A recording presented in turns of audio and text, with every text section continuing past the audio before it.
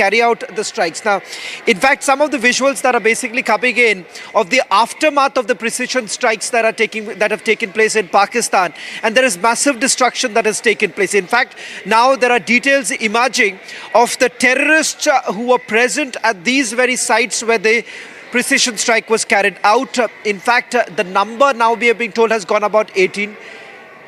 Murid ke. This is coming in Murid ke. Now remember, Murid ke happens to be Lashkar-e-Toiba's headquarters. These are the latest images coming in of the strike that has taken place. So this time it's very clear, Abhishek. You don't need any more sabut. The Pakistanis are only providing the sabut. The very fact that you have the Pakistanis now coming out and simply saying that you have had their own army generals visiting hospitals and meeting those who have been injured in the precision strike. It's very clear. India has made it very clear. These are not military camps that have been targeted. What has been targeted are terror facilities. Yeah. These are facilities, or I would rather say these are terror factories. In fact, there are multiple testimonies of the Pakistanis who are now coming out speaking about the strikes that have taken place. मस्जिद के आगे administrative office और उसके आगे मस्जिद की छत वो सारी तबाह हो गई थी और एक अफराद था वो अपनी ड्यूटी पे छत पे बैठा हुआ था वो इसके शहीद हो गया.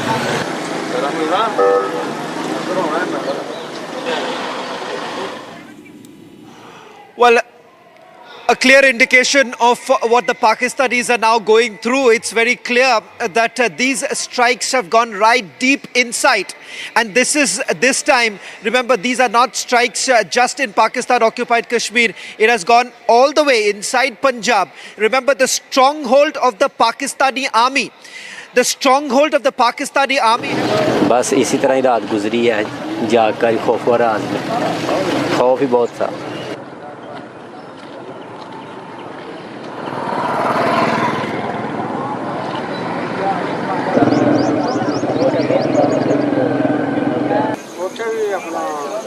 Well, in fact, the testimonies of those who were present there, who have witnessed the precision strikes that have taken place, because if you see, there are innumerable of viewed videos that are now coming in from Pakistan, which shows the extent of damage, the extent of pain that has been inflicted upon the Pakistanis, sending across a very strong message that this time it is no longer acceptable. And if you really look at it, each of these sites, the 9 sites which have been selected, they are the same very places which have been used by some of the top commanders of Lashkar-e-Toiba, Jaish-e-Mohammed, as well as Hizbul Mujahideen.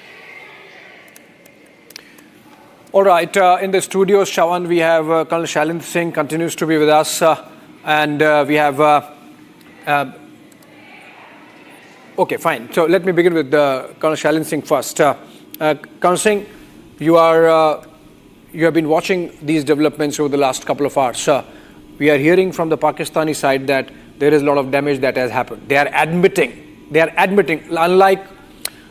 unlike earlier, in the case of Uri surgical strikes and the Balakot air strikes, they were saying nothing has happened. Now they are admitting that India hit 24 missiles inside their territory, that we hit 9 targets, that we killed some people. Obviously terrorists, because these are terrorists, that this is terrorist infrastructure. So there is no doubt whatsoever now that this has happened. Jai Hind, Namaskar, Abhishek ji. I can only tell you one thing in my language. Na bhulenge aur na chodenge. Ab hum sirf tumhe todenge. I think India is right now going on that. And that is why you are finding first time Pakistan is accepting that the damages are there. Why? Why will they accept? This country doesn't accept anything. It doesn't accept its soldiers, it doesn't accept its government, it doesn't accept its own population. What to do? Why? Because they want to kill this topic here now. Yeah. Because they know it, that if we say nothing, and to show their awam that, okay, now we are going into India, they will suffer more damages. Yeah. There will be much more damage. What they are trying to do is, which is a very smart act, I will agree to that. Pakistanis are smart enough that way, that bhai sahab, अब यहीं पर बात खत्म कर दीजिए. Don't come again for another 90 targets. Yeah. The bigger problem for Pakistan is 9 targets they can bear. They can bear the losses.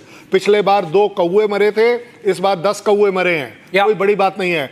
बड़ी बात यह है that they will get stuck with us if they get into any kind of conventional or even non-conventional. They will be stuck. Right. Let me take this to Colonel Anurag Shukla, who's also there with us in the studios. Colonel Shukla, what's next?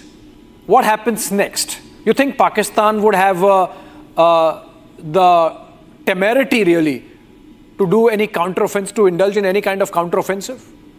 They should be shaken. They must be scared now. That has already been evident. That you see their statement which is going on, their own defense ministry admitting and they are trying to cool down the situation. And internationally they have been isolated on this particular situation where they have been exposed. Now wherever India has tried, they have tried in such a places where anybody can pinpoint and say ki what exactly has been targeted. It is coming out to be terror locations. So they are stuck. But what exactly you are asking ki what is going to be the next, that is up to them to decide, because India is a very great mood. We want to destroy. If you want to come out, we are ready to destroy you and we will be ready to annex our own territory which you have been occupied for absolutely. Absolutely. Maybe you know the kind of yes. Give me a second. Constant quickly, yes. When you say counter-offensive, it's this big a word. Yeah. You dare not. They cannot. Yeah, and the kind of mobilization we have across the frontier, across the borders, from the Arabian Sea to this the is what I'm saying. Gulf of Kutch, to the border in Kutch, to Rajasthan, to Punjab, to Jammu and Kashmir, everywhere, full-scale mobilization. And obviously, that's something which presents a kind of wall which should scare the Pakistanis. They are already doing dummy deployments. My regiment has observed, I had given them a drone only for observation post ke liye. And they are finding that, sir, they have deployed models of that. It is part of the propaganda. You know, one of the terrorists had said, go tell Modi in that dastardly cowardice act of cowardice.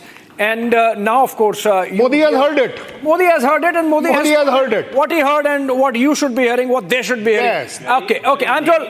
Very naming of this operation says what Modi has heard and what has been conveyed. Absolutely. Modi has heard and Modi has responded. And let's go to Erawat Miraz. He's reporting from the line of control in Uri sector, somewhere there. Erawat, we are told that Pakistanis are trying to make the LC hot by violation of ceasefire agreement. How is our response? How is it going there on the ground, Erawat?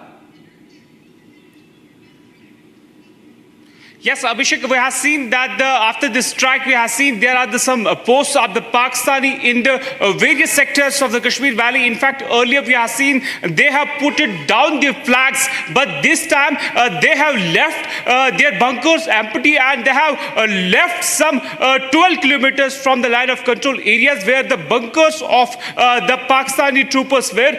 But right now, we are being told from the sources that they have shifted from these bunkers towards some, they have stepped back towards some 16 kilometers from the location, the various sensitive locations along the line of control.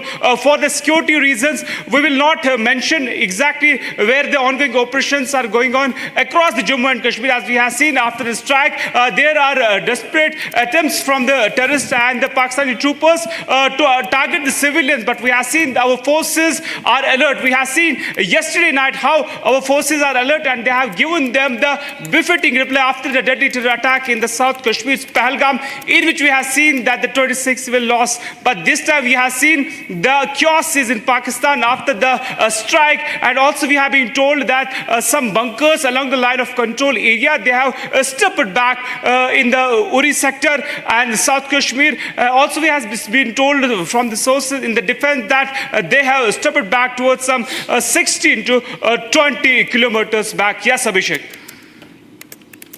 All right, those are the details coming in from the ground. Colonel Singh, Colonel Shukla, please stay with us. Let's listen once again to Foreign Secretary Vikram Misri when he made that statement about India's strikes on Pakistan, inside Pakistani territory, to target the terror infrastructure as part of Operation Sindoor. Listen.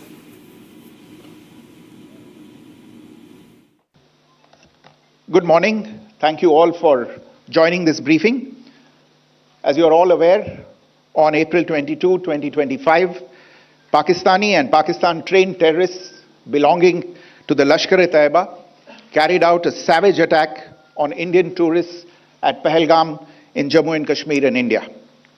They murdered 26 people, including one national of Nepal, causing the largest number of civilian casualties in a terrorist attack in India since the 26 November 2008 attacks in Mumbai.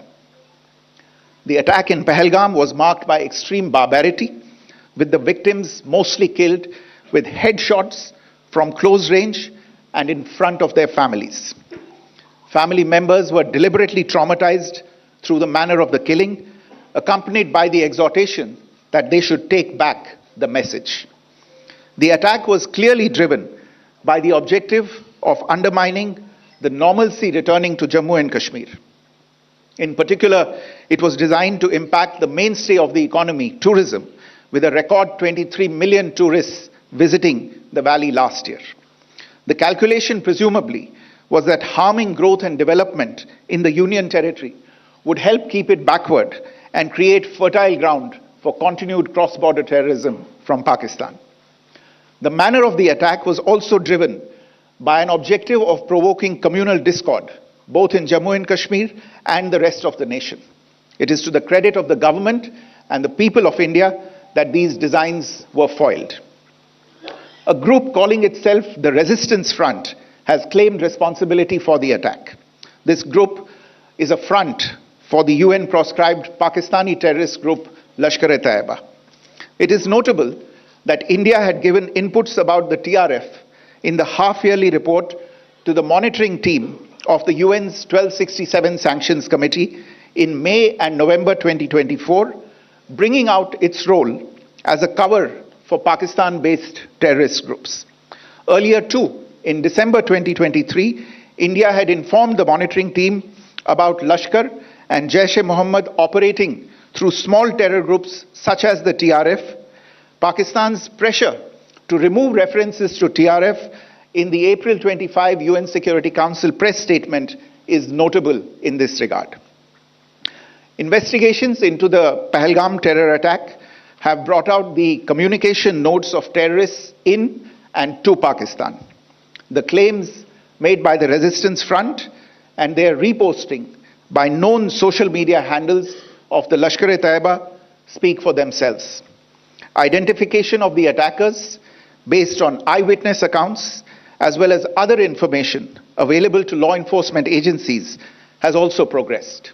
Our intelligence has developed an accurate picture of the planners and backers of this team.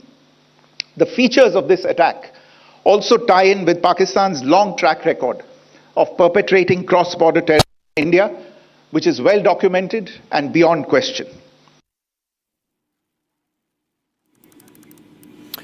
All right, General Bakshi sir, you heard that statement again. We have been playing it again and again for the benefit of viewers who might be joining the broadcast now. And essentially, General Bakshi sir, the narrative that's coming in from the Pakistani side is that they also inflicted some damage on Indian side. They are claiming, for example, that they downed some of our aircrafts. Is it not essentially for the consumption of their own population, just fooling them around? It is utter crap. The simple fact is that our aircraft have used standoff fire. They have fired from this side of the border and destroyed these targets, incinerated these bloody targets. But it has been done from one side of the border. So this crap that they started giving the disinformation, they have downed 2 aircraft, is absolute, fact checks prove it is absolute nonsense. The other fact is they are claiming, the ISPR was claiming that they have opened artillery fire on the line of control. They claim to have hit one of our brigade headquarters and one forward post. So far we've seen no damage, got no reports. Yes, they are targeting the civilian population, all right. Yeah. And people are being almost, they're trying to get some civilians out of vulnerable areas. Yeah. Colonel Singh, you think this is the max that Pakistan can do or would do in the present scenario? They have made the LC hot and perhaps it ends there? As per me, Pakistan...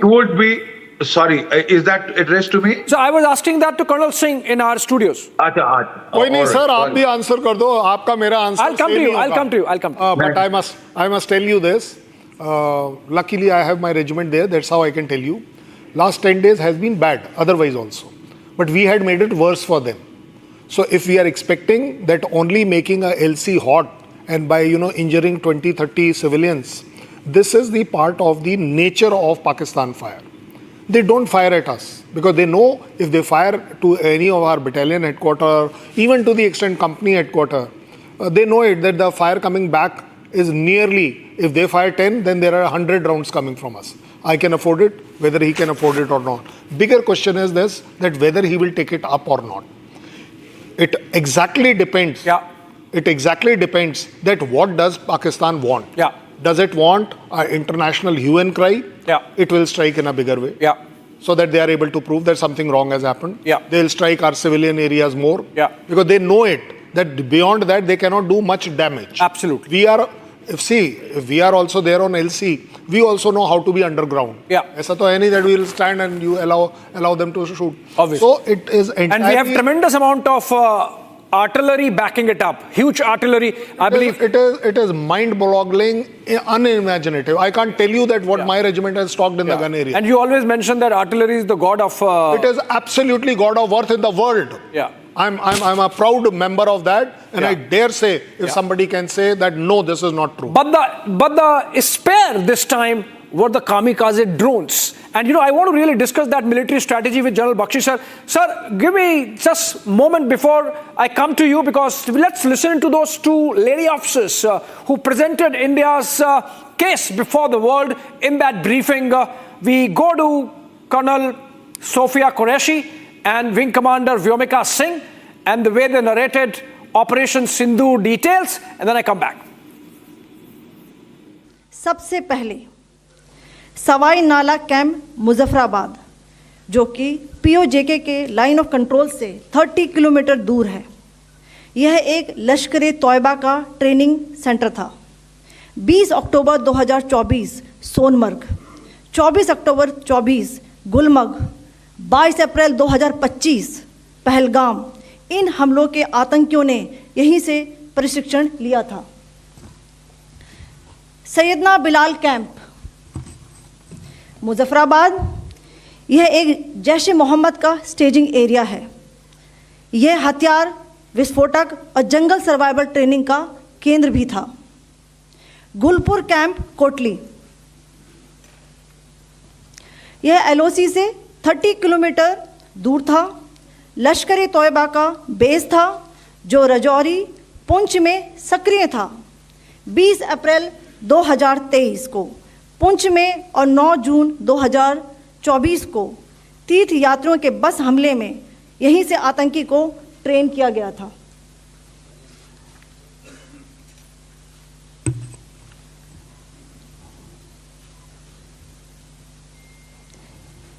Barnala camp बिम्बर, ये LOC से 9 kilometre दूर है। यहाँ पर हथियार handling, ID व जंगल survival का प्रशिक्षण केंद्र था। अब्बास कैंप कोटली,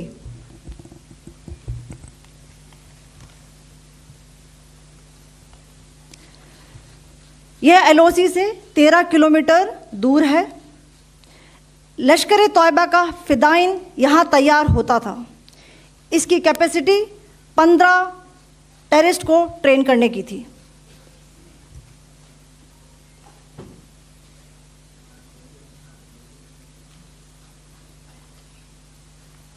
अब मैं पाकिस्तान के अंदर के टारगेट से अवगत कराना चाहूँगी। पहला, सर्जल कैंप सियालकोट, यह अंतर्राष्ट्रीय सीमा से 6 किलोमीटर की दूरी पर है, सांबा कठवा के सामने।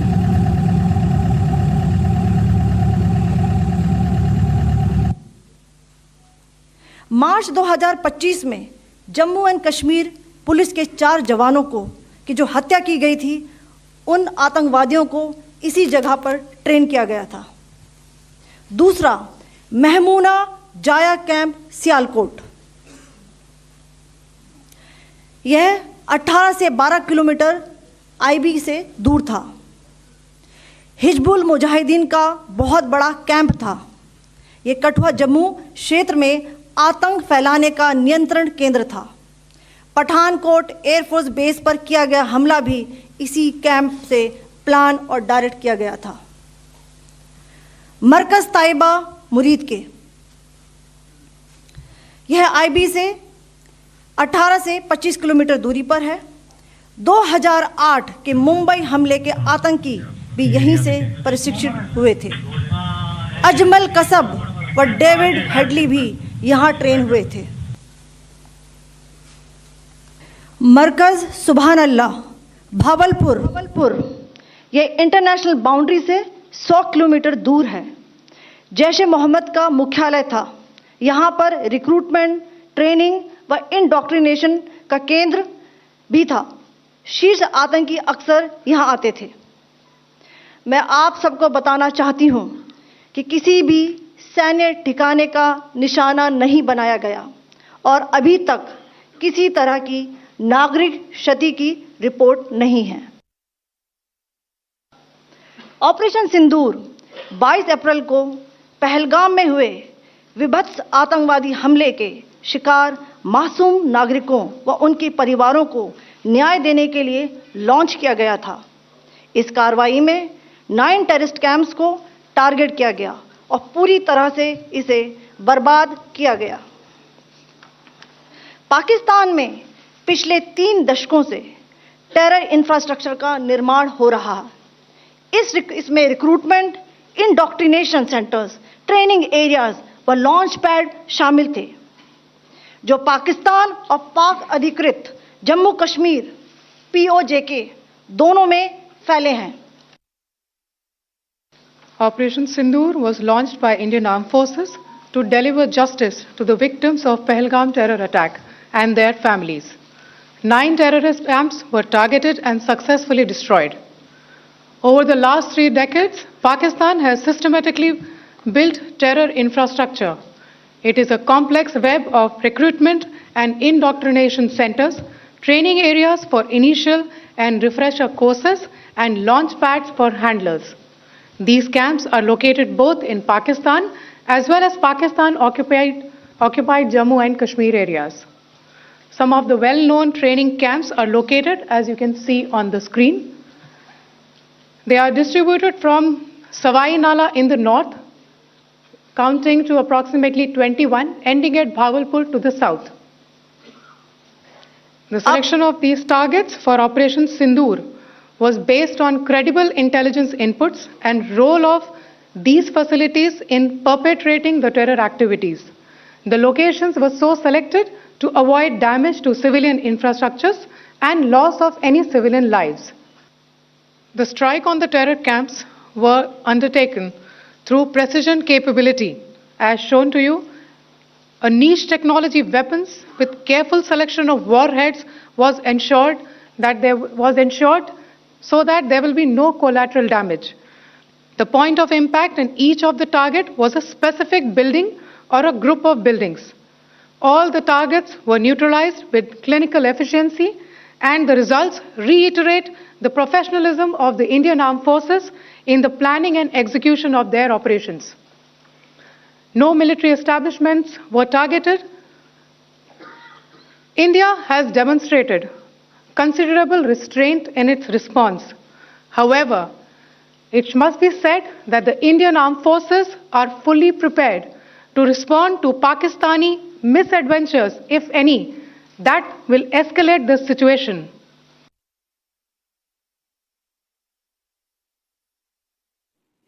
Okay, those were the details of how India picked up those targets and the precision with which those were eliminated by our forces as part of Operation Sindoor. Let's look at the timeline that was provided by Foreign Secretary Vikram Misri in the same press conference, and then I come back to the studios for a conversation.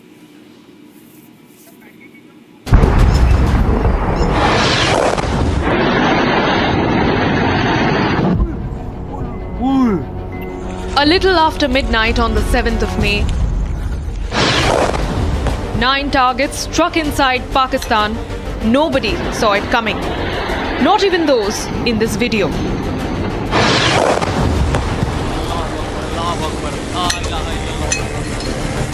The strikes so precise that men who shot these videos have confirmed the targets. ये नुकसान ये 9 number ये मस्जिद तैयबा मरकज उमर करा के अंदर ये नुकसान है 5 targets in Pakistan-occupied Kashmir, 4 targets deep inside Pakistan territory.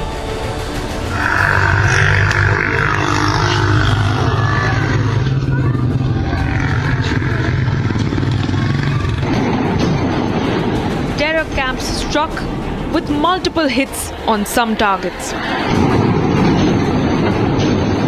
These visuals, captured in the dark of the night, describe what unfolded deep into the territories of POK.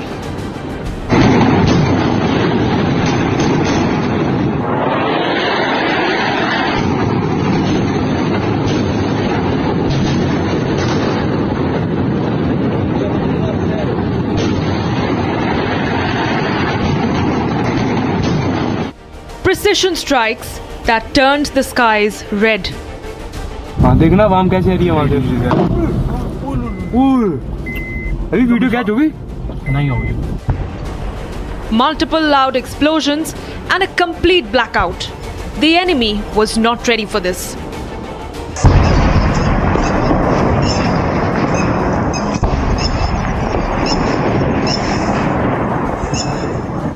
Indian fighter jets hovered over the valley. 14 days after the Pahalgam killings, India has hit Islamabad hard. And as the world wakes up to Operation Sindoor, it's only the beginning of the end for the terror ecosystem of Pakistan.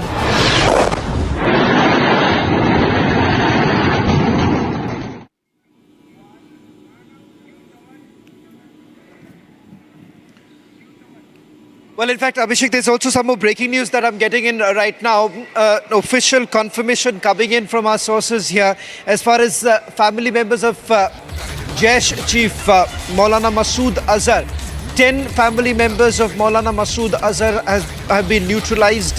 In fact, we are being told this includes the sister of Masood Azhar as well as brother-in-law. What we do not know right now is the presence of Masood Azhar, because Masood Azhar, as per the document that we have accessed and the reconnaissance that was carried out by the security agencies, one of the last known visit that he made to this particular site was back in the month of November, and another visit a little later.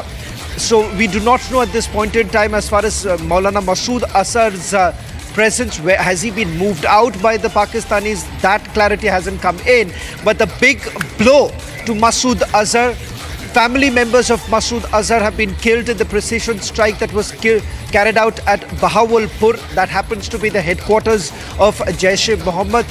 Now we're getting in more details of the family members who have been killed. Remember, Jaish Chief, his appearances also had actually reduced, Abhishek, and the fact that certain movements that were made by Masood Azhar was under heavy security of the Pakistani army.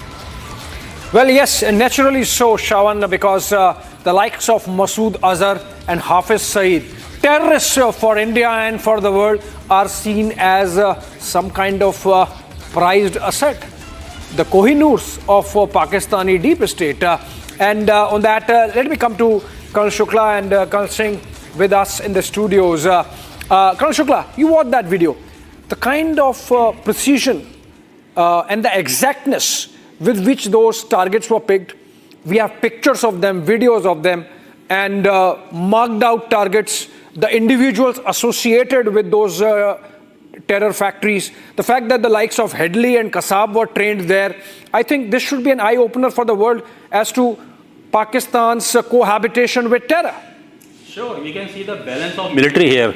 Like Pakistan has been ready for this strike for last 15 days. They were anticipating the same. But today, when the time came, none of our missiles were able to get interrupted. Every missile which was launched from our side, it landed at the spot where we wanted to drop. So this is the military supremacy, you can say, the amount of weapons we have got. We can fire those weapons to the location at our will, at our time. So that way I will say that India has come long way. If you see what happened in 2019 after Balakot strike, today we have come a long way. We have got a so much sophisticated weapon where we can strike at our own will and at the location we want. There was a full AD deployed from Pakistan side, but none was able to track or interrupt. Yeah, absolutely. Colonel Singh, your comments on this. Kamikaze drones going in, missiles going in as deep as 100 kilometers, and as Colonel Shukla is mentioning, no interception.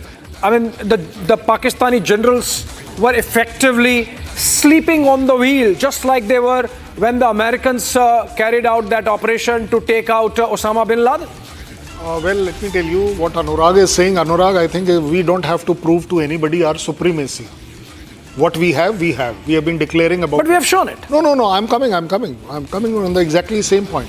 It is only Pakistan who claimed that they got a very credible air defense. We never said that you have a credible or not. And what is their credibility? Their credibility is they have a Chinese air defense system, which they have been claiming that is super. Very good. The Chinese system has failed. So I'm only trying to put two and two together for them. Because मेरे को तो आप रोक नहीं पाओगे. I'm very clear about it. If I have to strike Rawalpindi, I will be able to strike. If I have to strike Islamabad, I will strike. I don't find a terrorist camp other than the ISI headquarters, the GHQ and the Munir's office. That's the only thing we are waiting for. And for that two motorcyclists who are roaming around with those two chaps in helmet, who have already eliminated 23 terrorists there. It is their admission, not mine. Who are these two? What is this pair doing? Well, that task must be given to them. I will tell you like that. Now, coming to this point about whether we can reach or not is not the question now. The question is, we have already done it. Yeah. Now, you like it, you don't like it. Now, I would like the Chinese ministry and the Chinese government to come out how effective and credible are the systems of theirs. S-400 is a weak system as per Pakistan. Yeah. It's a dud thing. But your Chinese material was very good. So it is proving time and again that whether it is the man behind the machine or the machine, F-16 was brought down by a 50-year-old bison, MiG-21. Nobody in the world is flying that. And still, so I will rather say that it is always the man behind the machine who matters a maximum. You have a credible system, well, your credibility is established. I have stuck, I have come back. Do what you like. I think very clearly we have spelled it out. We have the capacity, capability and will to strike. You want more, please react. Yeah, and Colonel Shukla, the fact that Masood Azhar's very important. Masood Azhar's hideout inside the JeM headquarters specifically was targeted. That really gives you an idea of the kind of intelligence we have. This is not just about TechInt. You know, this is about human intelligence also. While you can mark out the JeM headquarters with TechInt, with human intelligence there on the ground, you can mark out which room of this complex Masood Azhar stays, which means we have information coming in. We have ears to the ground. And that should be something about our capacity to really take care of our security. Yes, and these capabilities we had quite long time ago also. Only thing there was a political will missing. We have been giving these information to United Nations as well as Pakistan, but nobody reacted. Nobody reacted on our request. So today, when we have been able to strike at their home, that Masood is getting the taste of his own wine. Today, he have understood that how bad it feels to lose your own people, lose your own family member. We in India, we have been losing on this terrorism for quite decades. Now it is time to give them back. Absolutely, and we are going to be joined in by more guests in a bit, but what we are essentially getting for you, friends, is... It's not only Masood's residence we knew. We know the Saeed's house also. And if you can please refer back, 50 yards from that house there was a blast. So if we can do that, well, we know pinpointedly that room of Masood is known, whether he is inside or not. All right, another breaking news development coming in. Prime Minister has cancelled his tour to Europe. He had a tour lined up beginning 9th of May, which was to take him to the Netherlands, Norway and Croatia. And Prime Minister has cancelled his trip to Europe, though that was an important foreign assignment coming in. and that has been cancelled. I'm getting this information. Can we break this down? He was to travel to Croatia, the Netherlands, and Norway trip. Shawan. Okay, Shawan, over to you, Shawan. With this breaking news development, Prime Minister has cancelled his Europe trip. So there are back-to-back a lot of developments taking place. One, the Prime Minister's itinerary has now changed. He has cancelled his tour to Europe. A short while back, we had another breaking news coming in. Ministry of Home Affairs has cancelled the leaves of all the CAPFs. That's the Central Paramilitary Forces, which is again another indication of the fact that India is all prepared. The third is multiple meetings that are actually taking place in various states. In Jammu and Kashmir, you've had the DGP of Jammu and Kashmir calling all the officers, asking them to be completely prepared at this point in time, because we are not essentially ruling out the possibility that Pakistan may be desperate to carry out a counter strike, and that is the reason why we have a backup plan that is already in place. One of the key things that we are basically focusing right now is, one, the cross-border firing that is basically underway. A short while back, we were given to understand that there is a pause right now as far as the cross-border firing is concerned. But there too, remember, Pakistan has actually faced a humiliating loss. Several of the Pakistani posts have been targeted by India. In fact, what has happened is that as a response to the precision attack, Abhishek, you had the Pakistanis basically resorting to heavy artillery firing. That was also responded by India with a heavy artillery firing. But what has essentially happened is that Pakistani posts have also been destroyed. So it's a humiliating experience right now for the Pakistanis. One, you have their entire terror factory, which has been completely dismantled.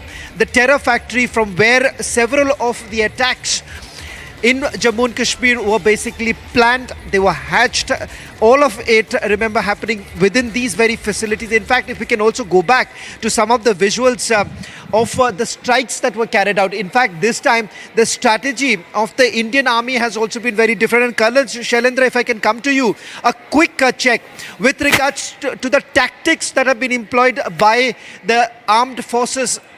You have all the three forces carrying out a coordinated assault.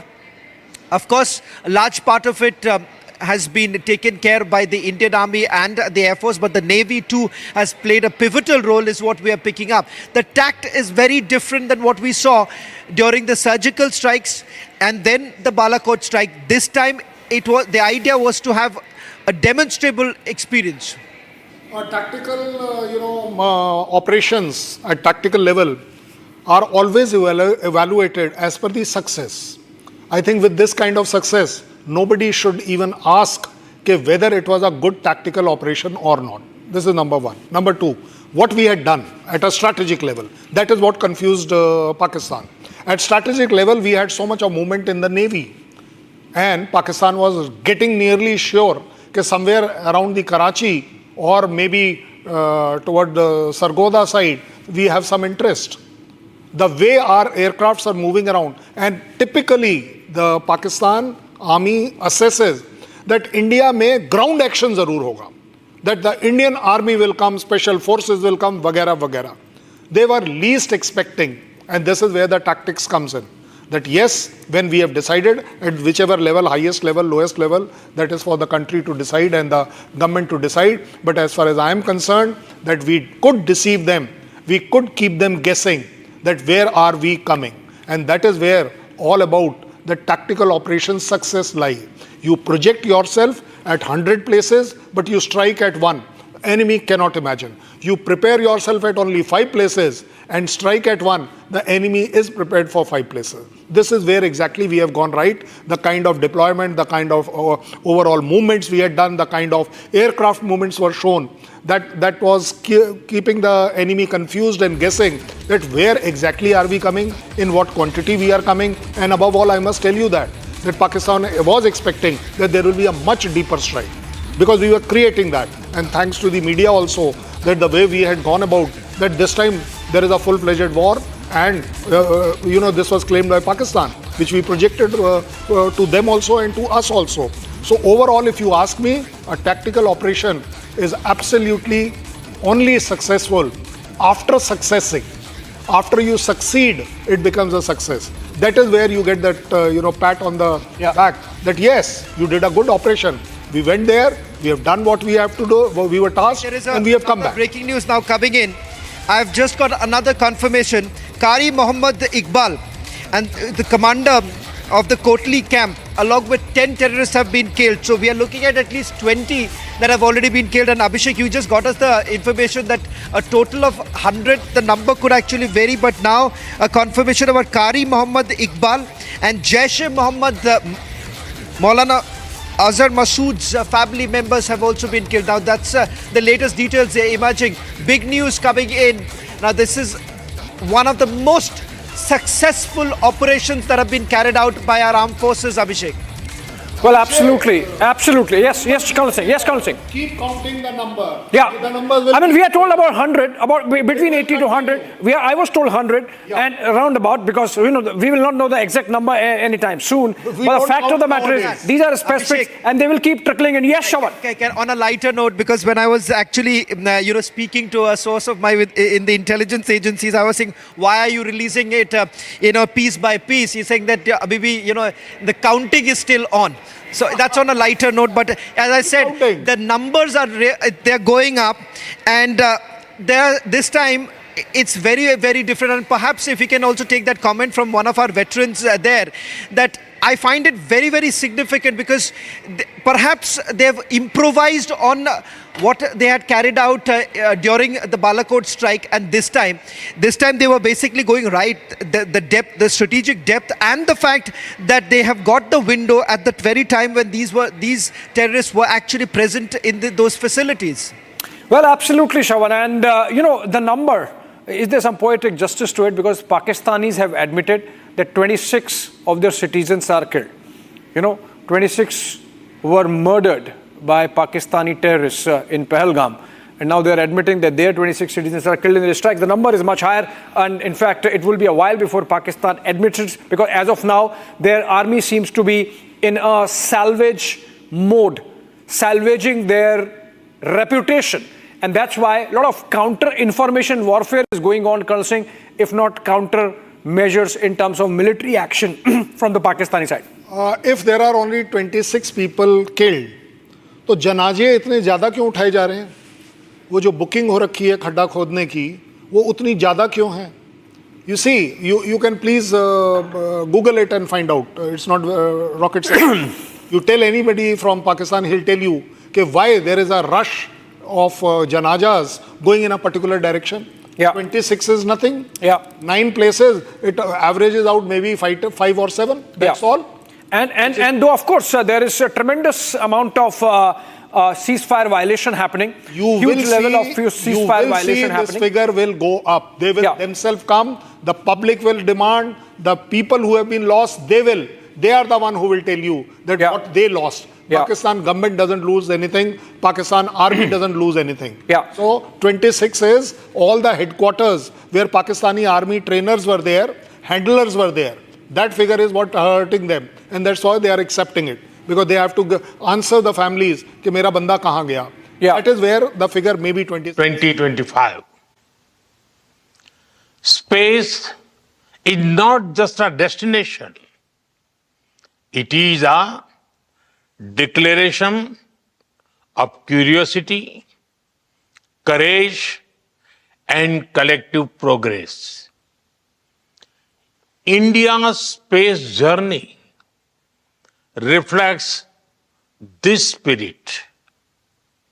From launching a small rocket in 1963 to becoming the first nation to land near the south pole of moon, our journey has been remarkable.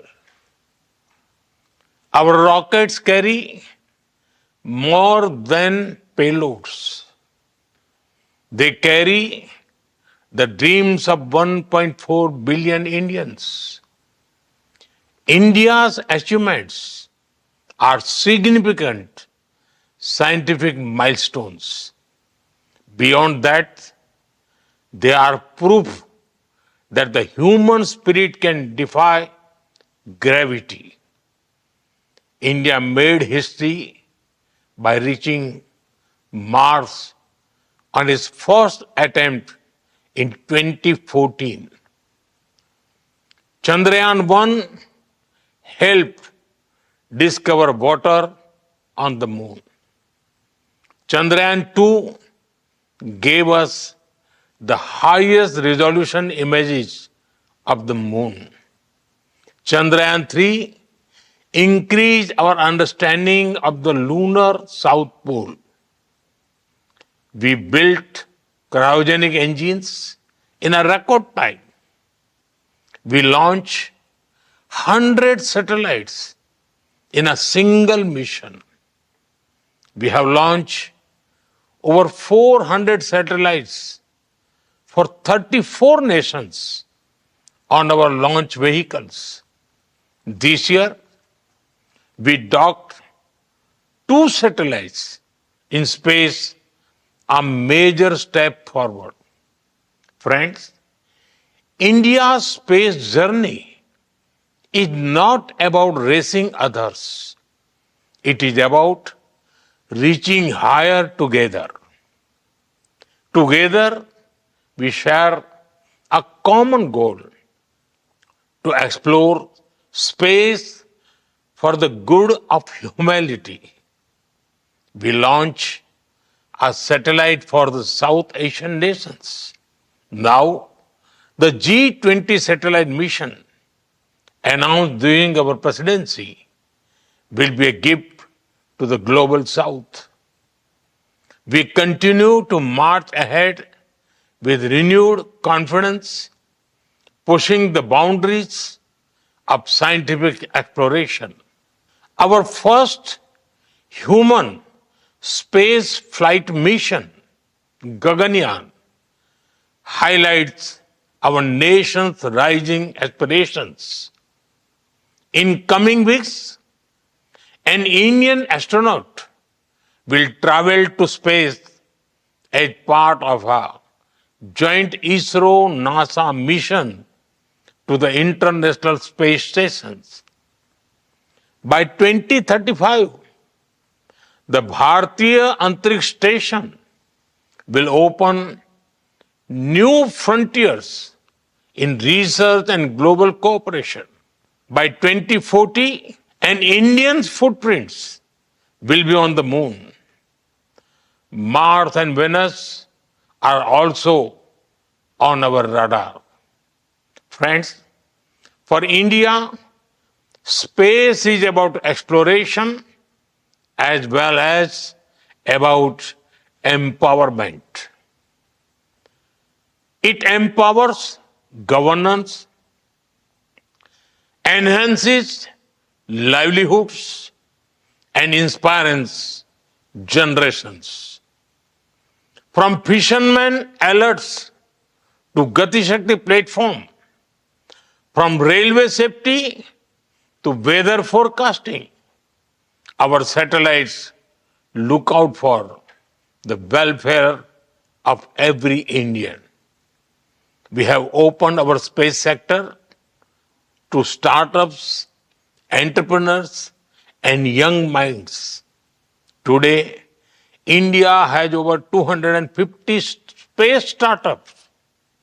They are contributing to cutting-edge advancements in satellite technology, propulsion systems, imaging, and much more.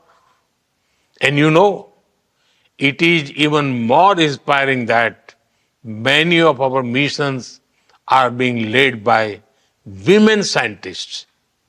Friends, India's space vision is grounded in the ancient wisdom of Vasudhaiv Kutumbakam.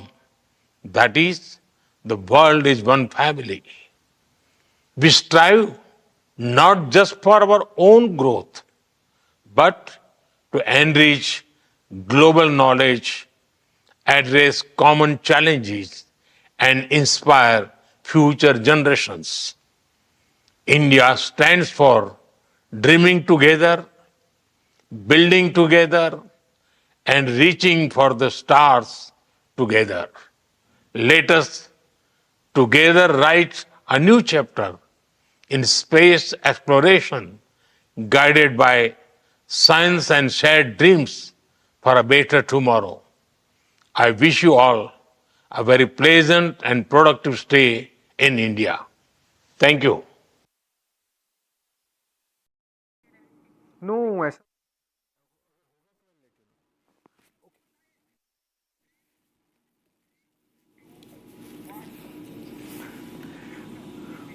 all right, that was a pre-recorded statement of Prime Minister Modi. This was at a global conference on space exploration by Indian Aerospace Federation called IAF, but that's not Indian Air Force, that's Indian Aerospace Federation. And this was a recorded statement, and that is the reason why there is no mention of Operation Sindoor. It must be clarified.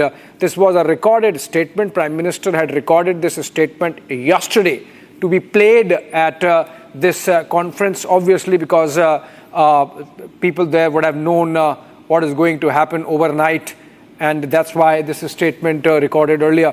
Coming back to you, Colonel Singh, we were discussing some of the military aspects. Now I have information of some specific information, Colonel Shukla, about the kind of damage that our strikes have caused. So, for example, there is this statement from Bahawalpur, and it's their hospital there, local hospital, which is giving a list of those who have come to the hospital. So it's a list of 1 to 12, and out of those 12, 6 are received dead, like brought dead, as we say in our hospitals, and then other 6 with some injuries, varying degrees of injuries. Some have burns in their legs. Some have head injury, some have a shoulder injury, among others. What do you make out of these dead? Obviously, this is terror infrastructure. So these are places where Headley and Kasab were trained. These are places where, on a non-stop basis, Pakistan continues to indoctrinate and get ready next round of terrorists, which it then infiltrates across the line of control and across the international border into Kashmir. Definitely what is being projected is some part of the bigger picture which we are seeing. Social media is full of other casualty figures, and there are very many photographs which are rotating around. So I can say that yes, definitely the damage has been done. Second thing, the cadre which is being brought, they can be identified and they can be seen, what you have correctly brought out, that yes, this is a part of the same cadre which has been indoctrined, and they are being pushed to the future terrorists. So definitely our strike has been correctly strike to the right place, and the right audience has been killed, right people has been killed. We are proud of it, proud of our security forces and Air Force, which has brought down this intelligence and brought down this infrastructure. All right, this is basically just one list from one hospital. So obviously 9 locations spread across 6 districts of Pakistan.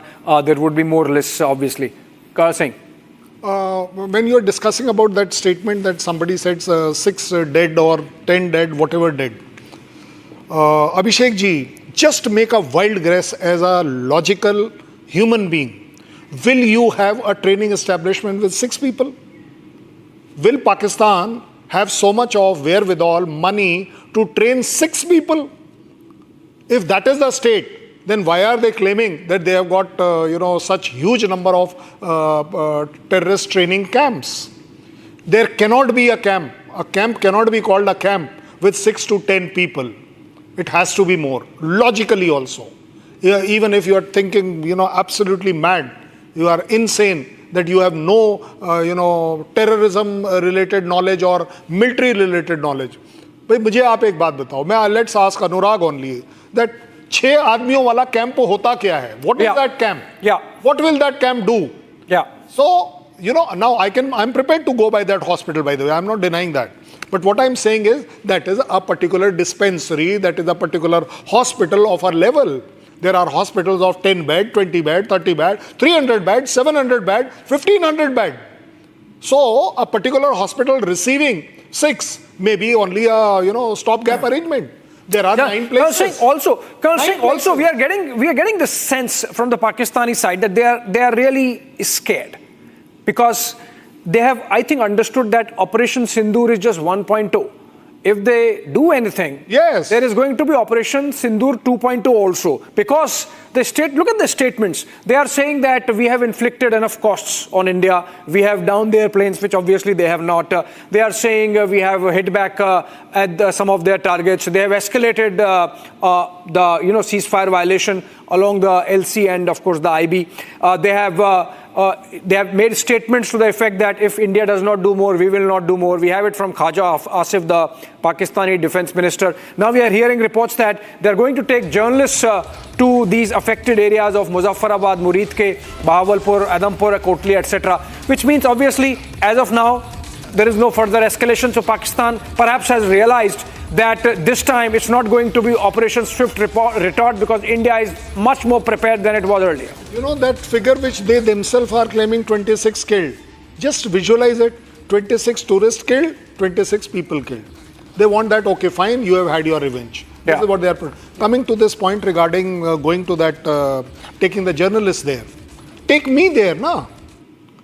Invite my journalists. Abhay, you people say transparency. So let's have transparency. Please invite Republic. Let us see.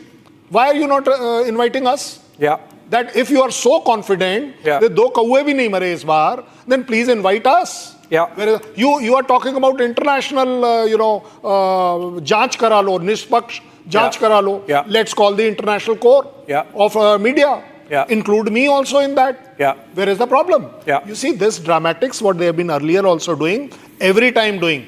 It's nothing new. Not only to their own awam, to me and to the world. We all know. Otherwise, by now, 107 countries would have chosen their side to be on their side. Yeah. Not 3 countries. Yeah. And maybe the 4th one, which is claiming Malaysia. Yeah. That yes, we are also with them. Yeah. Oh, fine, you are with them. So all 4 of you are terrorist states. Yeah. You are also sponsoring state terrorism, as far as I am concerned. Yeah. Let the world see it. Yeah. If not today, tomorrow, somebody will suffer from their country, and then they will realize. Yeah. The problem is that Jaishankar ji said very well, your terrorism is terrorism. Yeah. My terrorism becomes a freedom fight of somebody. Yeah. So even if it is that way, let me and my country decide. You didn't take us in confidence about Osama bin Laden. Why will we take you in confidence of what attack we are doing and how we are doing? We will not do that. We have probably at the highest of the level might have said, no sir, we are not going to listen to anybody. We are going to do something.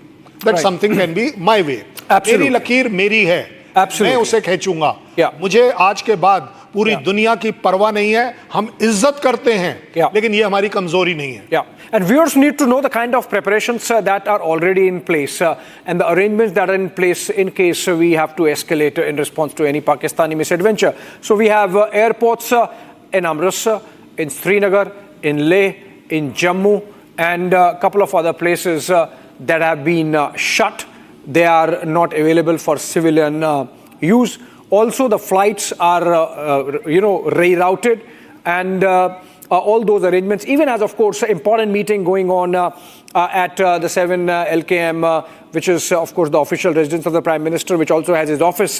And we are getting these pictures live of the CCS having ended, and Union Home Minister Amit Shah seen leaving the place, which means the meeting has ended. Remember, the Home Ministry just a while back issued a notice and asked all the Central Armed Paramilitary Forces to cancel leaves of all personnel, which means the internal security front is being beefed up. The reserves are being strengthened just in case, it seems does not happening as of now, but if it happens, we are there ready at all levels of mobilization. We are not even cancelling our mock drills for the public.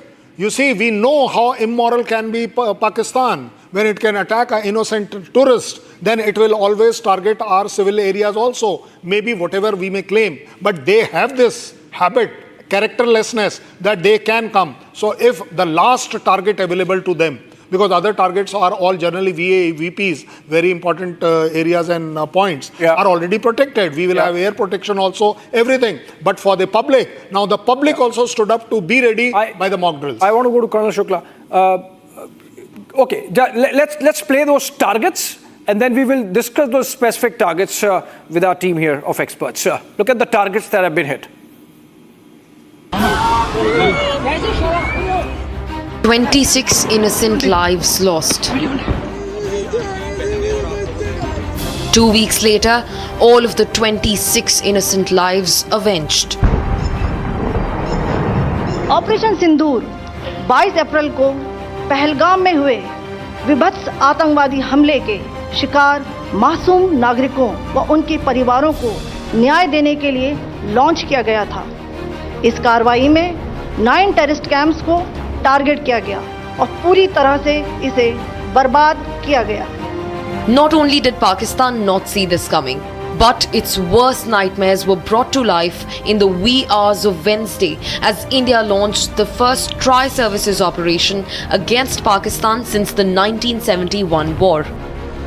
The Indian Army, Air Force and the Navy launched a coordinated operation striking hard some of the most significant and long-standing terrorist training hubs deep inside Pakistani territories. Good morning to everyone across the country. We've hit back. Ladies and gentlemen, the big breaking news story of the moment.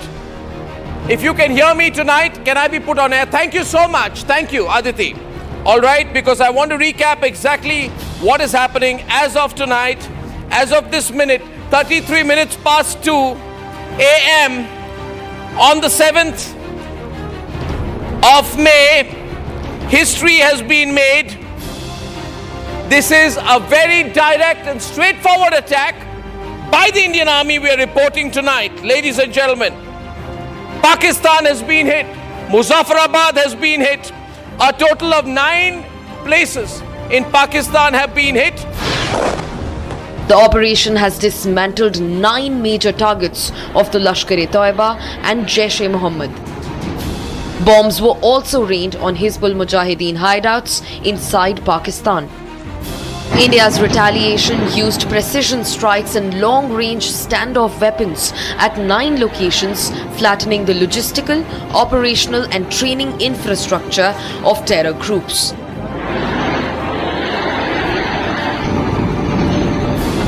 The 9 targets included 4 Jaish-e-Mohammed targets, Bahawalpur in Punjab, Tehra-Kalan, Kotli and Muzaffarabad. The Jaish has claimed responsibility for major attacks in India, including the 2001 Parliament attacks and the cowardly 2019 Pulwama suicide bombing. In fact, Murid K, the nerve center of the Lashkar-e-Toiba, was quivering with the impact of the explosion. In fact, Barnala and Muzaffarabad terror camps were also charred by missiles. Lashkar-e-Toiba orchestrated the 26/11 Mumbai terror strikes. The Hizbul Mujahideen has not been spared either, with Sialkot and Kotli camps completely hammered. The terrorist group has been active in multiple attacks across the Kashmir Valley.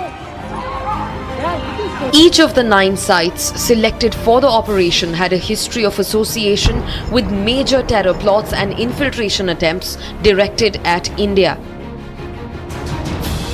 India has hit back, and it has hit back harder than ever.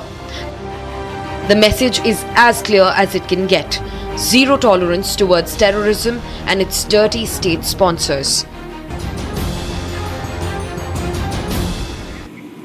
All right, we are also joined in by Lieutenant General Rajendra Singh, but before I go to him, Colonel Shukla, you were mentioning about we having this capacity earlier also, but this time we have come out really hard. We have really escalated in terms of our hot pursuit also, from Uri to Balakot to now Operation Sindoor. This is really next level, and it would become very difficult for Pakistan to get into any misadventure without realizing that the next time could be even worse than this in terms of we inflicting costs on them. Sure, and Pakistan should also understand what's there lies in their arsenal. If we are going to strike, how they are going to protect themselves, and if they plan to strike us back, what they have got for us. See, in last 5 years, if we start from discussing from 2019 onwards, the amount of weapons which we have acquired, including the drones technology and the precise weapon technology, then satellite, we have got our own satellite system, then NVDs and other things, sophisticated technologies which we have absorbed, this is much, much, much way beyond what Pakistan could have. And today the battlefield transparency is so good that in the darkest of the night, we are able to pinpoint and strike our target from the land of our own without crossing any line of control. So much water has passed since last 5 years, and we are sitting on the home grown technologies, and we have absorbed the technology to such an extent that where we sit confidently today, and I can assure my citizens today that be confident of our army.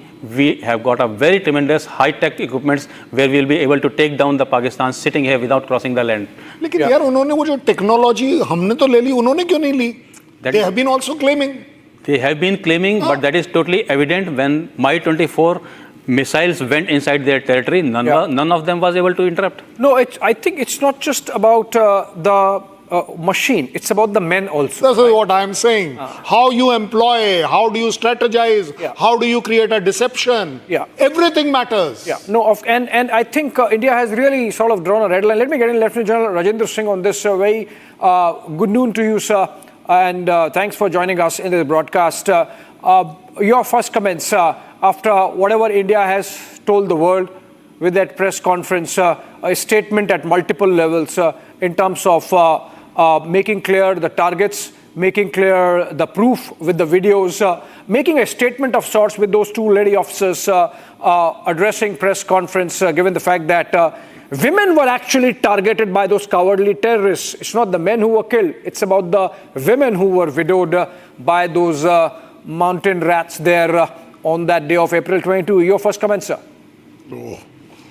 Yeah, thank you very much. Thank you very much for inviting me to your channel.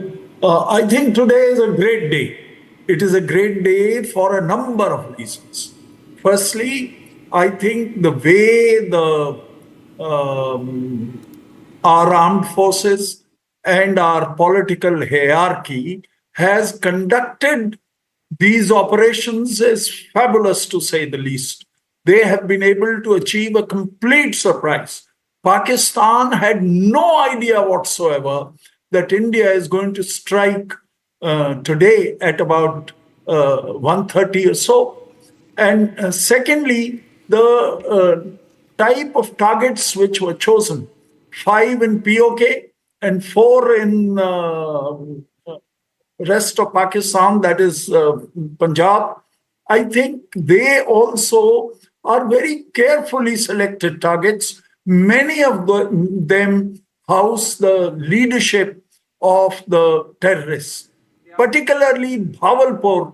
I can say this was a place where Hafiz Saeed used to come more often than not, and also his family members were there. So I think it is a very, very good strike that we have been able to achieve. As far as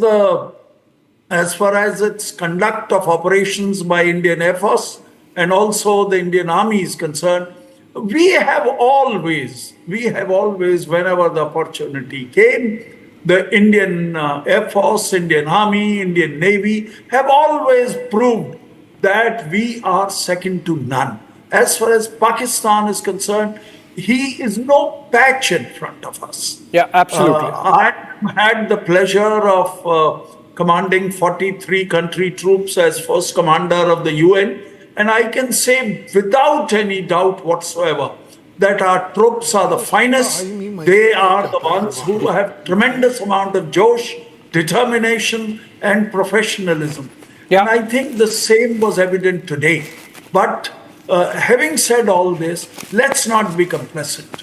I think Pakistan is going to strike back. And if it is strike back, we must strike them even harder, which I have no doubt that they will do. And Indian Army, Indian Air Force, and the Navy, we are fully ready to strike them back.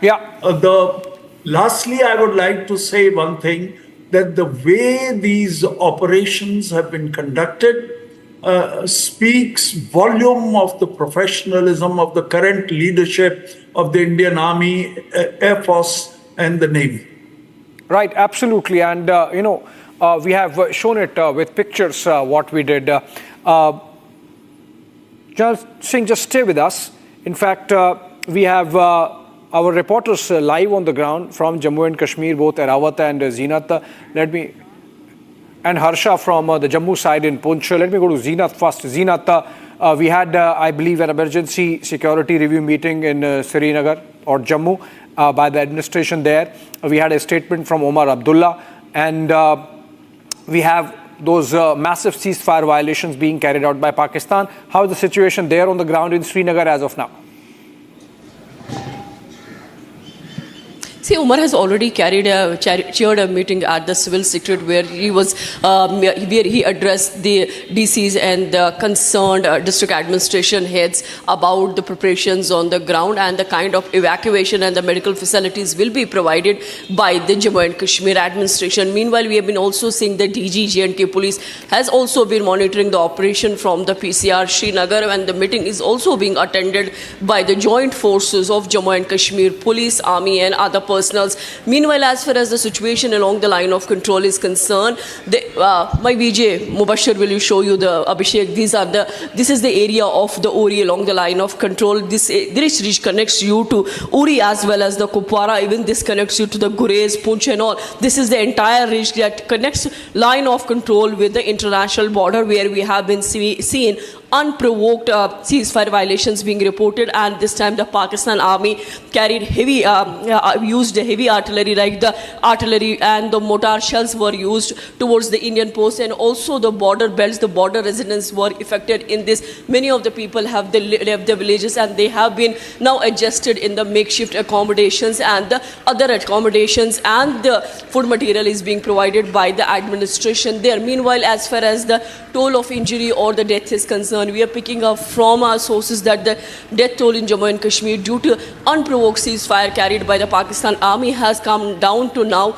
almost 10 people, and meanwhile some 41 people have received the injuries. Although the injuries are not that grave, and most of the people who have suffered the injuries are stable, but the emergency back-to-back meetings we are seeing on ground. Right, as far as the Uri market here from I am reporting, you can see the market is completely shut and hardly the movement is there on the ground, when we see that life is trying to limp back, but most of the installations and the institutes and other things have been shut by the administration, as the divisional administration has already ordered closure of 2 districts. One is Kupwara and Baramulla. Both the border belt districts have been asked by the divisional administration to be closed for 2 days for the school kids and for other things. Absolutely, and those are the measures which are being put in place across the country, in fact, as part of India's preparedness. Zeenat is reporting from the Uri town, but we have Erawat, in fact, closer to the line of control, where all the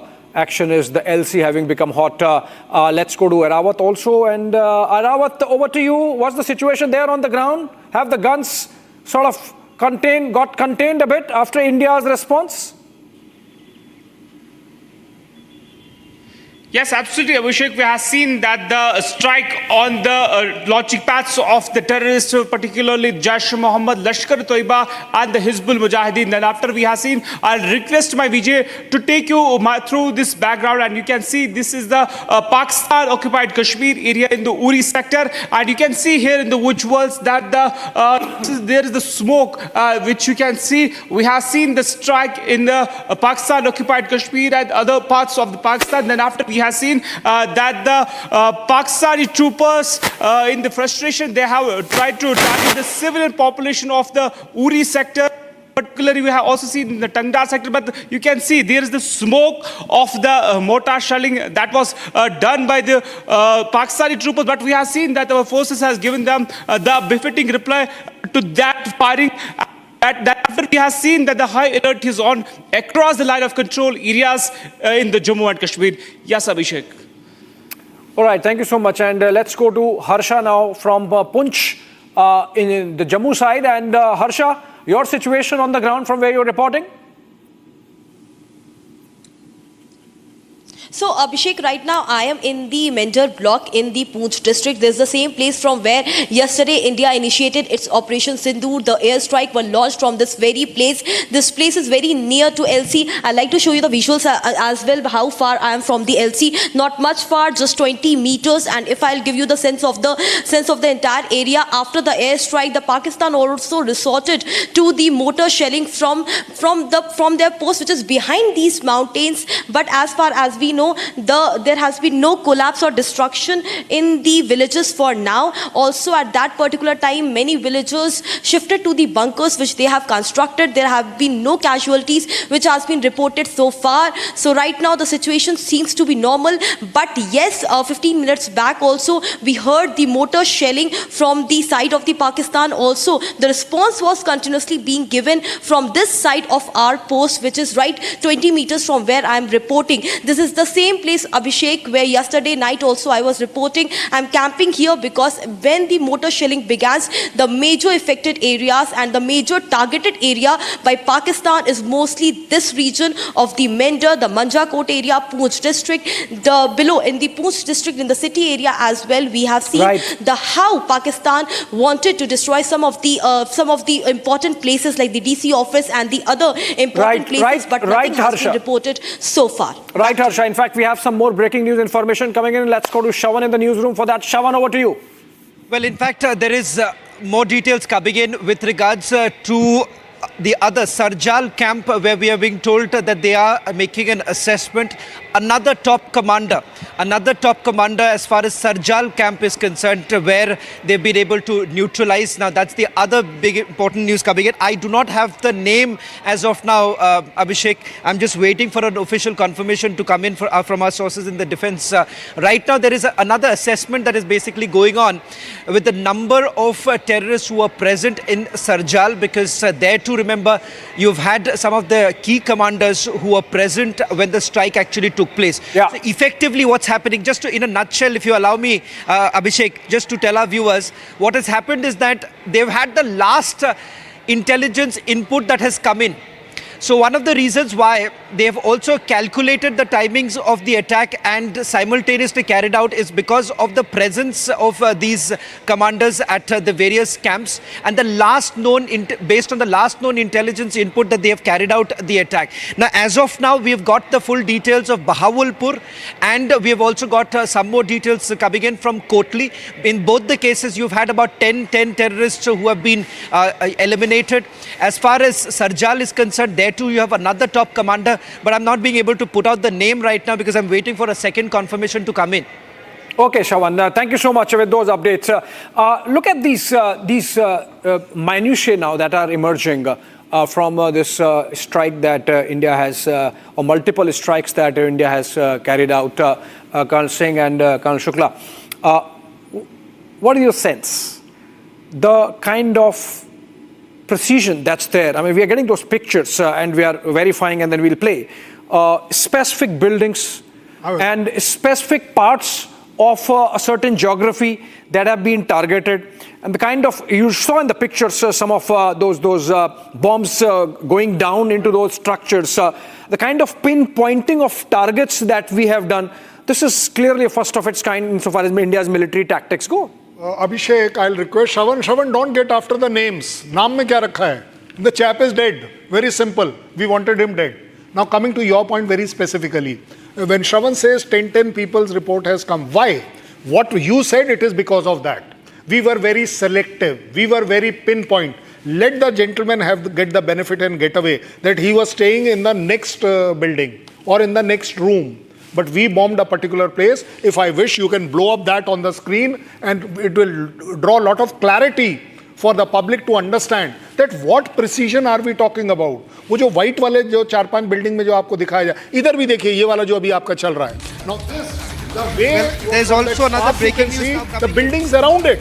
On the more information coming in. More information. Abhishek, Aishwarya has just got us the details that the Prime Minister has now congratulated the team that was behind the strikes that were basically carried out. He's congratulated the forces in the cabinet meeting that has taken place. He's also told the Raksha Mantri to be with the forces as soon as possible. Raksha Mantri, there's a high possibility, could actually move to the border areas also. Now, that's the big breaking news now coming in. The Prime Minister has basically instructed the Raksha Mantri to move to the border areas. Now, when would that visit take place? That is not known. But in the cabinet, the Prime Minister, of course, was full praises for the kind of fantastic work that our forces have essentially done. And this, ladies and gentlemen, Abhishek and all our veterans who are there in the studio, this by far is one of the best intelligence gathering that we have essentially done. And that is the reason why, now that the report has basically come in of the number of terrorists who have been killed, and Colonel Shailendra, I completely agree, naam mein kya rakha hai, but at the same time, these are the same very terrorists. Now look at how it was. Ranjan, that's from the ministers, not from PM. Sorry, Abhishek, you were saying something. All right, Shawan, basically we are getting this information based on what happened in the cabinet. Essentially, Prime Minister commending our forces for the tremendous success that they have achieved with this precision targeting of the entire terror infrastructure inside Pakistan, be it Jaish-e-Mohammed, be it Lashkar-e-Taiba, be it Hizbul Mujahideen, be it other associate organizations, affiliate organizations, they have been targeted. And pictures keep coming in from Pakistan of the kind of damage that has been caused in terms of taking down of this infrastructure. Prime Minister, of course, commending the forces for coordinating and executing this fantastic Operation Sindoor. He has also asked Defense Minister Rajnath Singh to be with the forces, and obviously which means that he would have to travel and be with the forces at the border. Remember, this has been in fact one of the underpinnings of this government, to be seen with the forces and to strongly back them in times of war and peace. So while Defense Minister Rajnath Singh would travel to the border areas now, we have seen Prime Minister himself during occasions like Diwali among others, not spending time at his home, but being with the forces at the borders every year that he does. So there is a message there, just as there is a message here now with the Prime Minister asking Defense Minister Rajnath Singh to travel and be with the forces at the border. Let's look at some other details coming in, one of which is that the Union Home Minister has instructed all Central Armed Paramilitary Forces to be ready and to cancel all leaves of their personnel.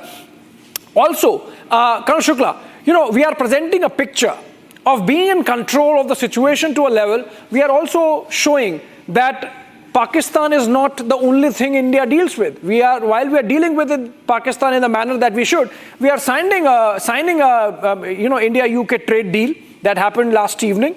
And then in the cabinet that has taken place, we have taken n number of decisions, including expanding the IIT's network, the Indian Institute of Technology, right up to Andaman, among other things. So essentially, a message that we are in control, that while we do rest of the things, we can take care of Pakistan also. See, India has got stuck with this situation because of the misadvantage of the Pakistan. Otherwise, our ultimate long-term goal is to reach to the third largest economy in the world. So we have been rolling on those parts, and we are putting very hard work, and we cannot be derailed from our target. So if in the way there's some situation has come where we have to engage our forces and energy for some time, it's okay. But definitely this is not the target of us. This is not the distraction for us. It will pass by the time, and there are forces who will take care of it. Our main aim of the country is moving fast, country is growing, country is developing. So definitely we are moving towards the third largest economy in the world. Target has already been given to 2028-27, and hopefully we should be able to reach the same. Absolutely. In fact, we are getting pictures from outside the Pakistan High Commission in New Delhi, and these are evocative because remember, a day after the Pahalgam terror attack, when we had our cameras, media teams there outside the Pakistan High Commission, not day after the terror attack, but the day that India had decided to reduce the mission size and to cancel all Pakistani visas, there was someone carrying a cake inside the Pakistan High Commission, and now we have those pictures. Can we play those pictures coming in from outside the Pakistan High Commission, as I am told, in New Delhi?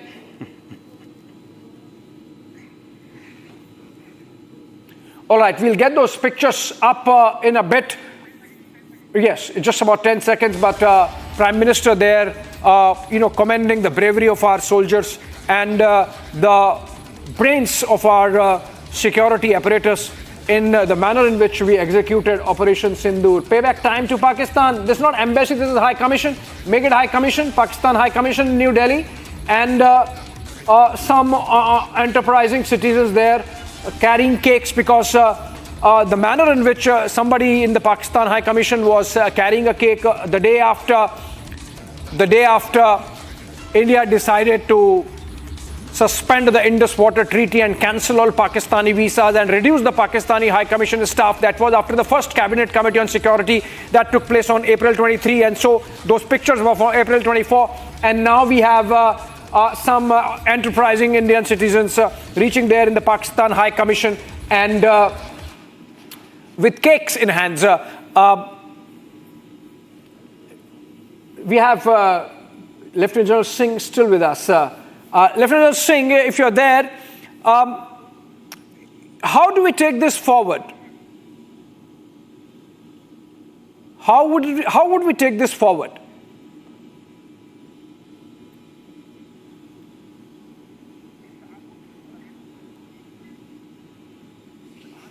Okay, we in fact have a reporter there outside the Pakistan High Commission. Komal is there. Komal, if you are getting me, आपको अगर मेरी आवाज आ रही है, ये बताएं कौन लोग हैं और वहां अभी क्या माहौल है पाकिस्तान हाई कमीशन के बाहर? देखिए बिल्कुल आतंकिस्तान को एक करारा जवाब मिल गया है और उसके बाद अगर हम देश की बात करें तो देश में देखिए लोग जो है वो खुश है, कह रहे हैं कि बदला ले लिया गया है। लेकिन इस बीच देखिए पाकिस्तान हाई कमीशन के बाहर की तस्वीरें दिखा रहे हैं, केक लेकर के आप पहुंचे हैं और अब देखिए केक भी कटिंग करेंगे। साफ तौर पर इनका ये कहना है कि जब पहलगाम में आतंकी हमला हुआ था तो एक शख्स केक लेकर के जा रहा था और अब ऑपरेशन सिंदूर हुआ है इसलिए आप केक काट रहे हैं। देखिए जब पहलगाम में हमला हुआ था तो कुछ लोगों ने यहाँ केक काटकर जश्न मनाया था और आज हम अपनी सेना को धन्यवाद करते हैं। हमारी सेना और हमारे प्रधानमंत्री जी ने जो देश का नाम रोशन किया है और उन लोगों को जवाब दिया है जो देश के अंदर रहकर देश विरोधी काम कर रहे थे। तो मैं अपनी सेना को आज ये हमारी इंडियन आर्मी ने जो काम किया है मैं सबसे पहले सेना का धन्यवाद करता हूँ और ये इसी खुशी में हम केक काट रहे हैं और अब अपने लोगों को केक खिला रहे हैं। ये सब इंडियन आर्मी ने जो काम किया है उसके लिए और सभी को जो भी लोग हैं हमारे केक खाएंगे। हमने दिखाई थी सबसे पहले देखिए रिपब्लिक भारत में ही वो तस्वीरें हमने दिखाई थी कि किस तरह से पहलगाम में हमला हुआ और उसके बाद देखिए एम्बेसी से एक शख्स बाहर निकलता है, पाकिस्तान का वो रहने वाला होता है और यहाँ पे पाक हाई कमीशन में चूंकि वो कार्यरत था केक लेकर के बाहर जा रहा होता है। उस पिक्चर को देख करके देशवासियों में काफी ज्यादा गुस्सा देखने को मिला था और उसी कड़ी में देखिए अब चूंकि ऑपरेशन सिंदूर हो गया है और आप केक लेकर के पहुंचे हुए हैं, केक भी खिला रहे हैं, क्या कहना चाहेंगे इंडिया के इस जवाबी कार्रवाई पर? देखिए अभी तो ये उनको छोटा सा जवाब है।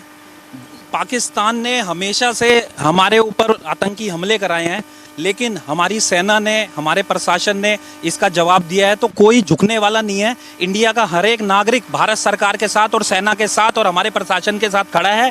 पाकिस्तान कमजोर ना समझे और मैं मोदी जी का बहुत बहुत धन्यवाद करता हूं कि उन्होंने ये काम किया और भगवान उनको लंबी आयु दे, हमारी आयु भी उनको लगाए।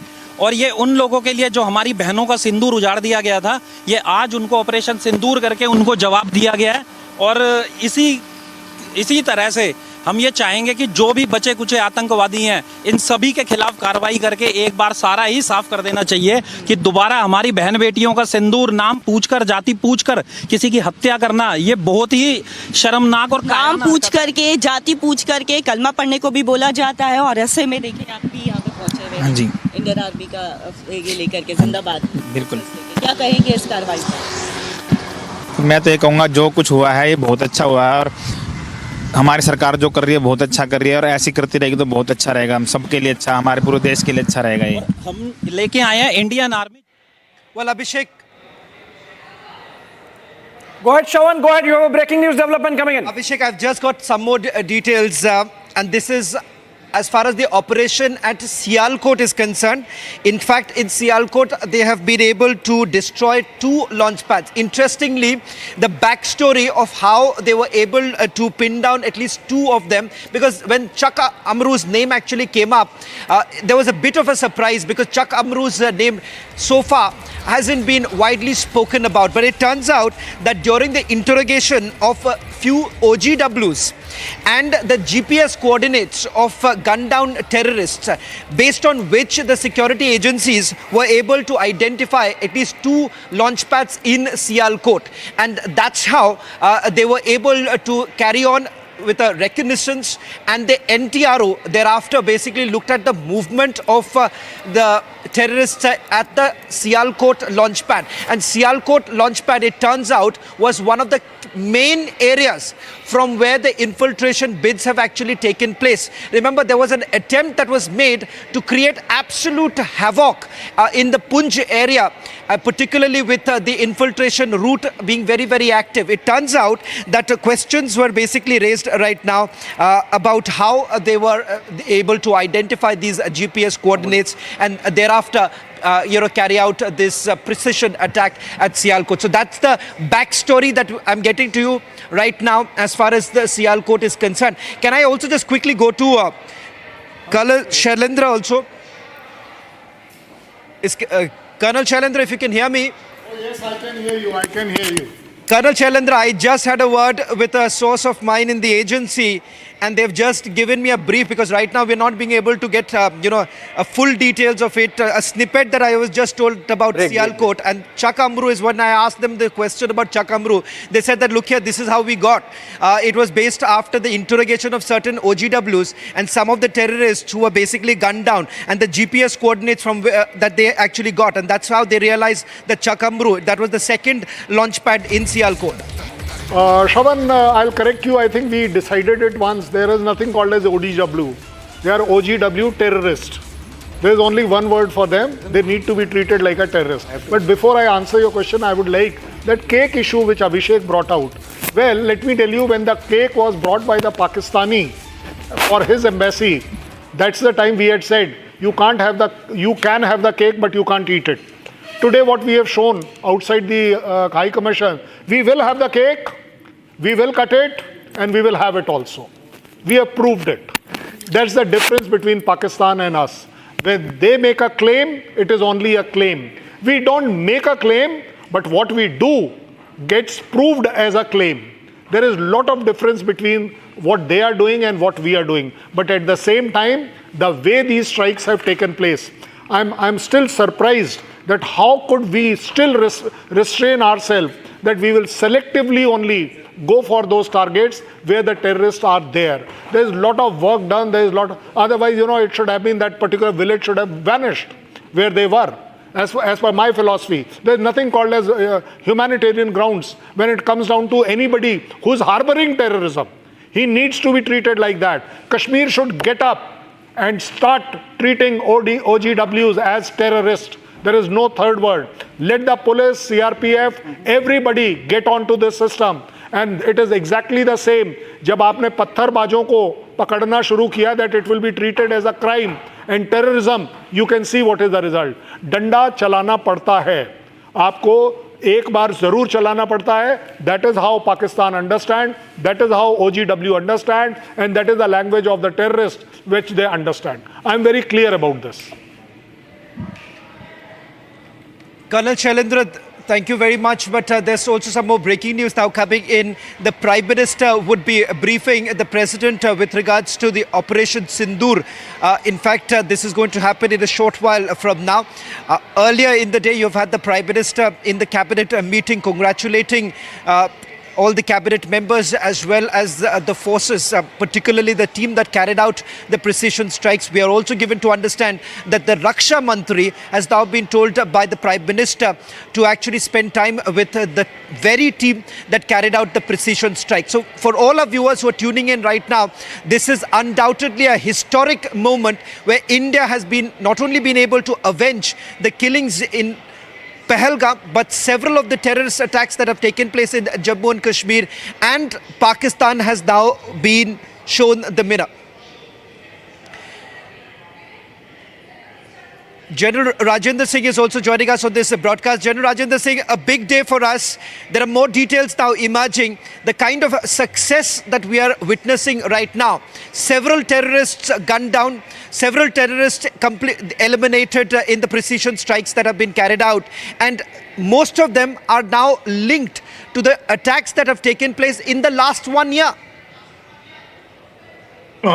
Yes, I think one of the most creditable thing which has happened is that the type of intelligence that we were able to gather from various intelligence agencies like RAW and NTRO and various other agencies, military intelligence, etc. I think it has been phenomenal for such a strike to be carried out. It couldn't have been possible unless our intelligence agencies were able to pinpoint the exact places where these people are staying. And the very fact that we have been able to inflict about 90 to 100 killed in these operations, I think speaks by itself the type of intelligence that we have been able to get. And like I mentioned earlier, as far as our armed forces are concerned, they are second to none. Pakistan is no patch. I have seen them in 1971. I was a second lieutenant at that time. And they are no patch to Indian Army or Indian Air Force or Navy. I think that particular realization, if it was not there, it would have come by now. About 12 hours have already passed. There has been no strike back from Pakistan. I'm sure they are going to strike back, because otherwise it will be very difficult for them to justify to their masses as to how they were saying that they are going to inflict the heaviest of damage to the Indian Army or Indian Air Force. And if they do not strike back, it will be very difficult for them to stay. But if they strike back, our plans are already ready. These plans, I am sure our chiefs and our military operations and air operations would have it already firmed up, people briefed, and the aircrafts / drones / the troops required to carry out any countermeasures would have been made ready already. And I think the way we have responded up till now is creditable. Along the LC, we have responded by responding to their artillery barrages with our own heavy volume of artillery onto their posts. I think the same thing is going to be carried out in case they further escalate the situation in LC. What kind of response will Pakistan make? It is difficult to say, but they have a number of options. I think the kind of strikes that we have made, in which we did not target any military installations of Pakistan, it will be difficult for them to justify in case they target any military installations of India. But what could be the other targets? Only the time will tell. We're getting in some more breaking news right now with regards to the 2 launch pads that were targeted at Sialkot. It turns out that the agencies were able to get the new coordinates as far as Chak Amru is concerned from the terrorists who were gunned down in Jammu and Kashmir, and they were basically carrying certain coordinates with them. And the second is OGWs who were questioned by the security agencies. From there, they actually figured out that these are the launch pads from where about 50 to about 70 terrorists were present at the launch pad itself. And that is how they were able to narrow down on the Sialkot terror launch pad. And the precision strike was thereafter carried out. That's the other breaking news now coming in, Rhythm. That's the latest that we have now picked up, apart from the attacks that have been, the precision strikes that have been carried out at the other locations. That's massive. That's news that's coming in from Shavan. And Shavan, this is extremely crucial to understand how we've decimated the terror camps that had been launched by these terrorists. And now you're giving us details of the Sialkot launch pad. GPS coordinates were retrieved from the terrorists and they were gunned down in Jammu and Kashmir. I also want to go across to Anurag Shukla, who's joining me in our studios. Anurag Shukla, look at the precision with which the Indian Army and the forces have carried out this details. And I want to first go across to the breaking news that's coming in. Prime Minister Modi is going to be briefing President Murmu on Operation Sindoor. That's the big breaking news that's coming in. The Prime Minister has left for the Rashtrapati, is to leave for the Rashtrapati Bhavan. And we're also giving out details that the Colonel Anurag Shukla is also in the studio with us. Colonel Anurag Shukla, this is massive. Two bits of information that's coming in. First, the way Colonel Anurag Shukla, the Sialkot launch pad GPS coordinates were retrieved from the terrorists, and the way this decimation of the 9 terror camps took place in 25 minutes by our forces. Surely this is the tremendous example of the air superiority and the weapon superiority which India holds over the Pakistan. If you see last 15 days, we have shown, we had made clear our intention to strike on deep inside the Pakistan, and despite all the warnings, Pakistan was fully prepared.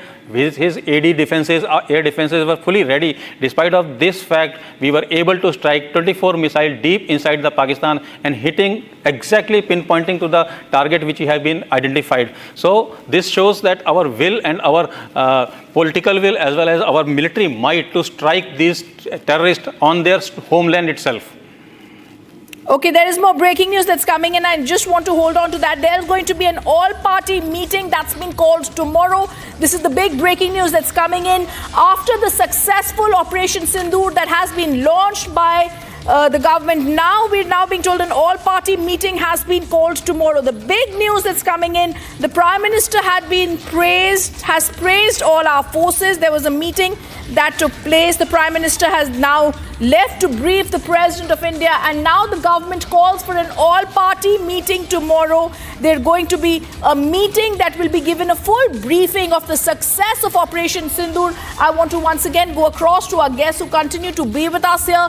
The all-party meeting, extremely crucial, that's going to be called tomorrow. Lieutenant General Rajendra Singh also continues to be with us. Lieutenant General Rajendra Singh, this is the way decimation takes place. The way the Foreign Secretary came out today, gave details of the Operation Sindoor and the way it was launched by the Indian Armed Forces to deliver justice to the victims of the Pahalgam terror attack and to Indians all across.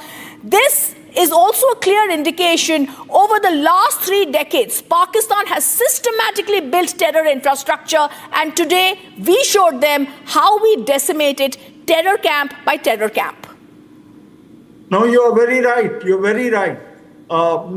You see, it is not only the performance of the Indian Armed Forces which has been creditable. I think our foreign policy has also done a lot of good to the Indian interests. We have been able to successfully steer the international opinion against Pakistan, despite the fact that Pakistan was the non-permanent member of the Security Council presently, and they had asked for.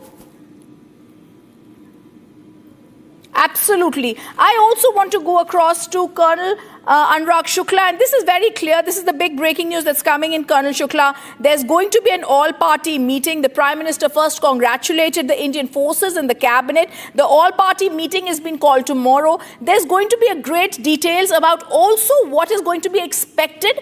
We've clearly told Pakistan this was a calibrated precision strike that took place. It's not, there was great locations were selected to avoid any damage to the civilian installations and loss of civilian lives. There should not be a retaliation, but knowing Pakistan, today India has struck hard. We have to be very prepared, and we are very prepared for any retaliation from their side.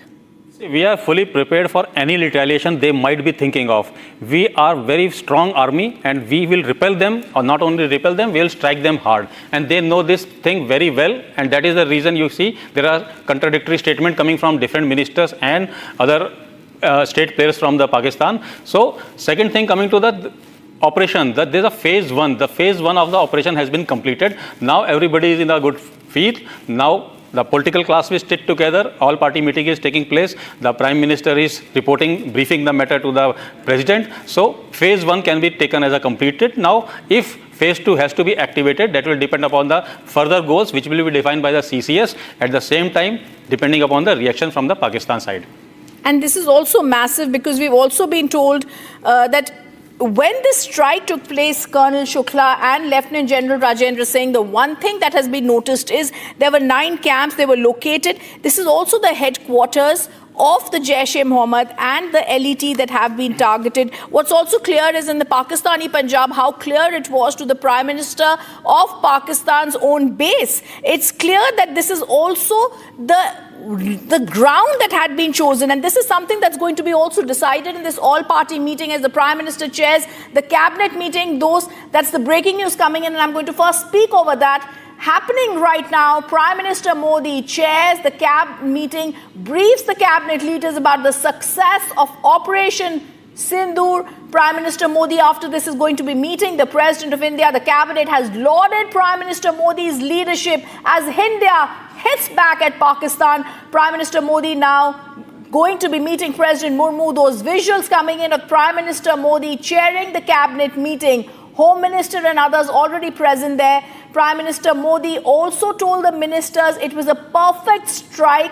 Top government sources tell us cabinet ministers lauded Prime Minister for the exemplary leadership. And I think that's the only thing we can call this, Colonel Anurag Shukla, because look at the kind of precision with which we've targeted the nerve center for training of suicide bombers of the LET, the facilitators and the key training ground of Hizbul Mujahideen, the place where Ajmul Kasab, the Mumbai terror attack terrorist captured alive, Markaz Taiba Muridke that was captured, and Bahawalpur, the headquarters of the JEM, where they indoctrinated JEM terrorists. The way with which we've struck in 25 minutes 9 terror camps with precision capability, using niche technology, selection of warheads, the targets have been neutralized with clinical efficiency, Colonel Shukla. This clearly shows the professionalism of the Indian Armed Forces and the intent of the Prime Minister. Sure, this should have been done much years earlier, but now the political will has come. Now the direction has come clearly to the armed forces. Our ability has been purely demonstrated, as you have seen the precise strikes which we have done, and we have pinpointed the building and destroyed. There is no left and right damages has been done. So you can say a political will could have created much earlier when the parliament attack was done or the other Mumbai attack was taken place. That time we should have struck them hard. So we should have eliminated these criminals who have been nurtured by the Pakistani on their own soil in the middle of the population. So we should have done it much earlier, but nevertheless, anything which is done now is also welcome, and we hope that Pakistani understand this and never repeat the same in future. And look at the way the meeting's also taking place, Colonel Anurag Shukla, and we stay with those visuals where Prime Minister Modi had, after the cabinet huddle, also met the Home Minister and Defence Minister. This was a crucial meeting that took place. This meeting after the cabinet huddle, the pictures on the screen where Prime Minister Modi chairs a crucial cabinet meeting. Prime Minister Modi is also going to be going to Rashtrapati Bhavan to brief the President on Operation Sindoor.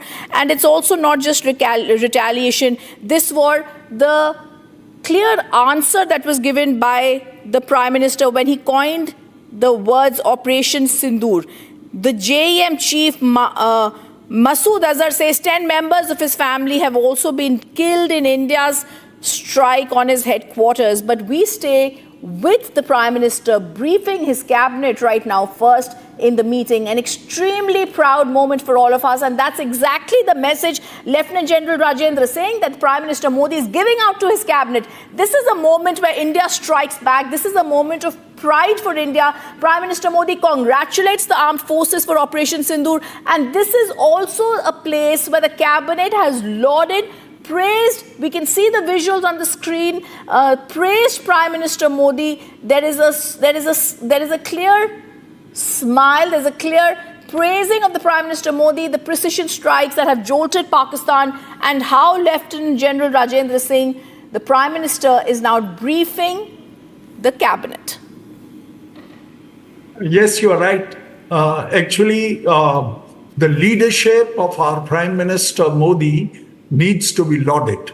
It needs to be lauded not only for ensuring that he takes sharp and quick decisions, it also needs to be lauded that he takes the correct decisions which are going to deter anybody from trying and trifling with us.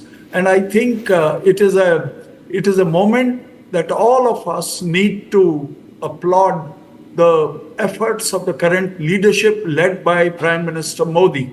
I would also like to say that in all operations, our country has come together as one. And I am very happy to note that during these operations also, each and every one of our citizens, whether he is from one party or the other, I think they are behind the Prime Minister in lauding these actions that he has taken and in complimenting the armed forces of our country. I think it's also the video proof that we are putting out there, Colonel Anurag Shukla, that has stunned Pakistan. This is the video proof where the Prime Minister is now also calling the all-party meeting, but this video proof is something that Pakistan did not expect. They expected a dossier. They expected that, like earlier, like the Pulwama, they would say that, oh, there's no proof, a dossier has been given. But as I'm going to go across and give you the latest information coming in, where the Prime Minister is going to be holding a meeting with President Murmu, Colonel Shukla, I want to ask you, the videos that have been released where the 9 terror camps have been decimated that I was talking about, and before I come across to you, I just want to give out names of these. This is the Savai Nala camp in Muzaffarabad. 30 kilometers from the LOC, a key LET training facility. The Saidna Belal camp in Muzaffarabad, a camp of Jaish-e-Mohammed terrorist organization, where they were trained in weapons, explosives. The Gulpur camp in Kotli, located 30 kilometers, it was where the LET terrorists were also trained, and where Zakir Rahman Lakwi also used to give indoctrination. So Colonel Shukla, this is very detailed knowing and precision that has also come. I have to say, not only our forces, but also our intelligence agencies have been able to target and pick out the exact terror places where the terrorists actually reside. Definitely, and these things we have been doing for quite a long time. If you see, we have given the proof in earlier terror attack to the Pakistan as well as United Nations, to all the big countries whom we have been asking for support, but nothing happened. So today the strike which we have done, it has given us a not only proof, but this strike has given itself a very bold statement to the world. Now world wants to know why and where the strike has taken place, and when world wants to know, they themselves come to know exactly what activities were going on in these locations. So our purpose is twice. Once we are able to neutralize our enemies, at the same time we have been able to make the very bold statement to the world in the global arena, where people all across the world come to know exact activities taking place at that particular locations.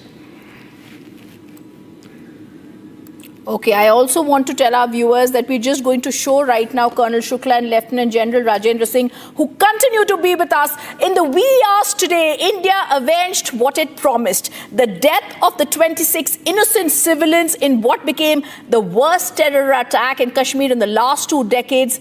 And India executed Operation Sindoor. This was a coordinated attack of the Tri-Services military operations that struck and devastated 9 major terrorist targets that was deep inside Pakistan territories that also included Pakistan-occupied Kashmir. This is Pakistan's terror-linked stand exposed and the retaliation that India gave that brings to life Pakistan's worst nightmare.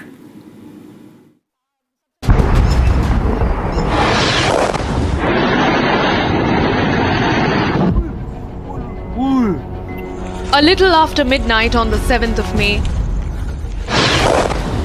9 targets struck inside Pakistan. Nobody saw it coming. Not even those in this video.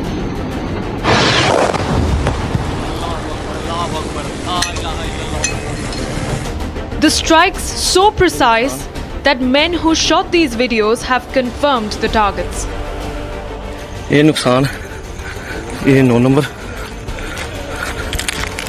ये मस्जिद तैयबा मरकज उमर करा के अंदर ये नुकसान है. 5 targets in Pakistan-occupied Kashmir, 4 targets deep inside Pakistan territory.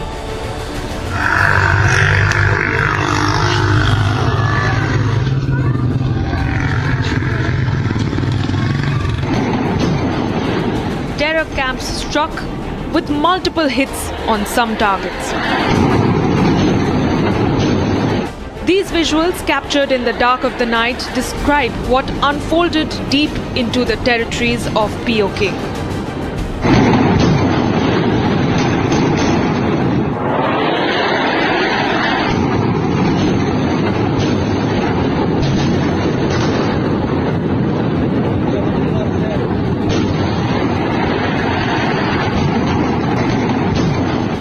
Precision strikes that turned the skies red.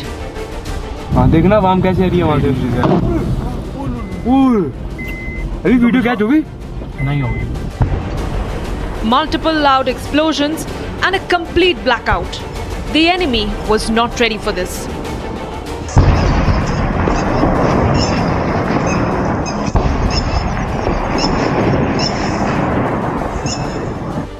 Indian fighter jets hovered over the valley.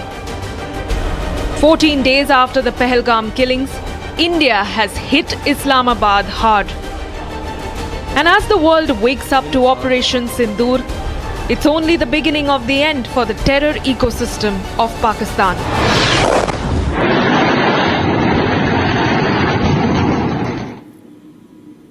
This is India's fury. This is India's retaliation. This is also 9 targets where India has shown no mercy to a rattled Pakistan.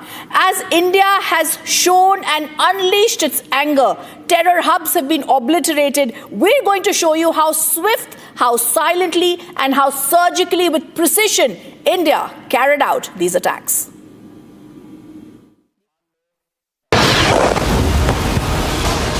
Swift, silent, surgical.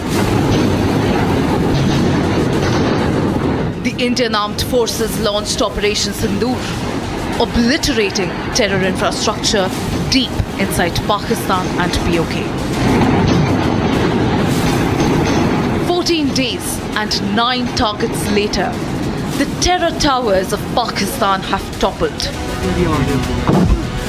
Headquarters of Jaish and LET were also reduced to rubble. The escalation followed days of mounting anticipation after the dastardly Pahalgam terror attack, which left 26 innocent civilians dead. In an official statement, the Ministry of Defence confirmed that 9 terror sites were struck with precision and no Pakistani military installations were targeted. Pakistan Army spokesperson Lieutenant General Ahmad Sharif Chaudhry said that Indian missiles struck Kotli and Muzaffarabad in Pakistan-occupied Kashmir and Bahawalpur in Punjab province. Meanwhile, following the strike, a rattled Pakistan threatened India. Echoing a hollow threat, Shehbaz Sharif, the Prime Minister of Pakistan, said that Pak will react forcefully. Reacting to the developments, US President Donald Trump said that the US was aware that something was about to happen and hoped that the situation would de-escalate quickly. No, it's a shame. We just heard about it just as we were walking in the doors of the Oval. Just heard about it. I guess people knew something was going to happen based on a little bit of the past. They've been fighting for a long time. You know, they've been fighting for many, many decades and centuries, actually, if you really think about it. No, I just hope it ends very quickly. According to the reports, India has reached out to various countries across the globe, including US, Russia and the UK, to brief them about the military strike. With India tightening its ironclad fist around Pakistan's neck,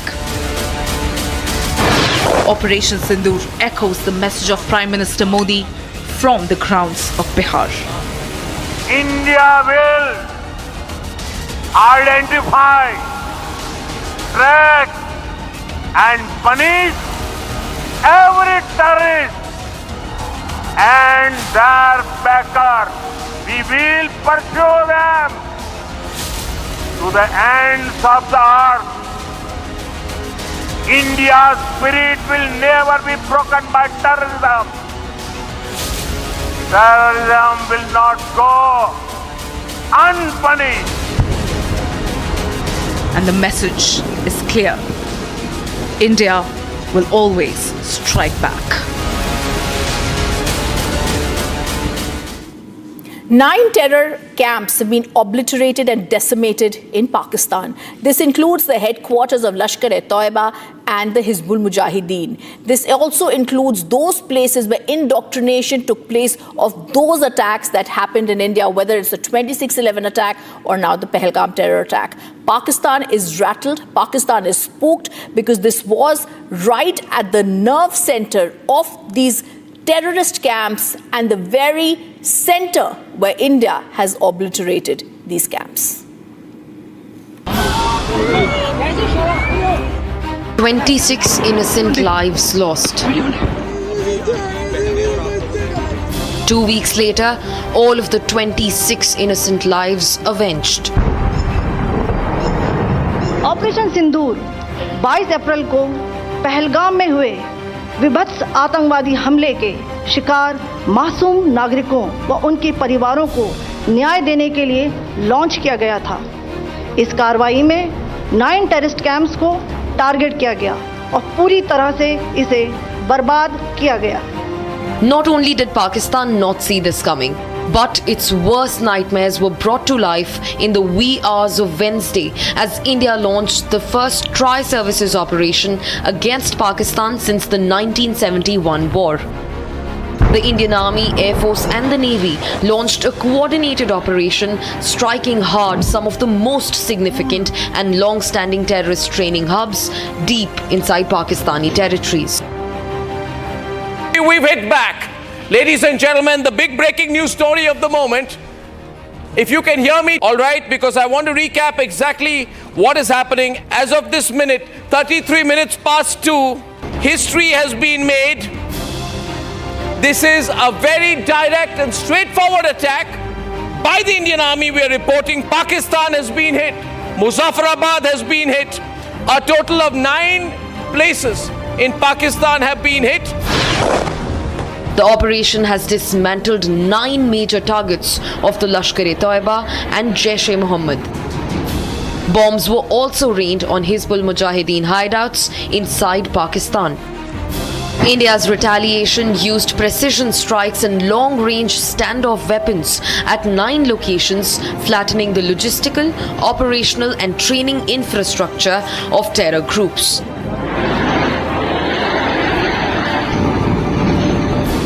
The 9 targets included 4 Jaish-e-Mohammed targets: Bahawalpur in Punjab, Tehra Kalan, Kotli and Muzaffarabad.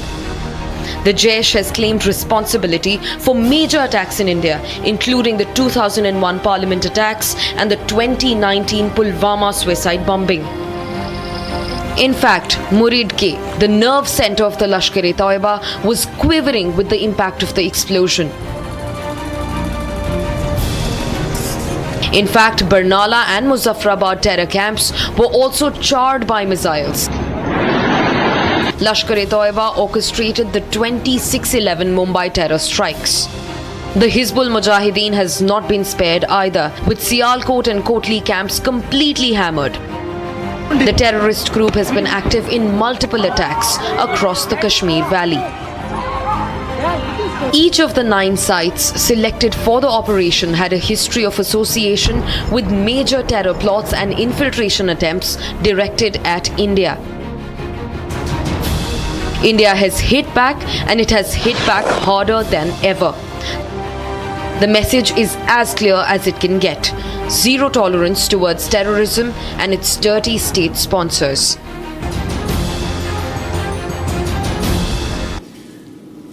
And we're going to tell you how, while the world slept, Indian Army and the Air Force in a coordinated operation had striked at a precision back at Pakistan. We're also going to tell you when this strike happened, how we're going to tell you some breaking news that's coming in. And this is about how all right, there's breaking news coming in. Home Minister Amit Shah has now held a meeting with the chief ministers of 10 states that has been called. All the border states chief ministers have been called. The meeting is going to be held shortly. Apart from the chief ministers, the breaking news that's coming in, the Director General of Police, chief secretaries of all these states are also going to be connected to the video conference. The 10 states are, and I'm going to go across to the breaking news once again. The meeting with chief ministers of 10 states has been called by the Home Minister. This includes the DGP and the chief secretaries of all the states that will be connected. This includes Jammu and Kashmir states, the LG of Jammu and Kashmir, Punjab, Rajasthan, Gujarat, Uttarakhand, Uttar Pradesh, Bihar, Sikkim, West Bengal, and the LG of Ladakh. This is the big breaking news coming in. Amit Shah has now called for a meeting. The Home Minister has now called for a meeting with all the border state chief ministers. 10 states, east and western borders, both have been called for this meeting. And in this meeting, apart from the chief ministers of the 10 states, the DGPs and the chief secretaries of all these states is going to be connected to the video conference. India is going to be prepared for any sort of eventuality or retaliation if planned by Pakistan. As India strikes hard, as Operation Sindoor takes place, India is not now going to back down. India has already avenged. India has struck. As Pakistan is rattled, India is now avenged and struck inside Pakistan terror camps. Amit Shah, the Home Minister, now calls for a meeting with the border state chief ministers, 10 border state chief ministers, and also the DGPs and the Home Secretaries and the chief secretaries of these states will be connected via the video conference. I also want to tell you more breaking news that's coming in, but before I go across to that, I'm going to stay with this news and I'm going to tell more details of this news that's coming right now, where we're also being told that the Defense Minister Rajnath Singh is also likely to visit the border areas. We're going to also break that news, but first I'm going to stay with this news that has just come in. Amit Shah, the Home Minister, meets with the chief ministers of the 10 border states. Viewers, this is the Home Minister calling for a meeting with all the border state chief ministers. 10 states, east and western borders, both have been called for this crucial meeting. And in this meeting, also via video camera, we're going to be seeing present are going to be the minister. The Union Home Minister calls for the meeting with all the chief ministers, DGPs and chief secretaries at 2 p.m. today. All right, let's go across to the next breaking news that's coming in as we are speaking. We're now being told Prime Minister Modi briefs the President Murmu on Operation Sindoor. The Prime Minister has reached Rashtrapati Bhavan. The Prime Minister briefs President Murmu on this. The Prime Minister has reached Rashtrapati Bhavan to brief. This is after the cabinet went into a huddle on the precision strikes and this Operation Sindoor successfully, where Pakistan has been beaten. These are shots coming in of Prime Minister Modi's cavalcade that has now reached the Rashtrapati Bhavan to brief the President of India, President Murmu, happening right now. There have been high-level meetings that have taken place since morning, and now Prime Minister Modi at Rashtrapati Bhavan to brief President Murmu on Operation Sindoor. This happens after the cabinet meeting. The Prime Minister heads to meet President Murmu. Simultaneously at 2 p.m. we're being told the Union Home Minister is going to be having a meeting with the chief ministers of all the 10 states. Prime Minister Modi is going to brief President of India, President Murmu, on Operation Sindoor. And this is the beauty of a democracy, where there's a cabinet meeting that is held. The Prime Minister briefs the cabinet on how the Operation Sindoor was launched and how successfully it was done. The Operation Sindoor was lauded by the cabinet. The Prime Minister now, after a very successful Operation Sindoor, is at the Rashtrapati Bhavan to give a briefing to the President of India. We've got those live shots of the cavalcade of the Prime Minister who's going to be reaching the Rashtrapati Bhavan any moment now, coming in, where Prime Minister Modi is going to brief President Murmu on Operation Sindoor. And remember, after the cabinet meeting, Prime Minister Modi meets President Murmu as India strikes back. Home Minister also convenes a high-level meeting. Prime Minister Modi reaches Rashtrapati Bhavan to meet President Murmu. And this is the big breaking news that's coming in as the Prime Minister is going to brief President Murmu on Operation Sindoor. At 2 p.m. we're going to see Amit Shah, the Home Minister, going to be having a meeting with the crucial 10 border states' chief ministers. We're also being told that the Raksha Mantri is also going to be in important and crucial meetings today that are going to be held. And the big breaking news that's coming in, we're going to say an all-party meeting is also going to be called tomorrow. But happening right now, we stay with those live visuals where Prime Minister Modi has gone and is meeting the President to give details of Operation Sindoor that had been launched. And this is extremely crucial to understand the significance of this, because there are several people over, and I also want to remember there are also people, viewers, the wife of Shubham Dwivedi, who lost his life in the Pahalgam attack, and how she says she wants to thank the Prime Minister for taking revenge for her husband's death. There were visuals earlier of the cabinet meeting where the Prime Minister gave details of Operation Sindoor. It was chaired by Prime Minister Modi, and the Indian Prime Minister had lauds the Indian military for targeting Pakistani terrorists inside Pakistan. He's also been lauded for the successful Operation Sindoor that has been carried on. The Home Minister also calls for other meetings, but these visuals that we stay with show how the Prime Minister is going to brief the President of India on this operation. And viewers, I want to give out more details of this operation, where these areas that have been hit right now, India avenged what the Prime Minister had promised. He said, we're going to go inside Pakistan, we're going to be hitting out at those terror spots, we're going to go to the ends of the earth, the Prime Minister had said, to mark out those terrorists, and that's exactly what India has done. We have avenged in the wee hours today what the Prime Minister promised. India executed Operation Sindoor. This is the coordinated tri-services military operation. We attacked and devastated 9 major terrorist targets deep inside the Pakistan territories, which includes the Pakistan-occupied Kashmir.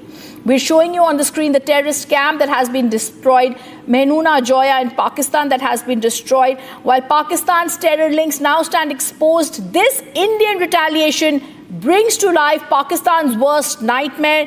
To brief the President, Prime Minister Modi's cavalcade has reached the Rashtrapati Bhavan, and Pakistan did not see their worst nightmare coming on the wee hours of Wednesday morning, viewers, as India launched the first tri-services operation against Pakistan since the 1971 war.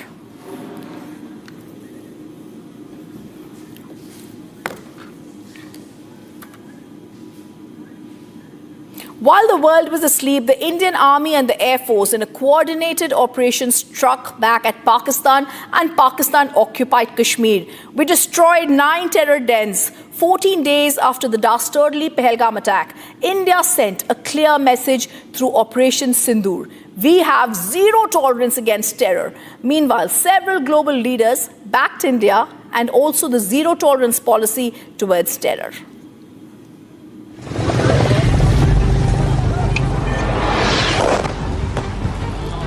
In a bold and decisive move, swift, surgical, and unforgiving, 14 days after the dastardly Pahalgam terror attack,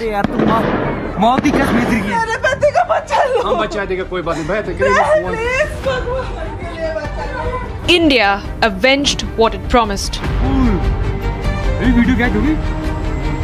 India launched Operation Sindoor and destroyed 9 terror sites in Pakistan-occupied Kashmir and Pakistan. The operation, executed in the early hours of 7th of May, sends a clear and uncompromising message. India will no longer tolerate provocation.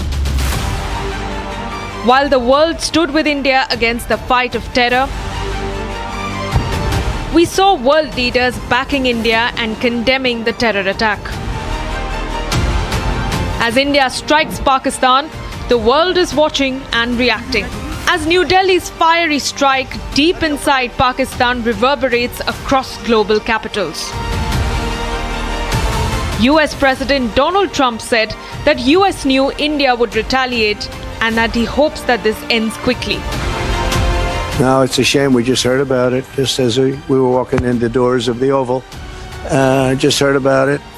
I guess people knew something was going to happen based on a little bit of the past. They've been fighting for a long time. You know, they've been fighting for many, many decades and centuries, actually, if you really think about it. No, I just hope it ends very quickly. Meanwhile, US Secretary of State Marco Rubio said that the US is monitoring the situation between India and Pakistan and encourages the two nations to open lines of communication. Reacting to India conducting precision strikes, Israel envoy to India showed solidarity, saying that Israel supports India's right to self-defense. The operation targeted 9 locations, including Jaish's base in Bahawalpur and Lashkar's hub in Mudrike. Operation Sindoor, as the Indian Army stated, is India's answer to Pakistan. Justice is served.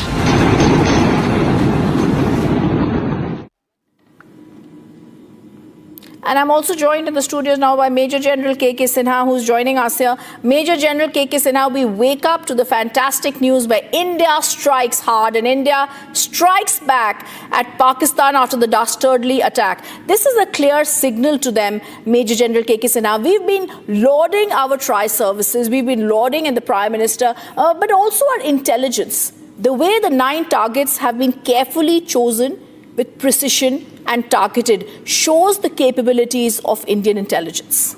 Good afternoon and Jai Hind, Rhythm. See, what India has today showcased to the complete world, what integrated, well scenarized, well thought of, the strategic target which we, and the way we actually attributed there and carry out the retribution to our desired effect in these areas. See, very important to understand exactly what we have done it. India, I take it from 22nd when these, they carried out a very heinous crime when 26 of, our people lost their life. And there was a divide. Before that, on 14th of April, it is very important to link up that. The Chief of Army Staff of Pakistan, Asim Munir, he actually he brought it out loud and clear, in a global forum, saying that, that two-nation theory he talked about. He talked about jugular vein. Jugular vein, is the next vein, very important about the Kashmir. And then he talked about two-nation theory and that Hindu-Muslim divide. He brought it out, that Muslim and Hindu, we are two different. That we have seen in 22nd when they carried out this heinous crime with 26. You link it up, everything 14th and 22 same. 24th onwards, we in India, because before that Prime Minister addressed from Bihar in both for the own countrymen or also for the global in English, saying that India is going to carry out the missions or he has taken the niche nischay that we will carry out, and we will carry out, pinpointed, absolutely pick out from the immense graves if these perpetuators who are funding, who are the masters behind this, and India is not going to leave.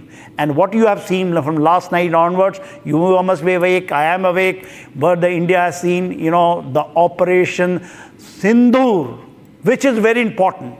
That, our sisters, our daughters who lost their, loved ones in this, and they have actually, the Sindoor is very important and very, very precious thing for our Hindus, ladies. That is the Operation Sindoor, which the Prime Minister has chosen the name, and the way we have attributed. Now come down to actual, how it has been done. If you say in the POK, Muzaffarabad, which is the actual symbol of the complete terrorist launch areas. The launch area, launch pad, and the launch point, which is there in that area about 30 kilometers, which is the depth. There are 2 targets from there, Kotli coming. There are a Fidayan training camps of 15. Absolutely the 2 targets, that is the launch area we have hit. We have come down where the Sakadgal Budge, when you take the Jammu, that's a Kathua Samba area. In that area, the 2 targets, basically into the area of Sialkot. Muredke is the headquarter of Laskar-e-Toiba, 2 targets, and Bahawalpur, which is the headquarter and the training area and the complete base of your Jaish-e-Mohammed. That has been selected.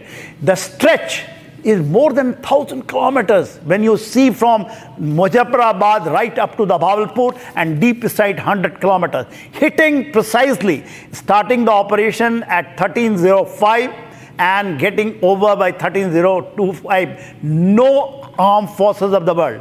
Where is the synergy? There are drones which has come, naval drones, Army, Navy, Air Force in precision like this, and picking up the targets and getting the kill the way we want. Absolutely.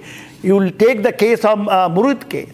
Complete family members of Masood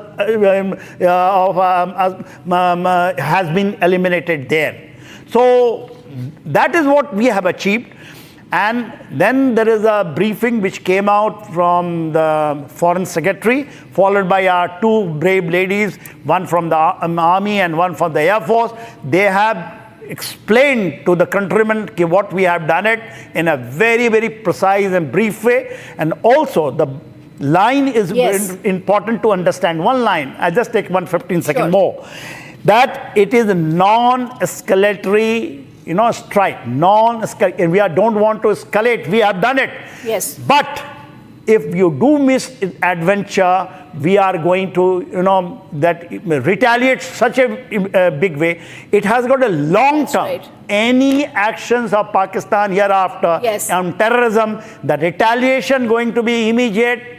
Maybe, in true. time. And Major General K.K. Sinha, like you've rightly explained and beautifully explained, I think that's also going to be my anchor read for this next package and report that we're going to show you, viewers. I'm not going to speak too much because the world woke up to Operation Sindoor. Like Major General K.K. Sinha told you, this is a fight of the armed forces and other forces and those grieving families to whom we've avenged their loved ones' death. Take a look at how India launched the biggest strike on terror in recent times, Operation Sindoor.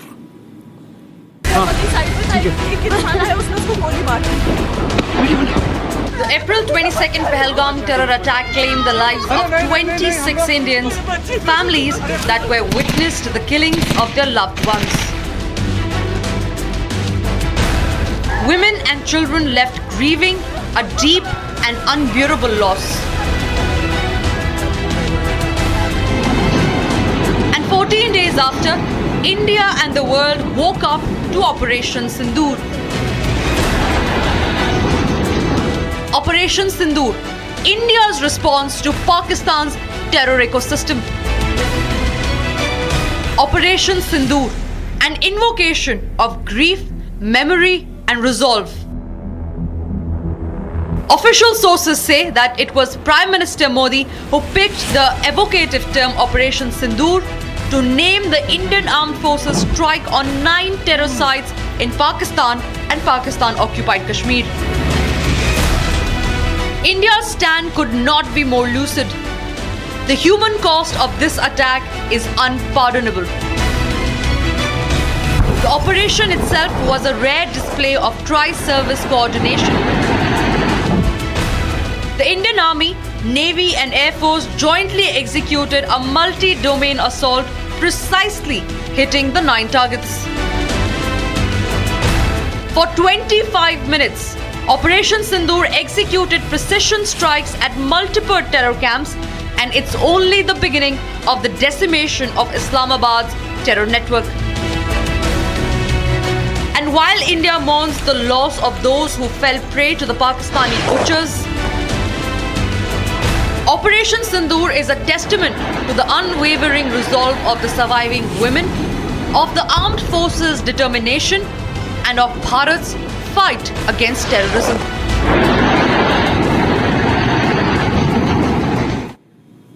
Major General K.K. Sinha continues to be with us. And Major General K.K. Sinha, I want us to understand the inside details of how Operation Sindoor was launched and carried out. We're telling you exactly what you told us, where Hafiz Saeed is attacked, the LET headquarters stuck in Muridke, like you were telling us. I also want to tell our viewers the strategy was surgical, it was selective, it was precise. There was a high value targets were under constant vigilance. Major General K.K. Sinha, the Prime Minister was briefed before the final execution order, but taking us through all the 9 camps that were destroyed, the headquarters of the LET you mentioned, that's at Muridke, the Markaz Taiba, the headquarters of where Hafiz Saeed terrorists were trained, and also the headquarters of Jaish-e-Mohammed at Bahawalpur, Markaz Subhan, the headquarters. This is where terrorists, Major General K.K. Sinha, were indoctrinated.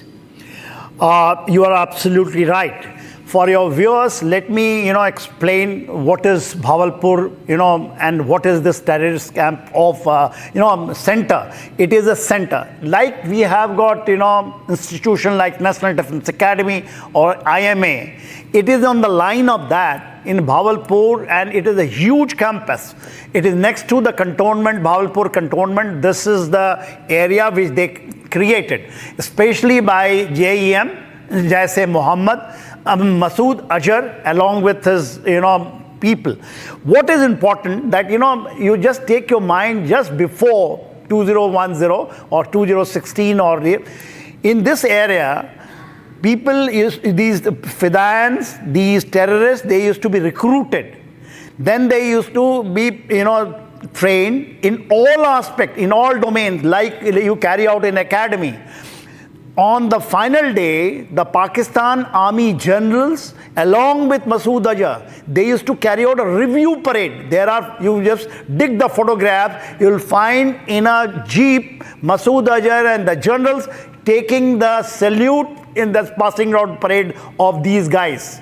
So this has got, a symbol of both terrorism and military establishment of Pakistan, and ISI and the Pak Army, how they used to. Just I have given you one example. Same thing is there in Muridke. Muridke is north of Lahore and south of Gujranwala. A very, very important. Just ahead is the Sialkot, and that where we have actually hit, it is about 18 kilometers from the international border.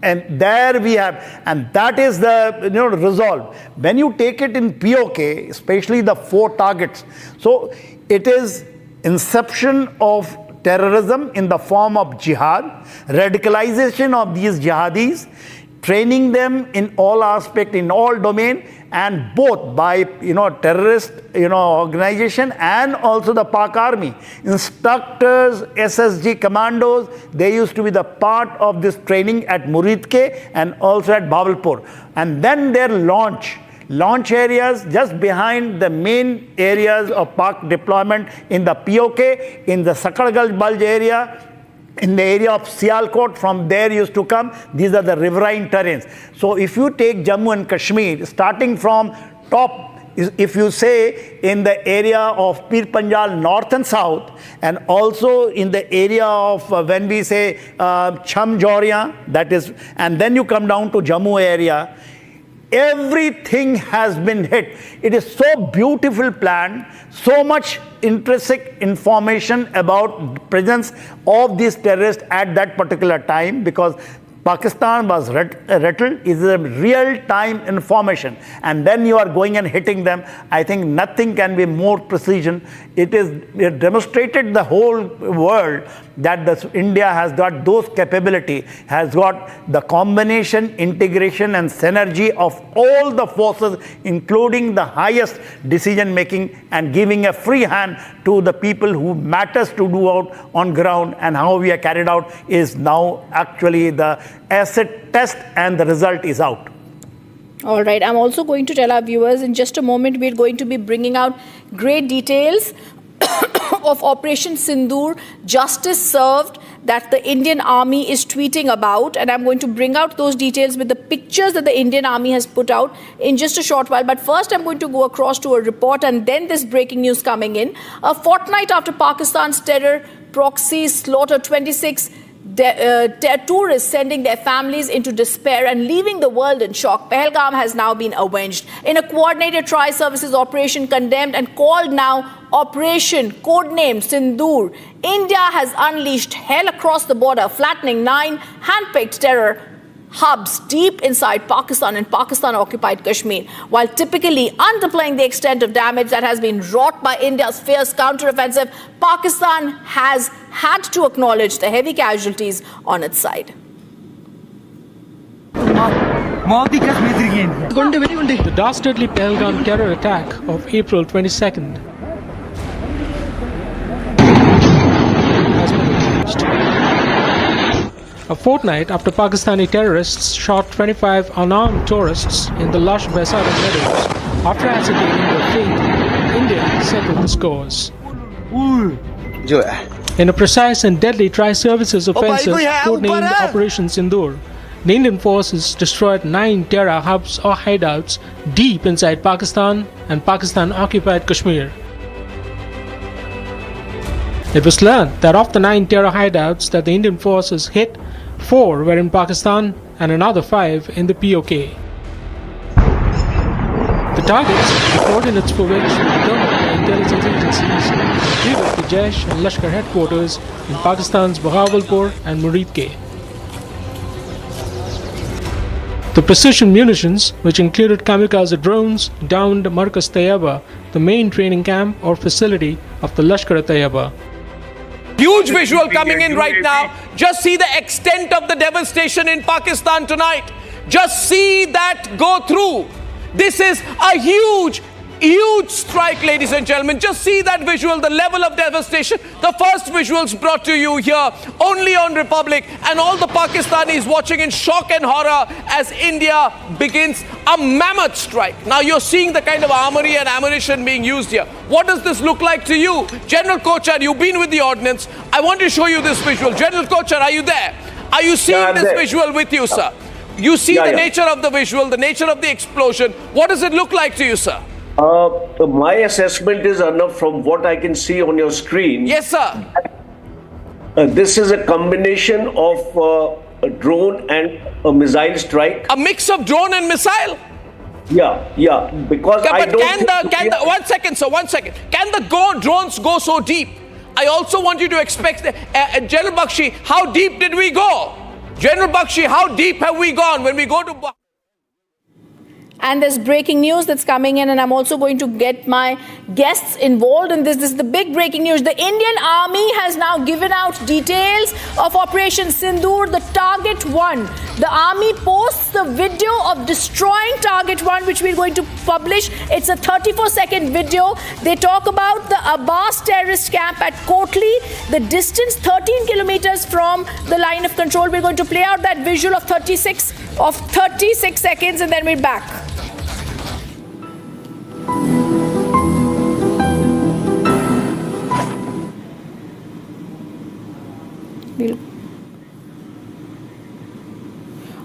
All right, the big breaking news that we'd broken a few minutes ago. Home Minister Amit Shah in that meeting that's going to be held. The government sources had said the Prime Minister had briefed the cabinet, and now the big breaking news that's coming in. This is a meeting that the Home Minister is having. There's also another meeting that has been announced of Home Minister Amit Shah with all the state chief ministers, the DGPs. That is going to be a briefing that's going to be there on Operation Sindoor. After the very successful meeting, after the very successful Operation Sindoor, Union Home Minister Amit Shah is going to be... This is the meeting that the Home Minister Amit Shah had called for with the 10 border states and the chief ministers. He'd also called for the 10 DGPs to be present here, or they could join via the virtual image, and also the chief secretaries of the states. The 10 states where the chief ministers had been called by the Home Minister Amit Shah, that meeting that is about to begin by the Home Minister, in which the Home Minister is going to be briefing the 10 border states. The chief ministers and DGPs and the chief secretaries of the 10 border states are going to be present here. This includes the state chief ministers of Jammu and Kashmir, of Punjab, of Rajasthan, Gujarat, Uttarakhand, Bihar, Uttar Pradesh, Sikkim, West Bengal, the LG Ladakh. They'll all be attending the meeting that has been called by the Union Home Minister after the success of Operation Sindoor. Union Home Minister Amit Shah had called for this meeting. He called for the meeting with the chief secretaries, with the DGPs and the chief ministers. This crucial meeting by the Union Home Minister that's going to be addressing and meeting the border state chief ministers. Obviously, this meeting is going to be giving out key pointers, viewers, on what has taken place and also precautionary measures, Major General K.K. Sinha, that have to be put on guard now. Yeah, this is a very important meeting, but you brought it out that, both eastern and western side. First, we take it the western front of ours, when Jammu and Kashmir, Punjab. Then, of course, we have got Rajasthan and Gujarat.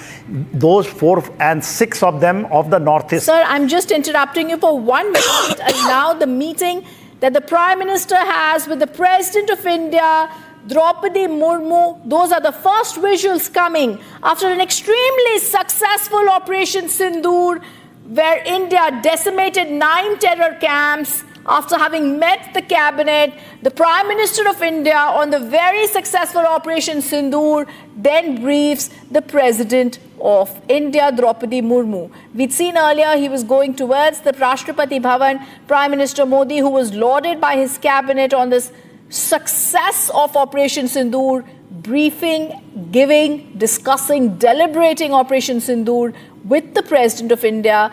There is this beautiful namaste that is being shared between the President and the Prime Minister, Major General K.K. Sinha. And we're also, I just want to go across to this tweet that's coming from the President of India, Major General K.K. Sinha, and then I ask you to please comment on it. The President of India has said that Prime Minister Shri Narendra Modi called on President Draupadi Murmu at Rashtrapati Bhavan and briefed her about Operation Sindoor. And as we go back, I want you to speak on both sets of visuals that we are putting out, Major General K.K. Sinha. The beauty of the Indian democracy, where even now the Prime Minister goes and briefs the President after the successful operation. On the other side, all the 10 border states, like you mentioned, the eastern side and the western side, now being briefed by the Home Minister. So, beauty of Indian democracy, what we can see, it is in full play display. Prime Minister and going to the head of the armed forces, Army, Navy, and Air Force, and he is the executive head, the Prime Minister, is briefing him exactly what happened. This is not only a protocol, but this is actually what the democracy is. The same time, Home Minister, you see, when you carry out the internal security matters, homeland security in a global parlance, when we use homeland security, he has taken in account of all the people who matters. And we have got 2 neighbors which is immediately of concern. One is Pakistan and towards the Bangladesh. I think, he has left the Chinese part of it for the time being, because I think there is no threat. This is what the threat assessment for the immediate requirement. But there is a huge threat requirement which is coming from Bangladesh, because it is against the terrorism. And terrorism is also coming from the Bangladesh, the way the situation is there internally inside the Bangladesh.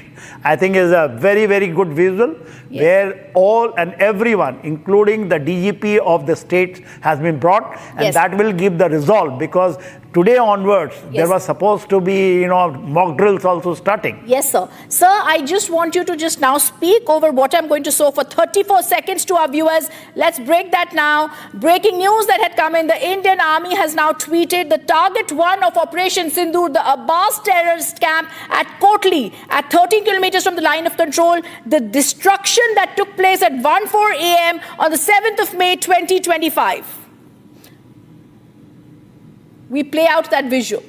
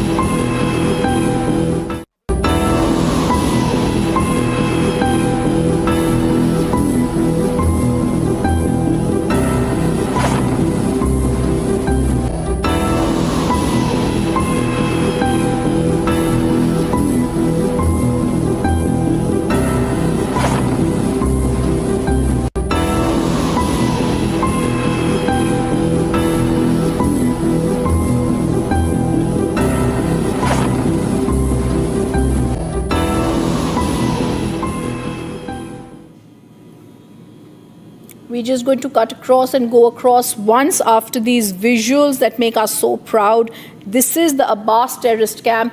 And now first we're going to go across to those visuals of Union Home Minister Amit Shah, who's chairing the meeting with the border states. This crucial meeting chaired with all the border state chief ministers, the DGPs and the chief secretaries of the border states. And the Indian Army had just put out this tweet, but this is very crucial to understand that at this meeting, Major General K.K. Sinha, he's going to be briefing and giving out details about the kind of action that needs to be taken to be cautious at both the borders. Rhythm, a very important operations which is on. When we say, our farm base is there from where we launch. Those are actually, we have got a lot of columnists. We used to call fifth columnist, but now it is overground worker. You have been hearing about it. The operations against the overground worker, it is not only the sympathizers of the adversary, but also the people who...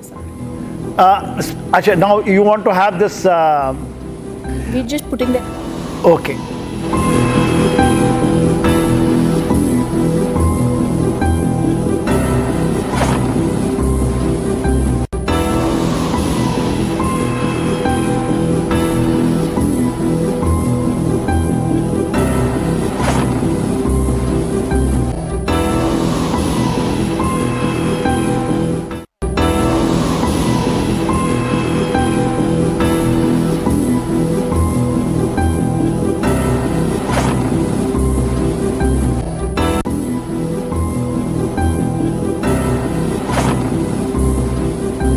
Pakistan. This is the Abbas terrorist camp at Kotli that has been shown 13 kilometers from the line of control in Pakistan-occupied Jammu and Kashmir, the nerve center for training suicide bombers of the Lashkar-e-Toiba, destroyed at 1:04 a.m. on the 7th of May. See, Ridham, this Abbas, Kotli, Muzaffarabad and Kotli. Kotli is Downpur and then there Mirpur. This is the area, this camp, which is about 13 kilometers. The Fedayeen group is based here. When the Fedayeen group will say the people are ready to give their life, but they carry out the terror. They are the deadliest terrorists of Lashkar-e-Toiba, which is actually supposed to be here, and they have been destroyed. If you see amount of, it is not the missile. It is just 13 kilometers from there, and I feel that it is the fire power of our mighty Indian Army which has actually destroyed this. So when the country is saying that is a mix of Army, Air Force and naval assets which has been unleashed on this, this is the true example. This camp, Kotli camp of Abbas terrorist camp, is the most dangerous camp because from there the Fedayeens are launched.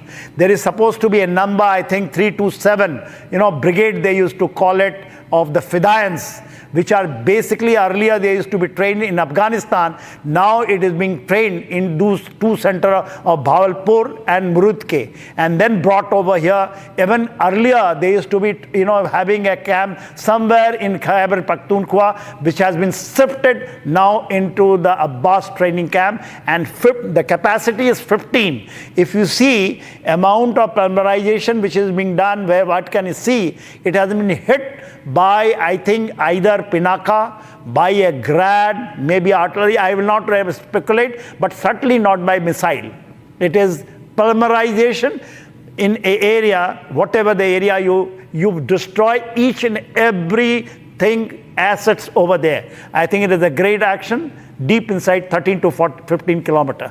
I think Indian Army has released this.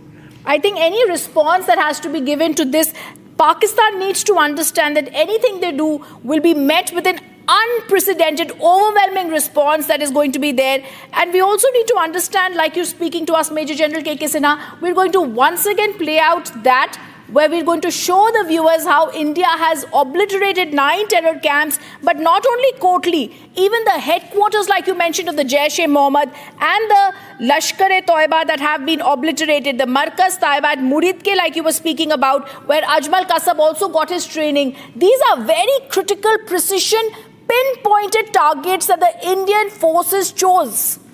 Yeah, absolutely. When we say Muridke is not only what you say Kasab, but David Headley was also trained over there for carrying out espionage, recce, and then the deep selecting the target within the India. Even 2611, when David Headley was used basically for the 2611 strike, it was all planned from the area of Murudke, which is the headquarters of Lashkar-e-Toiba. That is very, very important. And of course, Bahawalpur we know. And see, the complete ecosystem of terrorism, which is there, where these people are recruited, trained, then they are made radicalized, they made the jihadis, and then from where they come and launched, those are all destroyed for the time being. And until unless Pakistan chooses to again create this thing, I think in that retribution will come if he tries a misadventure, which has been told by our Foreign Secretary in his briefing today. I also want to go across to pictures that we are getting, sir, and we're going to put those out. India has successfully, like you said, destroyed the Markaz Subhanallah, the Jaish-e-Mohammed terror headquarters. This is also the training facility in Bahawalpur that we're going to show. This is the key base for terror operations in Bahawalpur. The site had been reduced to rubble that we had showed. The pictures clearly show that. And this is also signaling a very strong response that is going on the cross-border terrorism that India has been seeing for decades, sir.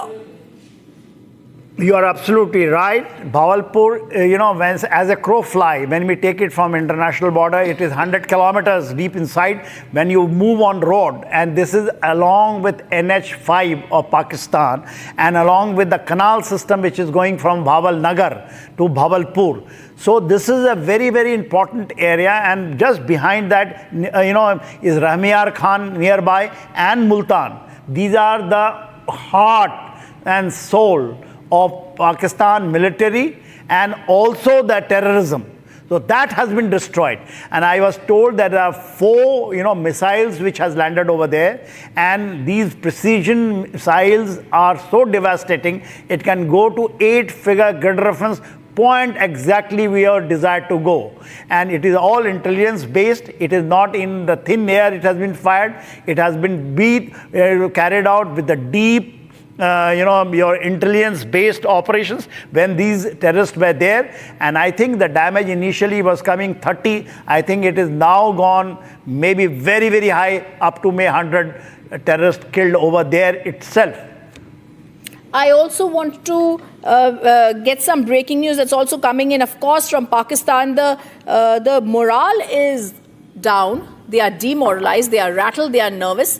We're also now going to go across to that breaking news that's coming in, and we're going to put that picture out, viewers, that we've just got. This is the picture of the Chinese ambassador Jiang Zhaidong calling on the Pakistan FM Mohammed Ishaq Dar. A very clear picture in which, if I can actually see very somber faces, they're all looking down, rattled, nervous. There are no smiles. There are hands that are closed. The body language is serious. Everybody seems to be taking notes. And there is just solemnity. There's just nervousness and grievousness that is in the air. But this is also a very critical thing to understand, sir, here, that this is also happening, that China had earlier also supported Pakistan. The kind of language they've used, the kind of support we've heard that the China is giving to them. Of course, for China, the support to them is obvious because they will try to have the non-state actors and the state actors in Pakistan create an unstable India, which helps their economic pursuits as well as them trying to have regional dominance in Asia. Yeah, see, the Chinese involvement in twofold as far as Pakistan is concerned. First, for the military, 81% of the Pakistan weapons and equipment are Chinese, which is proven to be now of no use as Pakistan is concerned. They are a very, very bad state. The second point is the terrorism. The Pakistan picked up the Chinese has picked up the Pakistan the act of terrorism of strategy of 1,000 cut as their extended policy. That's why when it's come down to Lashkar-e-Toiba, Hizbul Mujahideen, especially Masood Azhar and Hafiz Saeed, China was vetoing number of times for these organization to declare it as a global terrorist or the organization, and they are also funding them with the drones, all equipment, munitions. They are doing it. Al-Badr, which is now the TRF, this is the Chinese. Chinese gave them the idea, and especially when the Chinese ambassador over there, they changed the idea, changed the name of Lashkar, like Lashkar, Mujahideen, and come to TRF. And today's briefing, if you have heard properly with our foreign secretary, he talked about TRF. TRF claimed, when the strike took place in Pahalgam, initially the TRF, the resistant front, which is the Al-Badr, the Chinese stooge of all these three tanjims, as that they owned up that they have taken the responsibility. But immediately they have, on the behest of China, they took out. And also the UN, United Nations Security Council, when the resolution passed, they were able to take out the name of TRF. But today India has exposed it in a big way. That's right. Sir, we're also going to show our viewers exactly what had happened. We're going to show you Operation Sindoor, how Pakistan and Pakistan terror camps have been decimated in the wee hours of the morning on 7th May. The first one, the tweet showed 1:04 a.m., how we obliterated the first terror camp. We're going to give you a timeline about how Operation Sindoor worked out.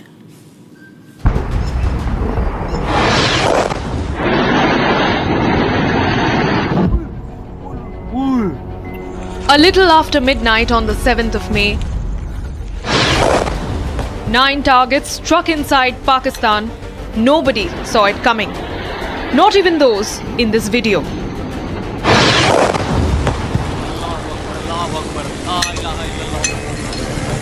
The strikes so precise that men who shot these videos have confirmed the targets. ये नुकसान, ये 9 number, ये मस्जिद तैयबा मरकज उमर करा के अंदर ये नुकसान है. 5 targets in Pakistan-occupied Kashmir, 4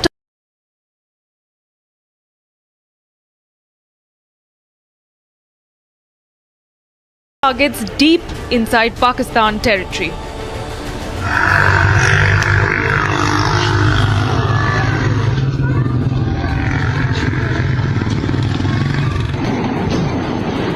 Terror camps struck with multiple hits on some targets. These visuals captured in the dark of the night describe what unfolded deep into the territories of POK.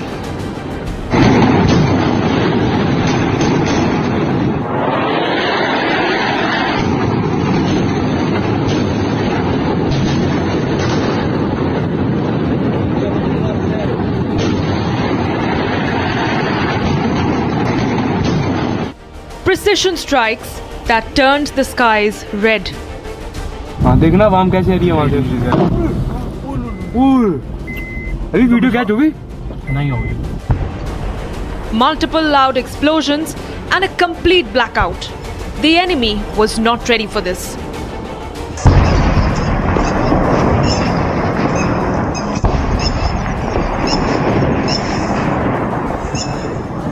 Indian fighter jets hovered over the valley. 14 days after the Pahalgam killings, India has hit Islamabad hard. And as the world wakes up to Operation Sindoor, it's only the beginning of the end for the terror ecosystem of Pakistan.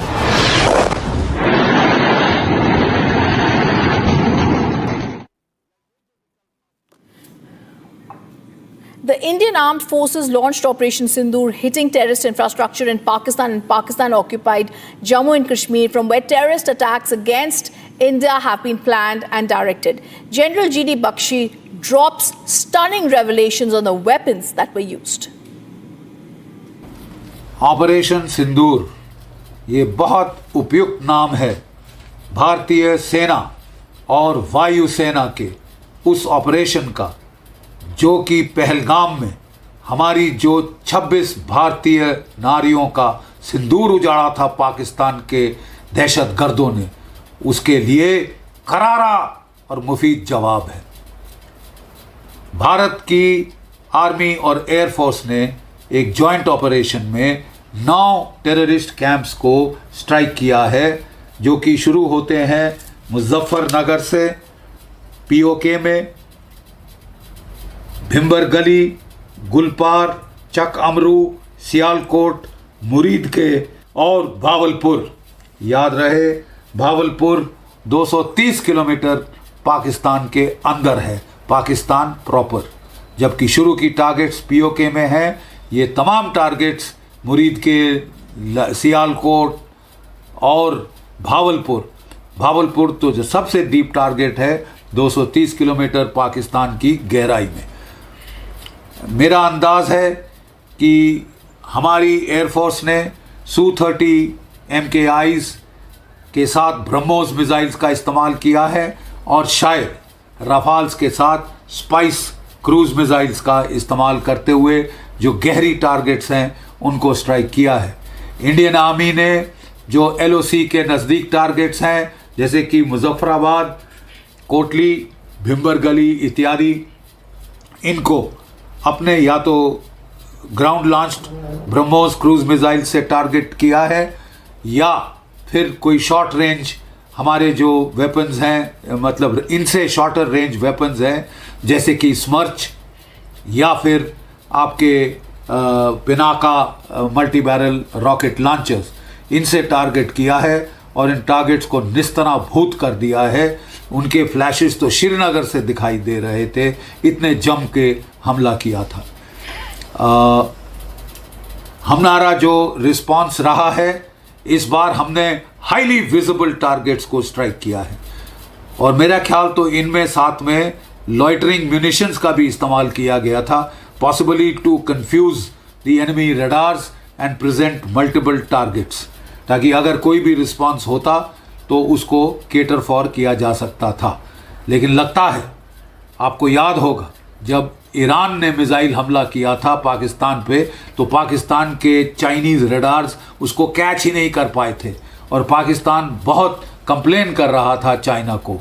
इस बार भी precisely वही हुआ है. हमारे BrahMos cruise missile on side of the border stand of ranges से fire किए गए हैं पाकिस्तान के अंदर, राइट। और इसके चलते वो उनके रडार्स बिल्कुल पिकअप नहीं कर पाए, खरोंच नहीं आई है हमारे किसी भी जहाज़ को या कोई भी ग्राउंड बेस्ड लॉन्चर को। पाकिस्तान की ISPR कह रही है कि 6 टारगेट क्लस्टर्स में कोई 24 स्ट्राइक्स की हैं भारतवर्ष ने। वो कह रहे हैं कि उन्होंने रिटेलिएट किया है अपनी आर्टिलरी से, एक ब्रिगेड हेडक्वार्टर पे फायर करके और एक जो है Indian post on the LAC उसके ऊपर फायर करके। अभी तक इसका कोई पुख्ता सबूत हमें नहीं मिला है। हमारा जो रिस्पांस रहा है वो नॉन एस्केलेटरी है, वो प्रोपोर्शनेट स्ट्राइक है। सो फार हमने केवल पाकिस्तान की टेरर टारगेट्स को एड्रेस किया है, लेकिन अगर पाकिस्तान भारत की जवाबी कार्रवाई में भारत की सिविल या मिलिट्री टारगेट्स को स्ट्राइक करता है तो हमें पूरी जस्टिफिकेशन मिलेगी इसको एस्केलेट करने अगले 2-3 स्टेप्स, जिसमें पाकिस्तान की आर्मी, ISI के जो कमांड, जो उनका नेटवर्क है इस टेरर इकोसिस्टम का, उसको भी हम टारगेट कर सकते हैं और उस दर्जे हरारत तक जा सकते हैं जहां पाकिस्तान जाना चाहता है। हमें उम्मीद है कि पाकिस्तान को अकल आ गई होगी और वो यहीं पे सिलसिला ख़त्म कर देगा। We are prepared to not go any further if Pakistan does not escalate. जय भारत, जय Hind.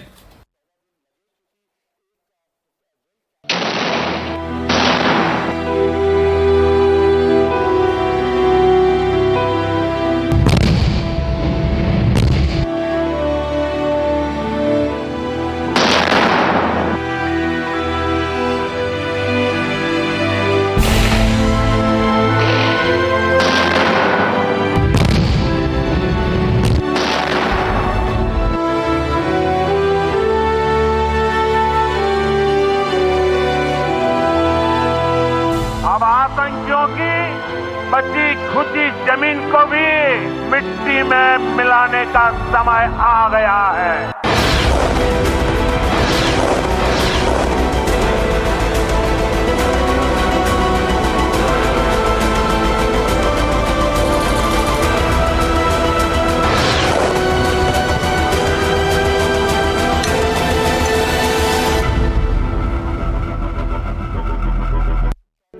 In the global employability rankings by Times Higher Education UK, only the following 6 institutions from India are ranked amongst the top 230 in the world for having the most employable graduates. IIT Delhi, IISc Bangalore, IIT Bombay, IIM Ahmedabad, IIT Kharagpur and Amity University. MDH की हल्दी मिर्ची धनिया करे कमाल, ये रंग दे, ये खुशबू दे, ये तीखा, ये कम पड़े। क्या निराला MDH masala.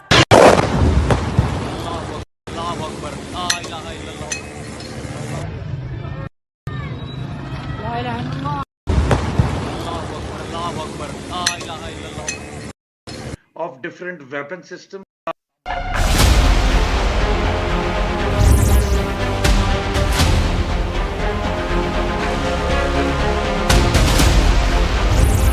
I say to the whole world, India will identify, track and punish every terrorist.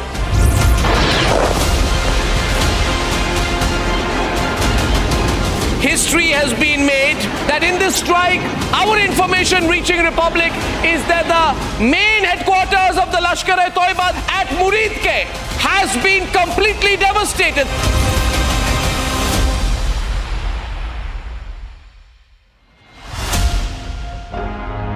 आधे बाउल दही में 4 चम्मच MDH चटनी पुदीना मसाला डाला, स्टर करो, पुदीना चटनी तैयार। MDH चटनी पुदीना मसाला।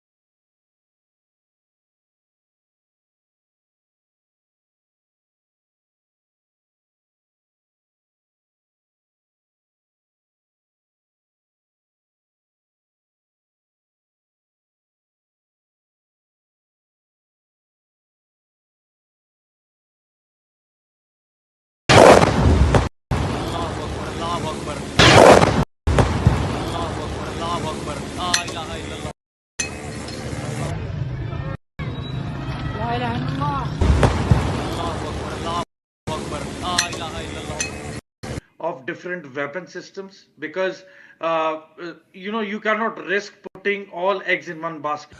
मस्जिद तैयबा मरकज उमर करा के अंदर ये नुकसान है Not risk putting all eggs in one basket.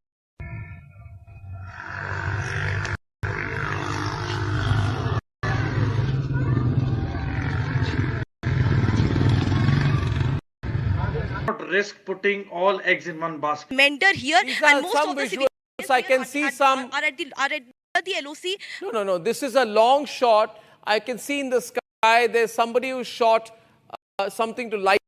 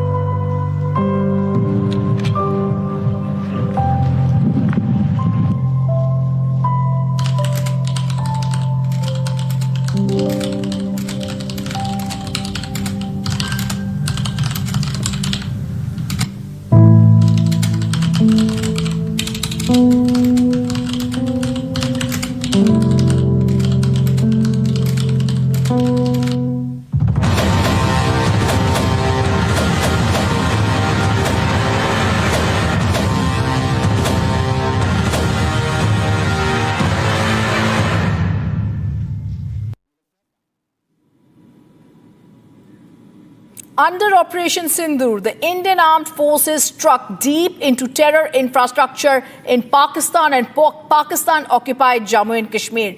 We hit locations believed to be and had been the planning and the headquarters and the execution of terrorism attacks, including the Pahalgam attack. I say to the whole world, India will identify, track and punish every terrorist and their backers. Terrorism will not go unpunished.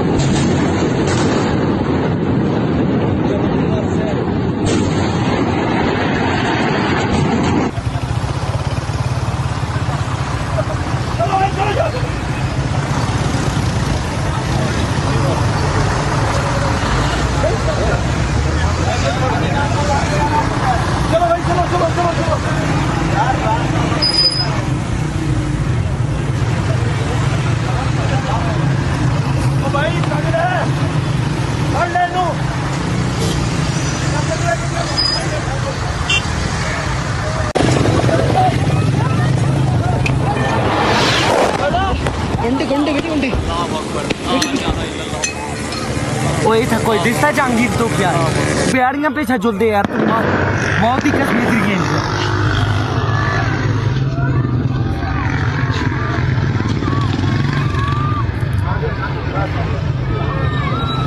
ला इलाहा इल्लल्लाह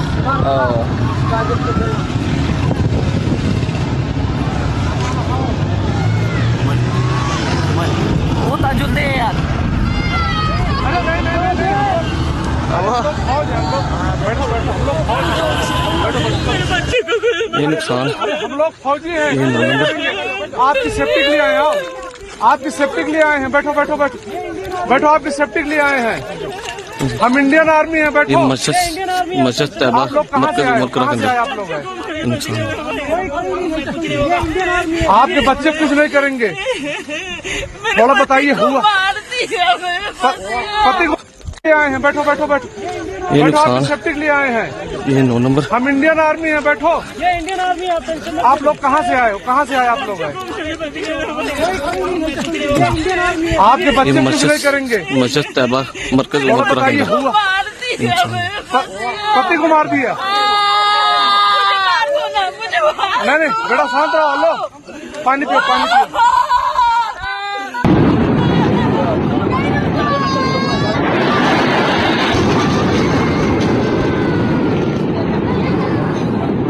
अरे साथ में आपके हैदराबाद में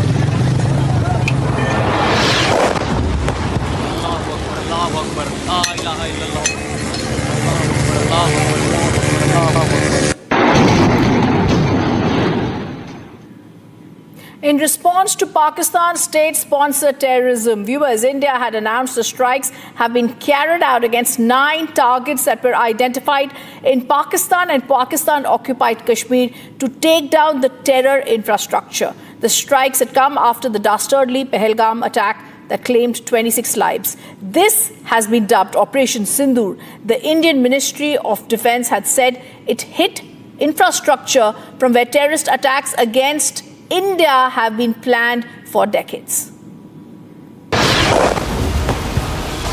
Swift, silent, surgical. The Indian Armed Forces launched Operation Sindoor, obliterating terror infrastructure deep inside Pakistan and POK. 14 days and 9 targets later, the terror towers of Pakistan have toppled. Headquarters of Jaish and LET were also reduced to rubble.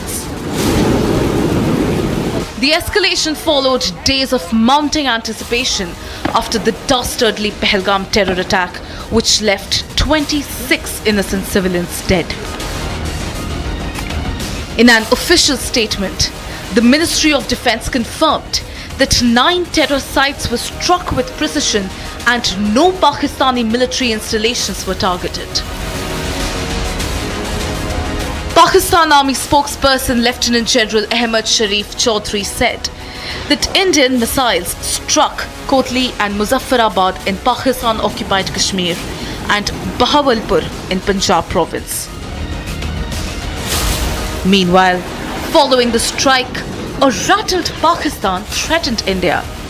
Echoing a hollow threat, Shehbaz Sharif, the Prime Minister of Pakistan, said that Pak will react forcefully.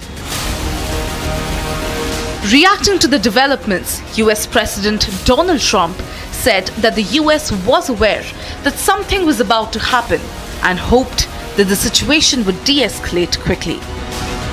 No, it's a shame. We just heard about it just as we were walking in the doors of the Oval. Just heard about it. I guess people knew something was going to happen based on a little bit of the past. They've been fighting for a long time. You know, they've been fighting for many, many decades and centuries, actually, if you really think about it. No, I just hope it ends very quickly.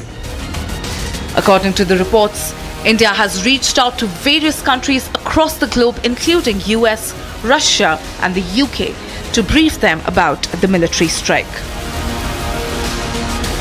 With India tightening its ironclad fist around Pakistan's neck. Operation Sindoor echoes the message of Prime Minister Modi from the grounds of Bihar. India will identify, track and punish every terrorist and their backers. We will pursue them to the ends of the earth. India's spirit will never be broken by terrorism. Terrorism will not go unpunished. And the message is clear. India will always strike back.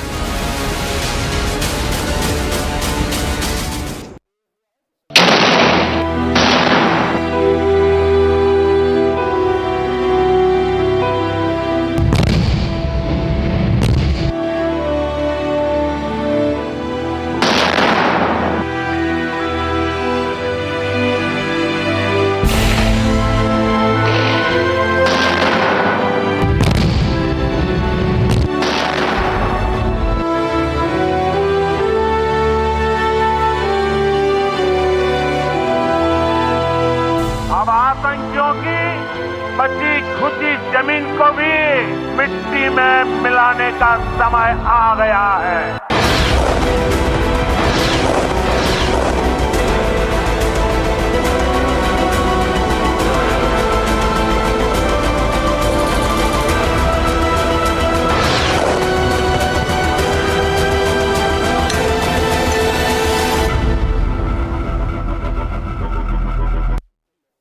आधे bowl दही में 4 चम्मच MDH चटनी पुदीना मसाला डाला, stir करो, पुदीना चटनी तैयार। MDH चटनी पुदीना मसाला।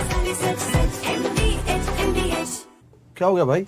भैया आपसे सीखकर म्यूचुअल फंड्स में SIP शुरू की थी, लेकिन कभी कभी अपडेट्स देखकर मेरा मन भटकने लगता है। सुन, ये लिफ्ट जब ऊपर नीचे जाती है तो तू निकल जाता है। नहीं भैया, यही तो सही मंजिल तक ले जाती है। तो बस म्यूचुअल फंड्स का भी यही है, डटे रहेगा तो तू भी अपने सपनों के पास पहुंच सकता है। हाँ बिल्कुल आपकी तरह। सही है। म्यूचुअल फंड निवेश बाजार जोखिमों के अधीन है। योजना से जुड़े सभी दस्तावेजों को ध्यान से पढ़ें। दादी के हाथों का जादू और खुशबू से महकता घर, माँ की मुस्कुराहट और खाने की सुगंध। MDH गरम मसाला, क्योंकि हर रिश्ता है स्वाद से जुड़ा। पाकिस्तान इंडिया ने जंग शुरू कर दी है अभी मेरे बहावलपुर सिटी के अंदर। मौलाना Masood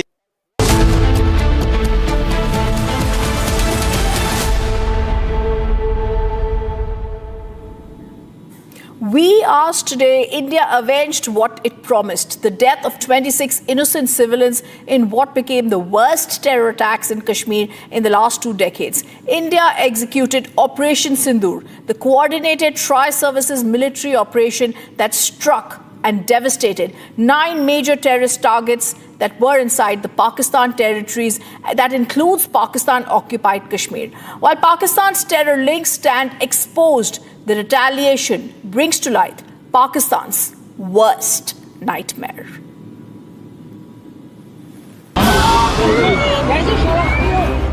"26 innocent lives lost. 2 weeks later, all of the 26 innocent lives avenged. Operation Sindoor 22 अप्रैल को पहलगाम में हुए विभत्स आतंकवादी हमले के शिकार मासूम नागरिकों व उनके परिवारों को न्याय देने के लिए लॉन्च किया गया था। इस कार्रवाई में 9 टेररिस्ट कैंप्स को टारगेट किया गया और पूरी तरह से इसे बर्बाद किया गया। Not only did Pakistan not see this coming, but its worst nightmares were brought to life in the wee hours of Wednesday as India launched the first tri-services operation against Pakistan since the 1971 war. The Indian Army, Air Force and the Navy launched a coordinated operation striking hard some of the most significant and long-standing terrorist training hubs deep inside Pakistani territories. We've hit back. Ladies and gentlemen, the big breaking news story of the moment. If you can hear me, all right, because I want to recap exactly what is happening. As of this minute, 33 minutes past 2, history has been made. This is a very direct and straightforward attack by the Indian Army. We are reporting Pakistan has been hit. Muzaffarabad has been hit. A total of 9 places in Pakistan have been hit. The operation has dismantled 9 major targets of the Lashkar-e-Toiba and Jaish-e-Mohammed. Bombs were also rained on Hizbul Mujahideen hideouts inside Pakistan. India's retaliation used precision strikes and long-range standoff weapons at 9 locations, flattening the logistical, operational and training infrastructure of terror groups.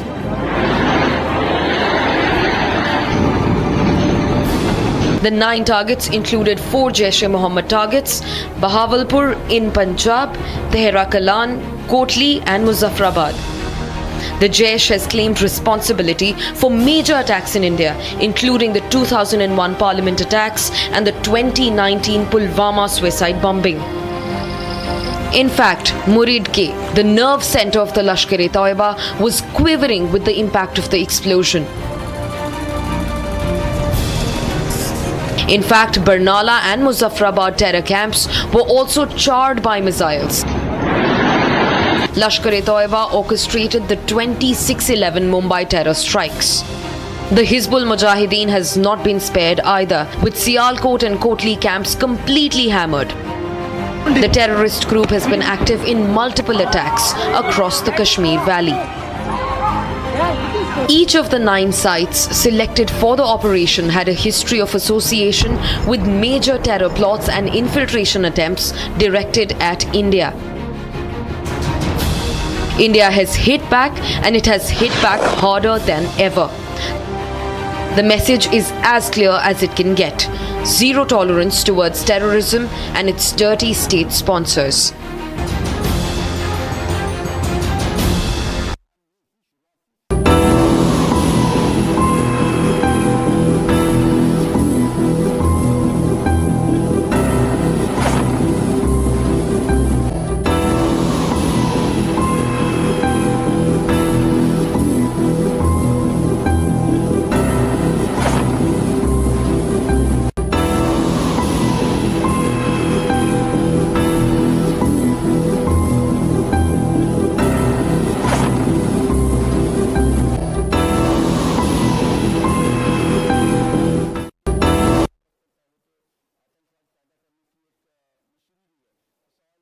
In the global employability rankings by Times Higher Education UK, only the following 6 institutions from India are ranked amongst the top 230 in the world for having the most employable graduates: IIT Delhi, IISc Bangalore, IIT Bombay, IIM Ahmedabad, IIT Kharagpur and Amity University.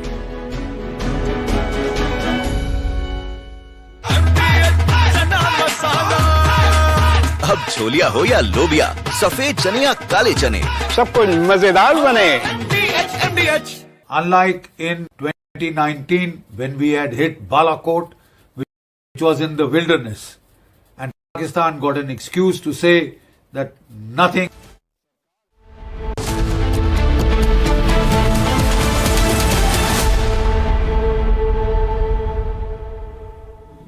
While the world was asleep, the Indian Army and Air Force, in a coordinated operation, struck back at Pakistan and Pakistan-occupied Kashmir and destroyed 9 terror dens. 14 days after the dastardly Pahalgam attack, India sent a clear message through Operation Sindoor: zero tolerance against terror. Meanwhile, several global leaders backed India and also the zero tolerance policy towards terror.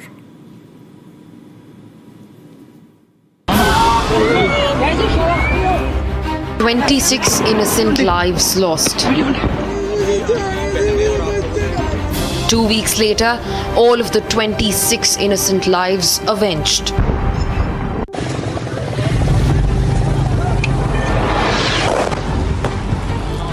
In a bold and decisive move, swift, surgical and unforgiving, 14 days after the dastardly Pahalgam terror attack,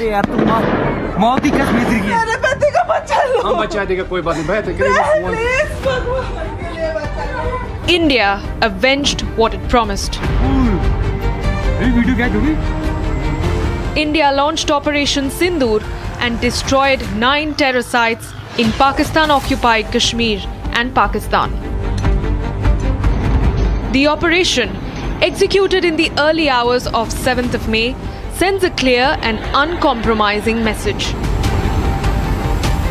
India will no longer tolerate provocation. While the world stood with India against the fight of terror, we saw world leaders backing India and condemning the terror attack. As India strikes Pakistan, the world is watching and reacting. As New Delhi's fiery strike deep inside Pakistan reverberates across global capitals. US President Donald Trump said that US knew India would retaliate and that he hopes that this ends quickly. No, it's a shame. We just heard about it just as we were walking in the doors of the Oval. Just heard about it.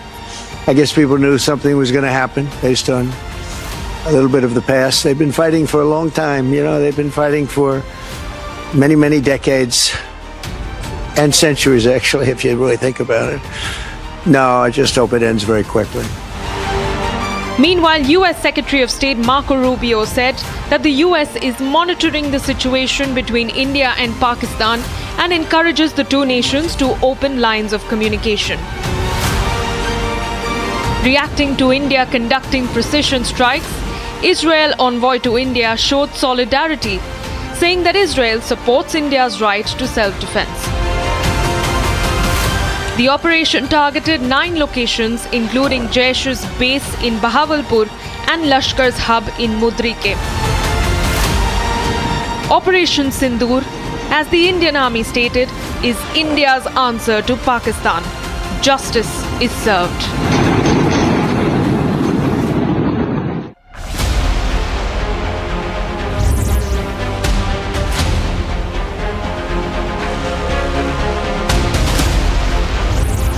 I say to the whole world, India will identify, track and punish every terrorist.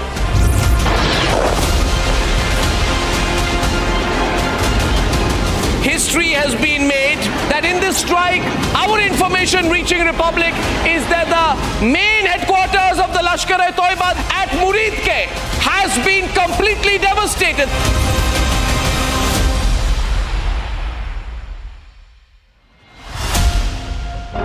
Mahi sir, how much do you love your fans? Honestly, I love my new fans. पुराने वाले बेकार में शोर करते sir fans हैं शोर तो करेंगे ही ना नए वाले नहीं करते and they listen to what I say. The new generation Orient BLDC fans. Super silent performance with voice control. सिली में आए तो और Cricket fans. MDH की देगी मीरज देगी मिर्च का तड़का अंग अंग फड़का MDH की देगी Miraj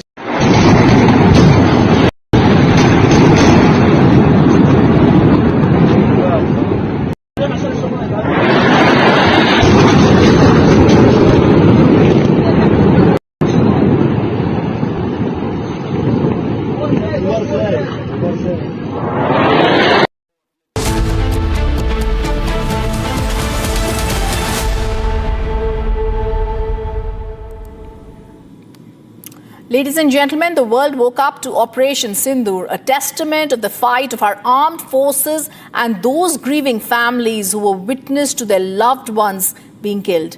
We bring you this report on the biggest Indian strike on terror, Operation Sindoor.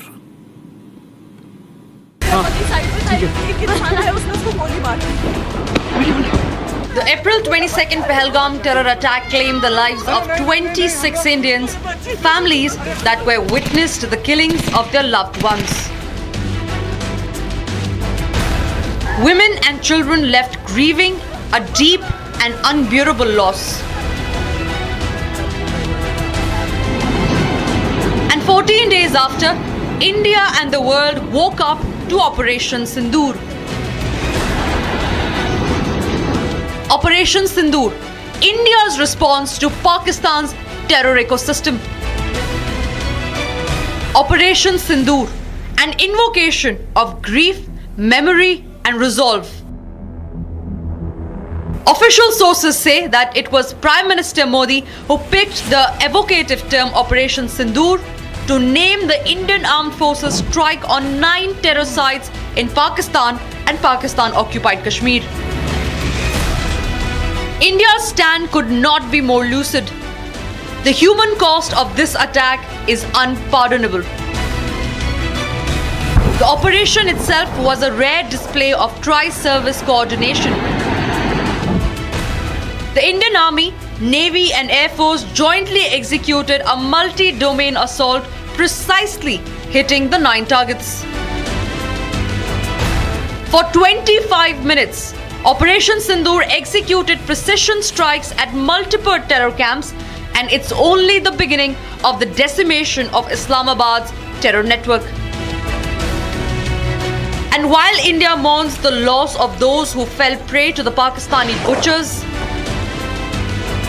Operation Sindoor is a testament to the unwavering resolve of the surviving women, of the armed forces' determination, and of Bharat's fight against terrorism.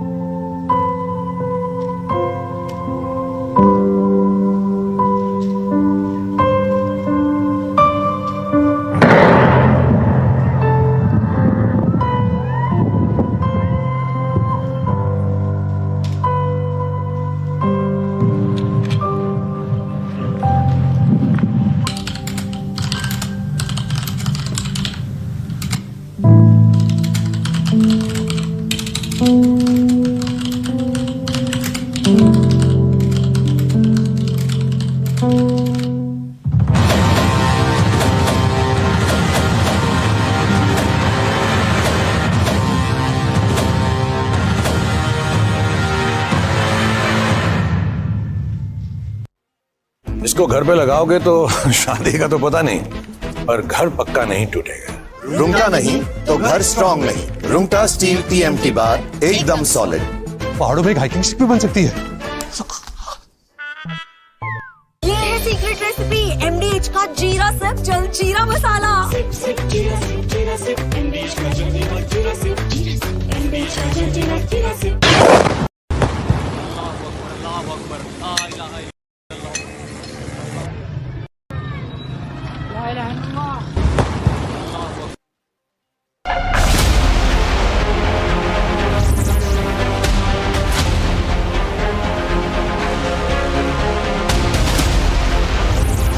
I say to the whole world, India will identify, track and punish every terrorist.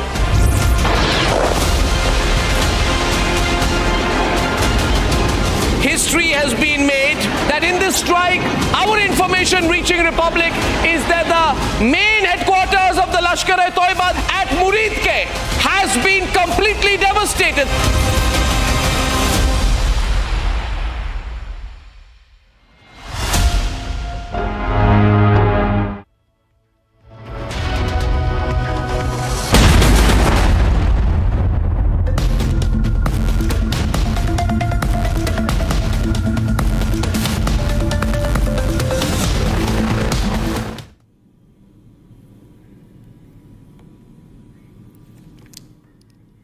Viewers, Republic TV has accessed visuals from all the target hits in Pakistan and Pakistan-occupied Kashmir. We're going to go across to that. This is in Bahawalpur, India, showing you those visuals. First, we're showing you in Bahawalpur. These are all the locations one by one that we're going to show you, and I'm going to say what has happened in Mehmoon Mana, Joya in Muzaffarabad, in Savai Nala camp, in Sidna Bella camp, in Gulpur camp in Kotli. Kotli and Gulpur, like we're showing you, located 30 kilometers from the line of control, the base for LED terrorists where Zakir Rahman Lakwi, the 2611 mastermind, visited the camp for indoctrination. This is Kotli, the visuals that are coming in, the visuals of targets that were hit. We're then going to show you also Abbas camp Kotli, where we showed you the army's tweet that had also come out, but this is exclusively accessed where targets are hit in Pakistan, occupied Kashmir, and in Pakistan. This is in Kotli and Gulpur, also known as the nerve center for training of suicide bombers of the LET. I'm going to show you more visuals that are coming in. This is located, viewers, 13 kilometers from the line of control, opposite Rajouri, known as the nerve center for training of suicide bombers, Murid Ke. I'm going to show you visuals of Murid Ke, the headquarters of the Lashkar-e-Toiba, led by Hafiz Saeed. We've attacked Murid Ke, the headquarters of Lashkar-e-Toiba.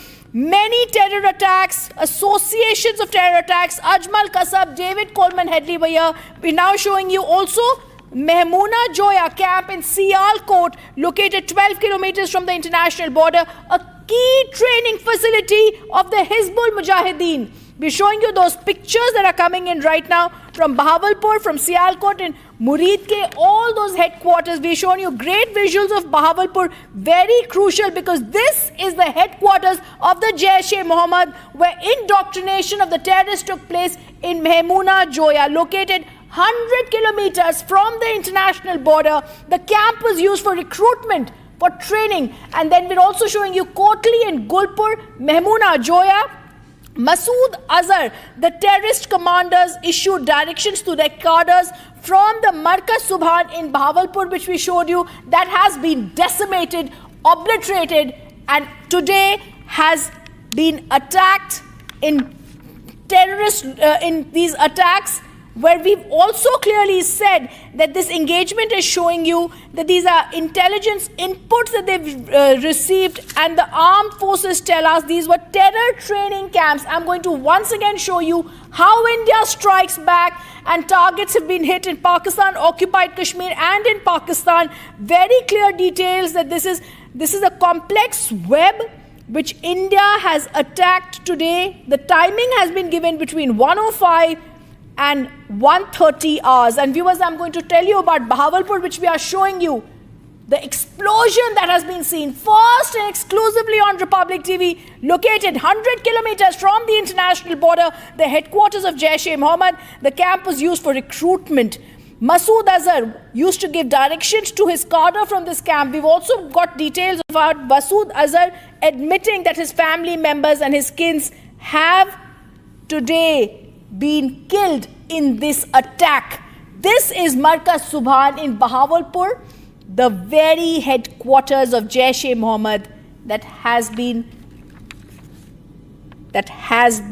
attacked. I want to go across to Rakshita, who's got access to these visuals that are brilliant. Rakshita, give us more details.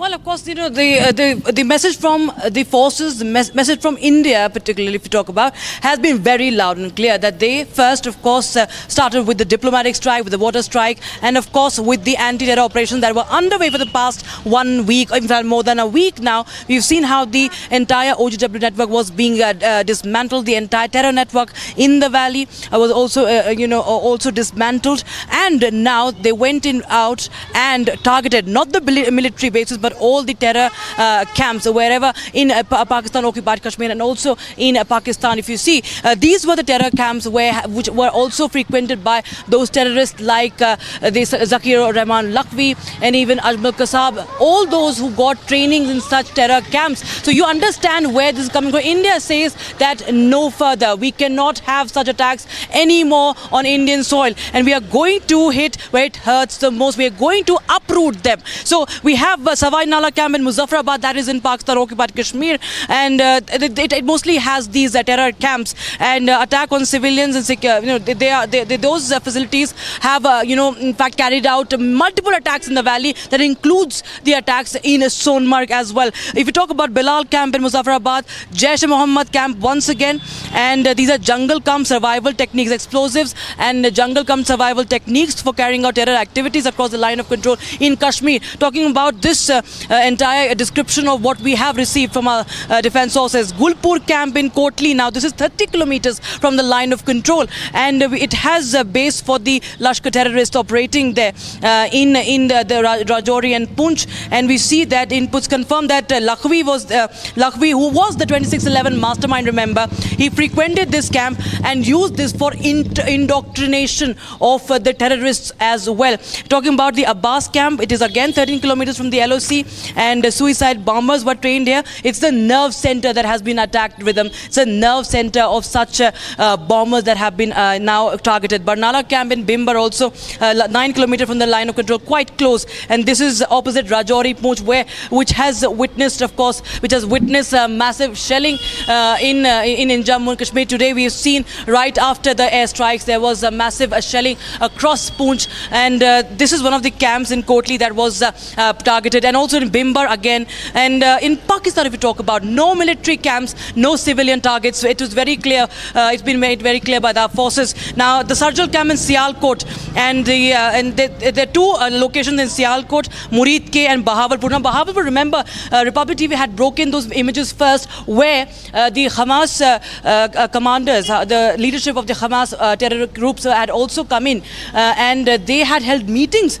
with these terrorists, these terror groups as well, because we saw that there was a Hamas link, the Hamas linked to all these, the kind of killing, this dastardly killing, the firing, that kneeling down, the entire design of those terrorists was very much, the entire pattern was very much that of Hamas. And Bahawalpur has been a terror hotbed, and it is in Punjab's Pakistan. So the Markaz Subhan in Bahawalpur has been targeted 100 kilometers from the IB, the international boundary. That is, remember, the headquarters of Jaish-e-Mohammed, and it has been used for recruitment, for training, for indoctrination as well, and it has been frequented by Masood Azhar. Remember, Masood Azhar's family has also in fact Masood Azhar himself has issued a statement about the loss of his family members. So there has been great destruction in these terror hotbeds, in the terror outfits, the families of these terrorists, because India knows what the families,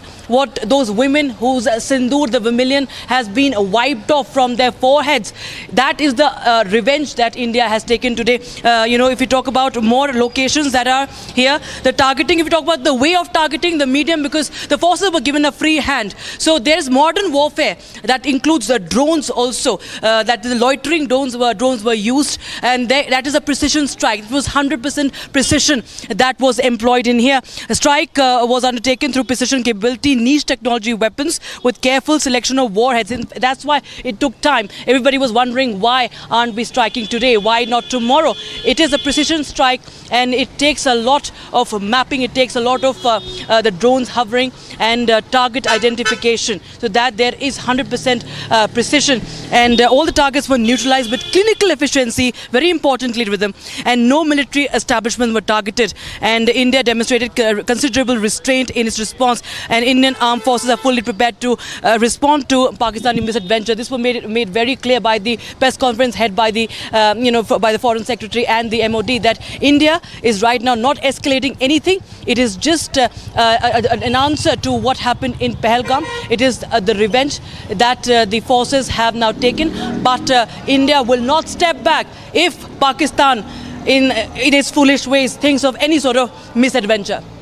Absolutely, and I also want to once again play out those visuals, Rakshita, that you've accessed at this wonderful briefing that you've given us on this, because let's face it, today what India has done is we've targeted the headquarters of the Jaish-e-Mohammed and the Lashkar-e-Toiba, the places from which these attackers, Ajmal Kasab, David Coleman Headley, were indoctrinated, these terrorists were made the nerve centers of the suicide terrorists, the suicide bombers, and those places in Muridke, in Bahawalpur have also been targeted. In fact, if I could go to the visuals of Bahawalpur, those 11 seconds that Rakshita has been accessed by you, these are the headquarters of Jaish-e-Mohammed. Masood Azhar used to come here to give and indoctrinate the cadres. This is Bahawalpur on the screen that can be seen. This camp was used for recruitment, for training and indoctrination. But then whether we go across to Muridke, similar stories are there. Today, Rakshita, in fact, we've also got news of admission of Masood Azhar stating and admitting that there are close aides of his who've been killed and family members. Absolutely. Those are the visuals that are coming in, and right now as we speak, those terror camps have been focused. Remember, this is an important part is that the Punjab, the areas in Punjab that have been terror hotbeds for the longest time have been targeted. And remember, the Punjab, of course, has been, we do understand that no military target has been hit, but yes, it becomes very important about the geographical and the historical understanding and the political understanding of where these targets have been. Nevertheless, this Indian Army Indian forces maintain that we continue to strike and take the revenge. This is a step. This is a step in the way of dismantling terror networks and hitting them where it hurts the most. And the reaction that has come in from the Pakistani government, we can see that sort of a scrambling, and the kind of statement that are coming in, they are completely shattered. They're completely shattered. They're completely trembling. They were trembling even after this attack. They carried out this dastardly attack and they were trembling, and now they have nowhere to go. They don't have any options. Of course, India will wait and watch. India is not escalating this further. We've seen multiple ceasefire violations that have happened across the border Rakshita, along the LOC right after the strike. I'm just going to come back to you. There is some more breaking news coming in. The National Security Advisor Ajit Doval has briefed his counterparts on the actions that have been taken, the methods that have been used. He's spoken to his counterparts in several countries. Soon after the focused strikes on terror have taken place, he has spoken with the NSA of United States and the Secretary of State, Marco Rubio. He's spoken, the National Security Advisor Ajit Doval has also spoken to the United Kingdom National Security Advisor Jonathan Powell. He's spoken to the Saudi NSA, Mosaid Al-Ayban, the UAE NSA, H.H. Sheikh Fahnoon, Secretary General of NSC of UAE, Ali Al-Shamsi, and NSA of Japan, Masatka Okano.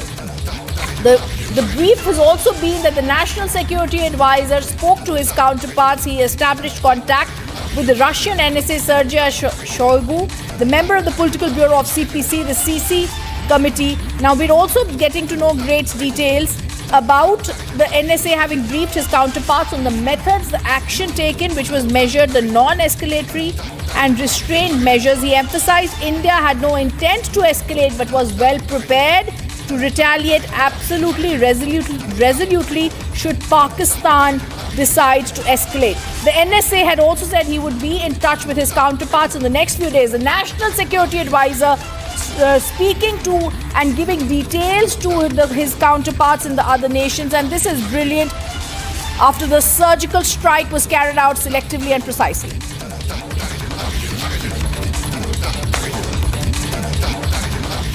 The Indian Armed Forces carried out 24 precise missile strikes on 9 terror targets in Pakistan and Pakistan-occupied Kashmir, including Muridke and Bahawalpur. These are the strongholds of the terror groups, the headquarters of Lashkar-e-Toiba and Jaish-e-Mohammed. The attack, which was carried out at 1:44 a.m., 1:05 a.m. started. It was in response to the terror attack in Pahalgam in Jammu and Kashmir's Anantnag district that claimed 26 lives. A complete report on how the Operation Sindoor was done. Let me take you through the inside details of how Operation Sindoor was conceptualized. National Security Advisor Ajit Doval and a special team spearheaded this entire mission. And the goal of this mission was not only to avenge those who were killed in Pahalgam, but several other innocent lives that were lost in terror attacks that have taken place in Jammu and Kashmir. That is the reason why each of these 9 targets that were selected by this special team, there is a significance attached to it. I'll take you through each of the camps of Lashkar-e-Toiba, Jaish-e-Mohammed and Hizbul Mujahideen that was targeted in these precision strikes that were carried out by the Indian Armed Forces. In fact, we are given to understand that this was not limited to just terror launch pads, but the very fact that the terror factory operating out of Pakistan should be completely eliminated. That is the reason why this mission was not restricted to just Pakistan-occupied Kashmir, but also deep inside Punjab. Playing a crucial role was also the NTRO. Most of these areas were under some sort of a surveillance to basically look at those who were present inside those very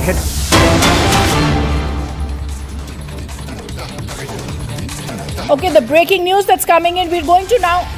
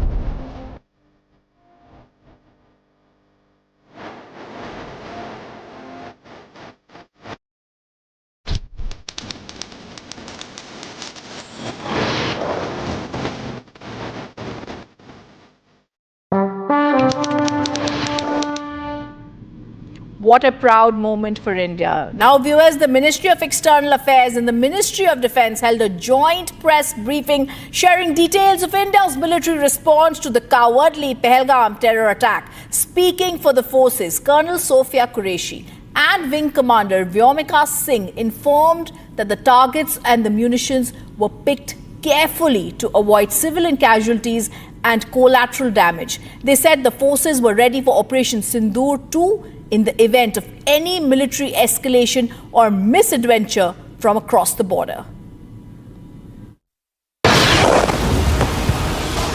Less than 24 hours after India inflicted a heavy cost on Pakistan for the Pahalgam terror attack, the forces shared details of Operation Sindoor at a key security briefing in the capital. Speaking for the forces, Colonel Sophia Qureshi and Wing Commander Vyomika Singh said the targets and payloads were picked very carefully to avoid civilian casualties and collateral damage. Addressing the joint press briefing, Foreign Secretary Vikram Misri said the counter-strikes were intelligence-based and non-escalatory. Misri said the targets were locked on the basis of hard and actionable intelligence, and the forces took necessary caution to avoid any harm or damage to the civilian population and installations in Pakistan.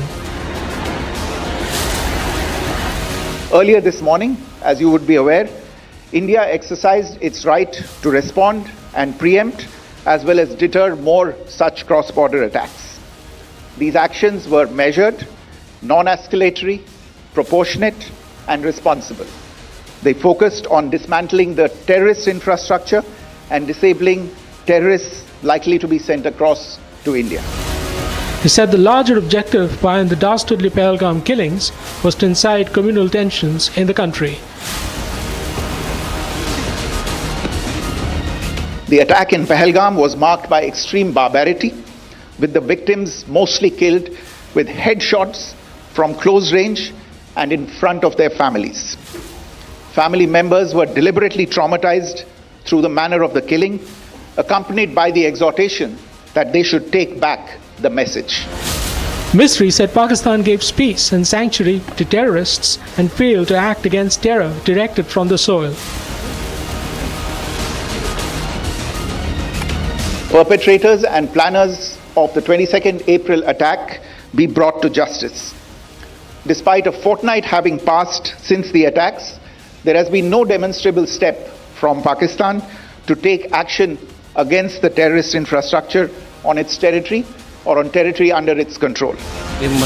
Jaish's Markaz Subhanallah and Lashkar's main training facilities were targeted and destroyed in the retaliatory airstrikes.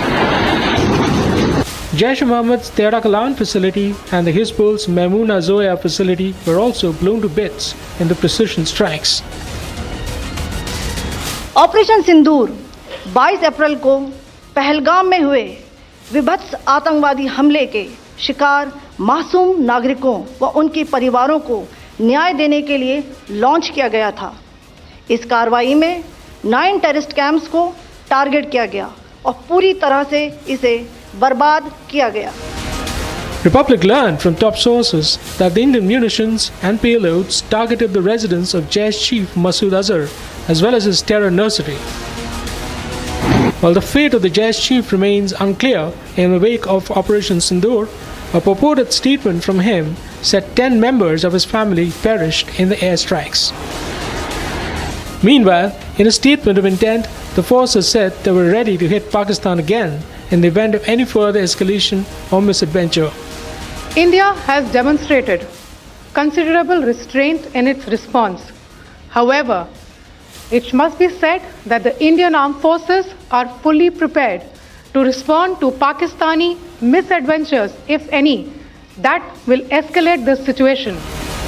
Meanwhile, as a coward Pakistan targeted civilians post-Operation Sindoor with heavy artillery shelling across the LSC, the forces responded befittingly and proportionately. The message is clear. The blueprint for Operation Sindoor 2 is ready if Pakistan dares respond. Major General G.D. Bakshi, in a sharp strategic commentary, hints at the potential use of the BrahMos missile in future cross-border counter-terrorism operations. He emphasizes the speed, precision and visibility. He suggests high-impact non-escalatory strike on entrenched terror camps could serve as both a tactical message and a deterrent. With BrahMos' unmatchable accuracy, rapid deployment capability, Major General Bakshi frames it as an ideal tool for swift punitive action, underscoring India's evolving doctrine of decisive, proportionate response. Operation Sindoor ये बहुत उपयुक्त नाम है भारतीय सेना और वायुसेना के उस ऑपरेशन का जो कि पहलगाम में हमारी जो 26 भारतीय नारियों का सिंदूर उजाड़ा था पाकिस्तान के दहशतगर्दों ने, उसके लिए करारा और मुफीद जवाब है। भारत की आर्मी और एयरफोर्स ने एक जॉइंट ऑपरेशन में 9 टेररिस्ट कैंप्स को स्ट्राइक किया है, जो कि शुरू होते हैं मुजफ्फरनगर से, पीओके में, भिंबर गली, गुलपार, चक अमरू, सियालकोट, मुरीद के और भावलपुर। याद रहे, भावलपुर 230 किलोमीटर पाकिस्तान के अंदर है, पाकिस्तान प्रॉपर। जबकि शुरू की टारगेट्स पीओके में हैं, ये तमाम टारगेट्स मुरीद के, सियालकोट और भावलपुर तो जो सबसे डीप टारगेट है 230 किलोमीटर पाकिस्तान की गहराई में। मेरा अंदाज़ है कि हमारी एयरफोर्स ने Su-30 MKIs के साथ ब्रह्मोस मिसाइल्स का इस्तेमाल किया है और शायद राफाल्स के साथ स्पाइस क्रूज मिसाइल्स का इस्तेमाल करते हुए जो गहरी टारगेट्स हैं उनको स्ट्राइक किया है। इंडियन आर्मी ने जो LOC के नज़दीक टारगेट्स हैं जैसे कि मुजफ्फराबाद, कोटली, भिंबर गली इत्यादि, इनको अपने या तो ground launched BrahMos cruise missile से टारगेट किया है, या फिर कोई शॉर्ट रेंज हमारे जो वेपन्स हैं, मतलब इनसे शॉर्टर रेंज वेपन्स हैं जैसे कि स्मर्च या फिर आपके Pinaka multi barrel rocket launchers, इनसे टारगेट किया है और इन टारगेट्स को निस्तनाभूत कर दिया है। उनके फ्लैशेस तो श्रीनगर से दिखाई दे रहे थे, इतने जम के हमला किया था। हमारा जो रिस्पांस रहा है, इस बार हमने हाईली विजिबल टारगेट्स को स्ट्राइक किया है और मेरा ख्याल तो इनमें साथ में लॉइटरिंग म्यूनिशंस का भी इस्तेमाल किया गया था, possibly to confuse the enemy radars and present multiple targets, ताकि अगर कोई भी रिस्पांस होता तो उसको केटर फॉर किया जा सकता था।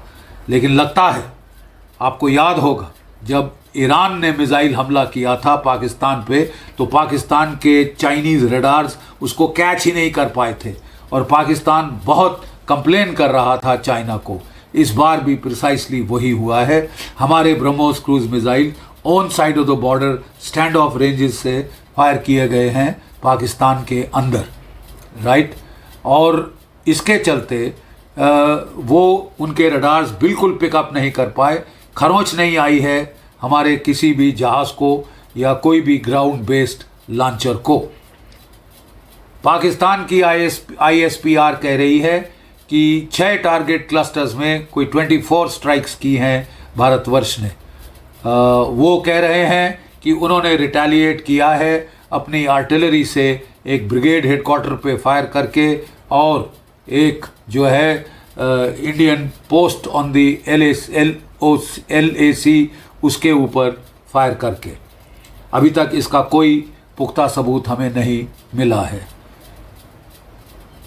हमारा जो रिस्पांस रहा है वो नॉन एस्केलेटरी है, वो प्रोपोर्शनेट स्ट्राइक है। सो फार हमने केवल पाकिस्तान की टेरर टारगेट्स को एड्रेस किया है, लेकिन अगर पाकिस्तान भारत की जवाबी कार्रवाई में भारत की सिविल या मिलिट्री टारगेट्स को स्ट्राइक करता है तो हमें पूरी जस्टिफिकेशन मिलेगी इसको एस्केलेट करने अगले 2-3 स्टेप्स, जिसमें पाकिस्तान की आर्मी ISI के जो कमांड, जो उनका नेटवर्क है इस टेरर इकोसिस्टम का, उसको भी हम टारगेट कर सकते हैं और उस दर्जे हरारत तक जा सकते हैं जहां पाकिस्तान जाना चाहता है। हमें उम्मीद है कि पाकिस्तान को अकल आ गई होगी और वो यहीं पे सिलसिला ख़त्म कर देगा। We are prepared to not go any further if Pakistan does not escalate. जय भारत, जय Hind.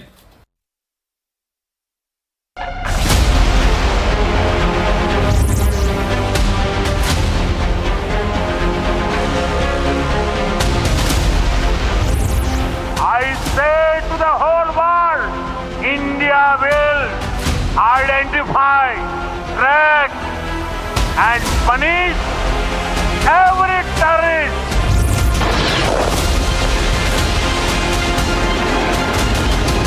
History has been made that in this strike, our information reaching Republic is that the main headquarters of the Lashkar-e-Toiba at Muridke has been completely devastated.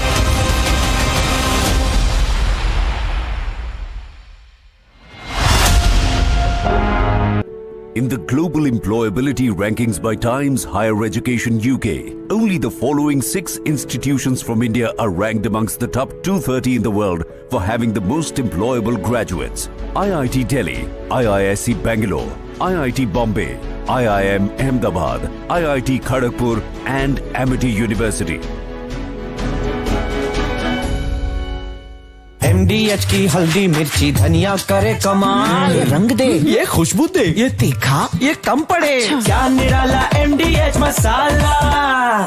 पाकिस्तानियों ने जंग शुरू कर दी है। अभी मेरे बहावलपुर सिटी के अंदर मौलाना मसूद अजहर साहब के जो है मदरसा है, उसके ऊपर 4 मिसाइल दागे गए हैं। 4 मिसाइलों के साथ हमला किया गया है मौलाना मसूद अजहर के मदरसे के ऊपर। हम अपनी अफवाज पाकिस्तान के साथ खड़े हैं, लेकिन मेरा सवाल है कि हमारी एजेंसीज कहाँ सोई हुई थी, हमारी अफवाज पाकिस्तान कहाँ सोई हुई थी जब ये हमला हुआ। मुजफ्फराबाद की भी खबर आ रही है कि मुजफ्फराबाद वाली साइड पे भी ये अटैक हुआ है, लेकिन सबसे मेरे बहावलपुर सिटी के अंदर अटैक हुआ है, ब्लास्टिक मिसाइल के साथ उन्होंने हमला किया है। मौलाना मसूद अजहर साहब के मदरसे के ऊपर 4 मिसाइल मारे गए हैं।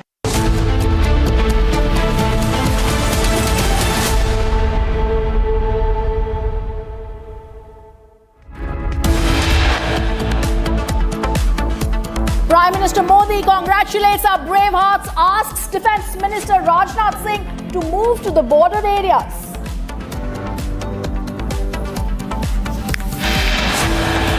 Prime Minister Modi meets President Murmu, briefs her about Operation Sindoor.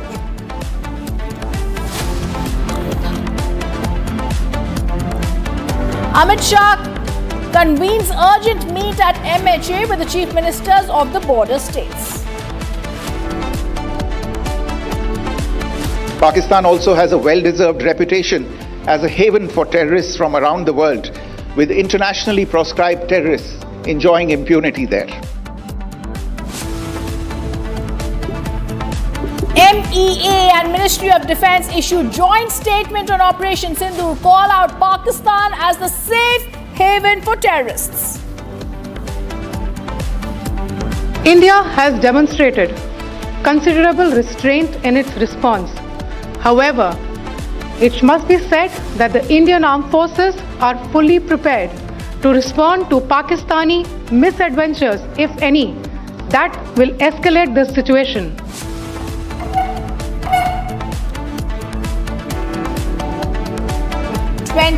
Minutes in which Ministry of Defence briefs on Operation Sindoor, explains how precision strikes were carried out on 9 targets for 25 minutes.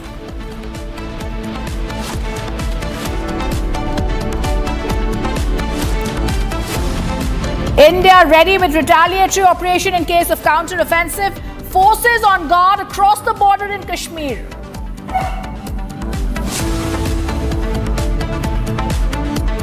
And Republic leads Operation Sindoor coverage. Story broken first on Republic by Arnab Goswami.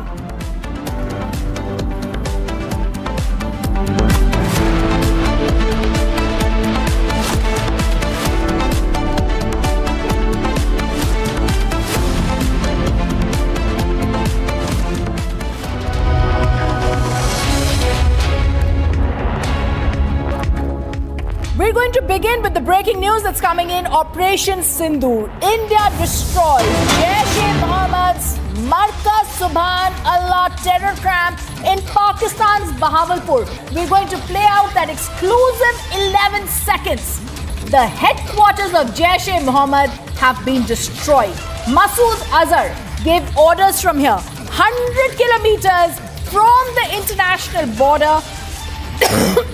This camp was used to train, recruit and indoctrinate. These visuals that talk about Markaz Subhan in Bahawalpur show us those visuals and that golden bomb explosion that went up in the air. Let me go across to Rakshita, bringing us those visuals. Rakshita, it's massive. Masood Azhar, now the terrorist who issued directions from here, the headquarters, now claims that his family members also have been killed. The close aides have been killed. We play out that Bahawalpur headquarter visuals that has been accessed by you.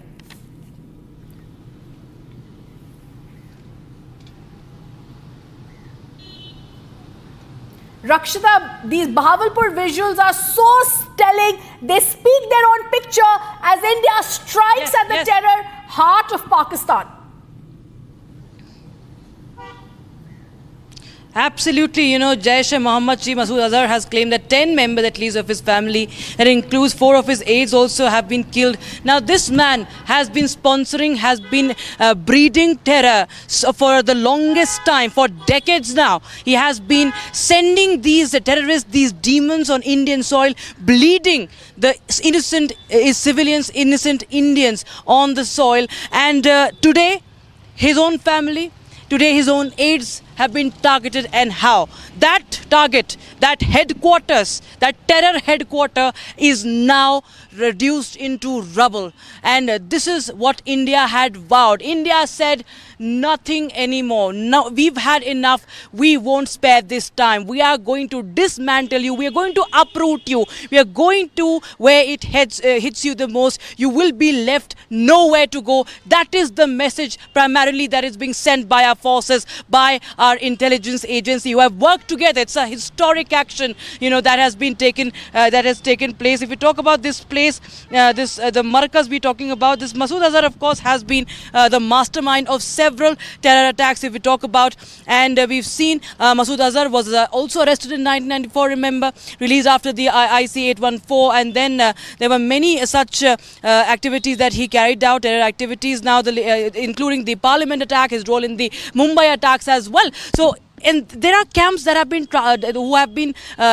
targeted this time, where the likes of the 26/11 terror attack gunman, the terrorist Ajmal Kasab was also visiting, and many such of those terror masterminds were indoctrinating the young boys. They were indoctrinating and also creating these terror camps. Also, they were weaponizing them, providing them weapons, and this was happening in Pakistan occupied Kashmir as well as in Pakistan. Like you see, Bahawalpur, the locations that have been hit in Bahawalpur, those have been also hit. The way that that blaze comes out, the explosion, it's for every Indian to see. India said, the Prime Minister said that we will find you, we will trap you, and we will punish you. The punishment is for the world to see, that nobody would dare ever raise an eye to India, not even look at the way anybody can dare look at the way they did towards India. And we've seen that India this time has set an example like never before. This is not an operation. These are strikes down the bottom. These are strikes dismantling these terrorists, these masterminds who have been controlling these areas and sponsoring terrorist attacks in several parts of the country, Rhythm. And their headquarters, their training camps today are nothing but rubble. There are only plumes of smoke that is coming out. Absolute panic if you see in POK. You see these army people, and they're not even army, they are all connected with these terrorists, and they go and they're meeting people.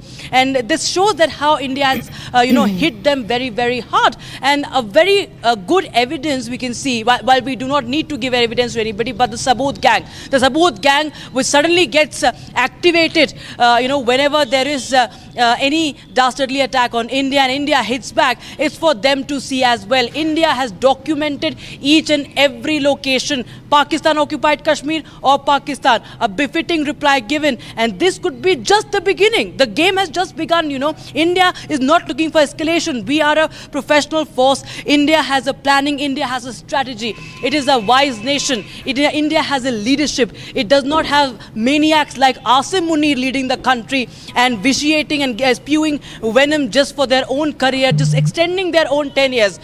India, of course, is a leader in the global south. India will take the right decisions so that there is no instability in the region. Minimum damage. If you see the way these strikes have been conducted, with the precision strikes, 100% precision. Modern warfare has been employed here. Yes. The drones, the loitering munitions that have been used here, that is the kamikaze. It's very important. They can, in fact, they can do the work of a missile without using the missile and with minimum collateral damage. That has also been one of the key areas where India has worked on, that there should be minimum collateral damage. No military targets, no civilian targets. And on India's, of course, India also continues to, protect its own civilians. Yes, there is a lot of attention on the border, along the international border, along the LOC. All right. And the I also want to, yes, Rakshita, go across to some more breaking news that's coming in, and I'm going to stay with those visuals also that are coming in. The National Security Advisor Ajit Doval spoke to around 8 of his counterparts during the talks. He emphasized India has no intent to escalate but was well prepared to retaliate resolutely should Pakistan decide to escalate. Remember the strategy, the inside details. This was a surgical, selective, precise strategy. High-value targets were under constant surveillance. The final clearance was given by National Security Advisor Ajit Doval. He's warned of a firm response if Pakistan retaliates. He spoke to 8 counterparts of 8 important nations, including the United States and Russia. He has said India does not seek an escalation. This was a secret control room directly monitored operation. Doval's core team got real-time updates. National Security Advisor Ajit Doval crucially spoke to 8 of his counterparts.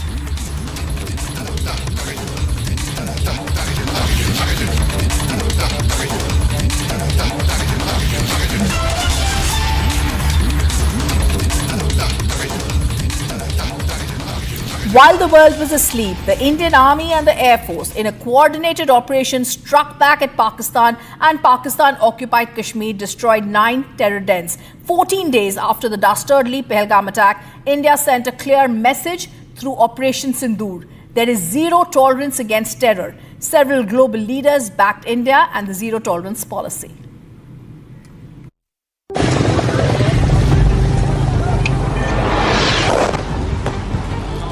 In a bold and decisive move, swift, surgical and unforgiving. 14 days after the dastardly Pahalgam terror attack,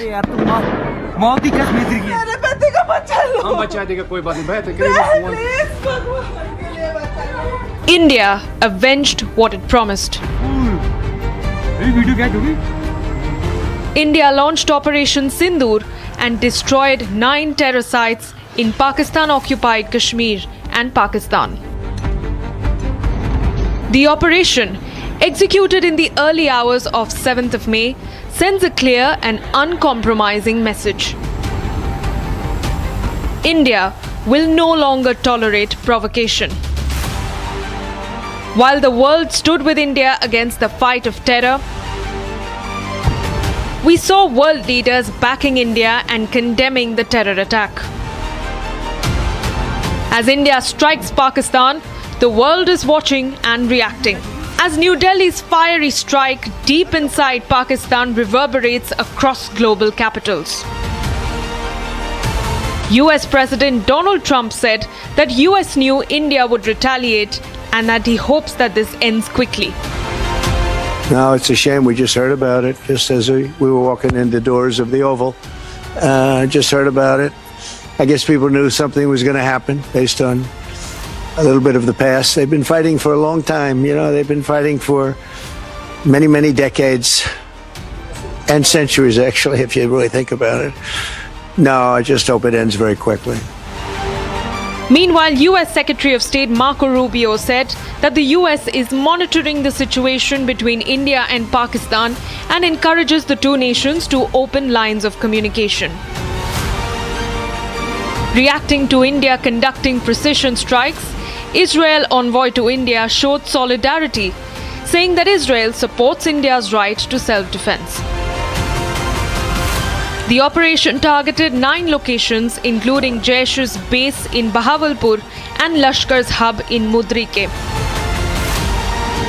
Operation Sindoor, as the Indian Army stated, is India's answer to Pakistan. Justice is served. The world woke up to Operation Sindoor, a testament of the fight of our armed forces and those grieving families who were witness to their loved ones being killed. We bring you a report on the biggest strike on terror, Operation Sindoor.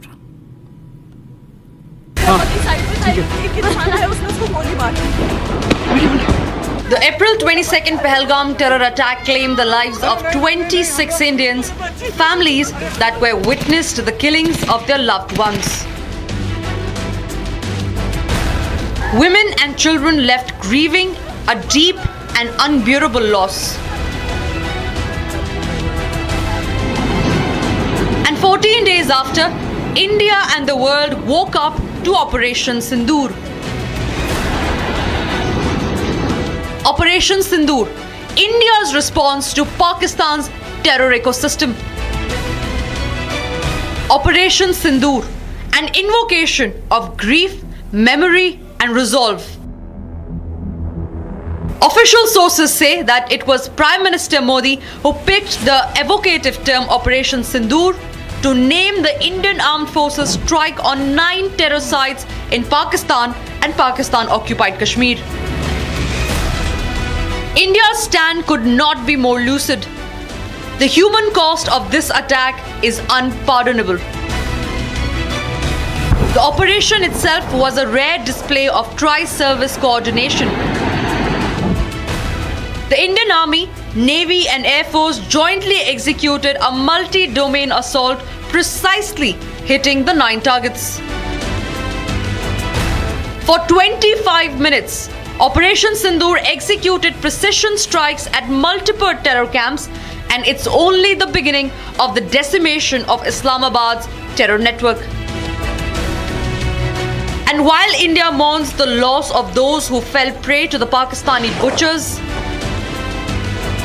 Operation Sindoor is a testament to the unwavering resolve of the surviving women, of the armed forces' determination, and of Bharat's fight against terrorism.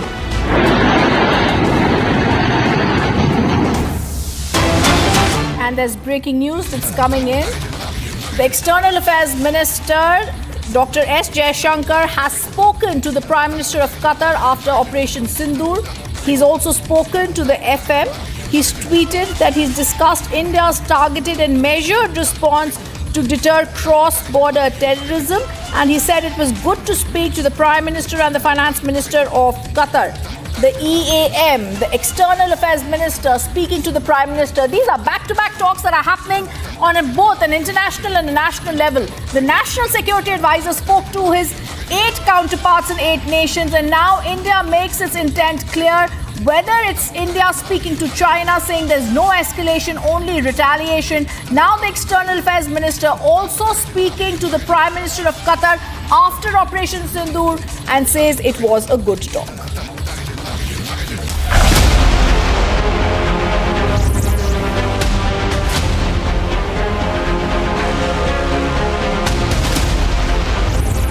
I say to the whole world, India will identify, track and punish every terrorist.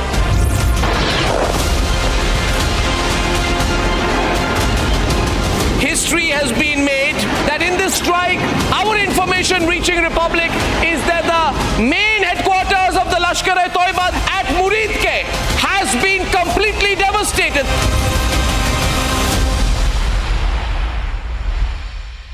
Mahi sir, how much do you love your fans? Honestly, I love my new fans.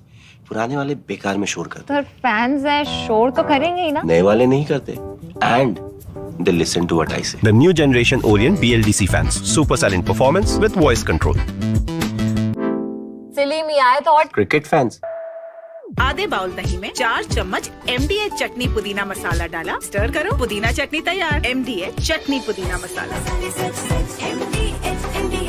Unlike in 2019 when we had hit Balakot, which was in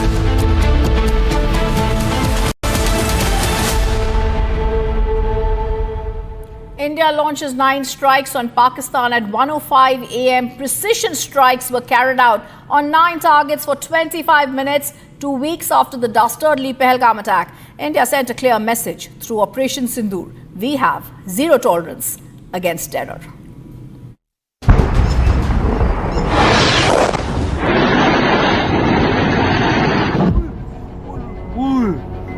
A little after midnight on the 7th of May, 9 targets struck inside Pakistan. Nobody saw it coming. Not even those in this video.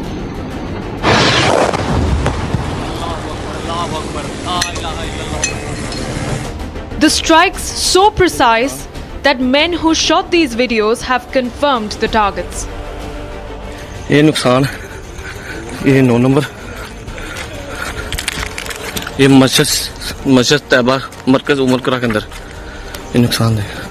5 targets in Pakistan-occupied Kashmir, 4 targets deep inside Pakistan territory.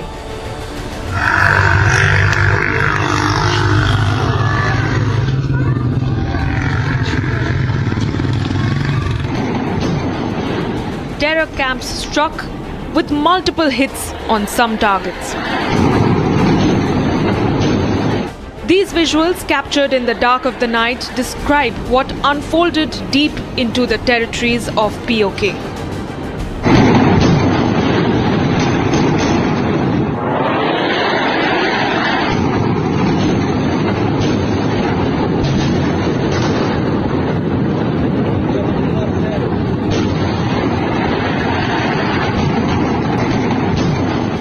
Precision strikes that turned the skies red. देखना वाम कैसे आ रही है वहां से अभी video catch हो गई नहीं हो गई Multiple loud explosions and a complete blackout. The enemy was not ready for this.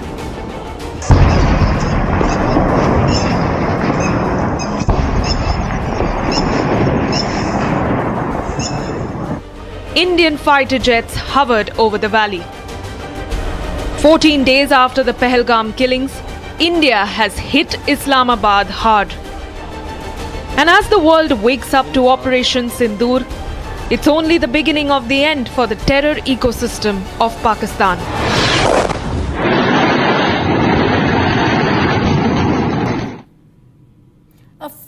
A fortnight after Pakistan's terror proxies slaughtered 26 defenseless tourists, sending their families into despair, leaving the world in shock, Pahalgam has now been avenged. In a coordinated tri-services operation codenamed Operation Sindoor, India unleashed hell across the border, flattening 9 hand-picked terror hubs deep inside Pakistan and Pakistan-occupied Kashmir. While typically underplaying the extent of damage that has been wrought by India's fierce counter-offensive, this time Pakistan was forced to acknowledge the heavy casualties on its side. The dastardly Pahalgam terror attack of April 22nd has been avenged. A fortnight after Pakistani terrorists shot 25 unarmed tourists in the lush Baisaran meadows, after ascertaining their fate, India settled the scores. In a precise and deadly tri-services offensive codenamed Operation Sindoor, the Indian forces destroyed 9 terror hubs or hideouts deep inside Pakistan and Pakistan-occupied Kashmir.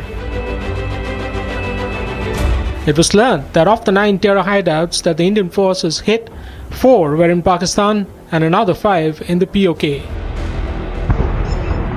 The targets, the coordinates for which were determined by intelligence agencies, included the Jaish and Lashkar headquarters in Pakistan's Bahawalpur and Muridke.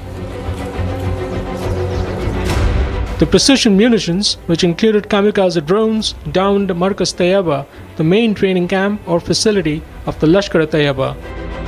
Huge visual coming in right now. Just see the extent of the devastation in Pakistan tonight. Just see that go through.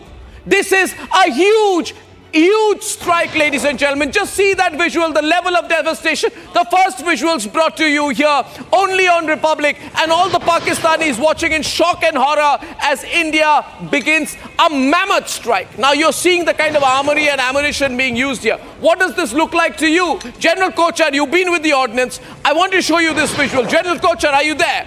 Are you seeing this visual with you, sir? You see the nature of the visual, the nature of the explosion. What does it look like to you, sir?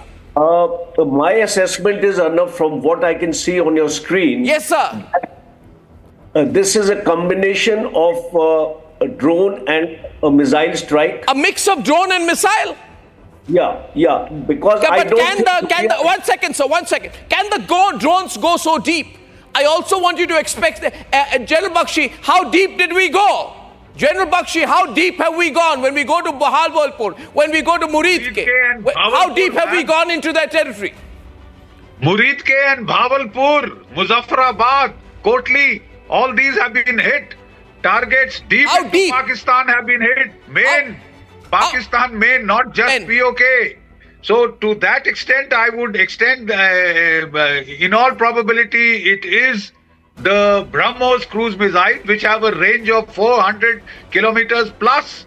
I was telling you the circular error of probability is 1 meter, and the warhead that it carries is hundreds of kilos. The facility funded by Osama bin Laden was where Ajmal Kasab received his training before the 26/11 attacks. The Bahawalpur headquarters of the Masood Azhar-led Jaish-e-Mohammed was also targeted in India's precision counterstrikes. Significantly, while typically underplaying the extent of damage inflicted by the Indian airstrikes, Pakistan did acknowledge heavy casualties on its side. Pakistan's Foreign Minister Ishaq Dar released a statement claiming the Indian counterstrikes claimed civilian lives, including those of women and children. However, top sources told Republic that the Indian forces eliminated over 100 terrorists in Operation Sindoor, while avoiding civilian casualties and collateral damage. As Pakistan goes crying to the UN again, claiming civilian casualties in the Indian airstrikes, its thriving terror nurseries lie in ruins.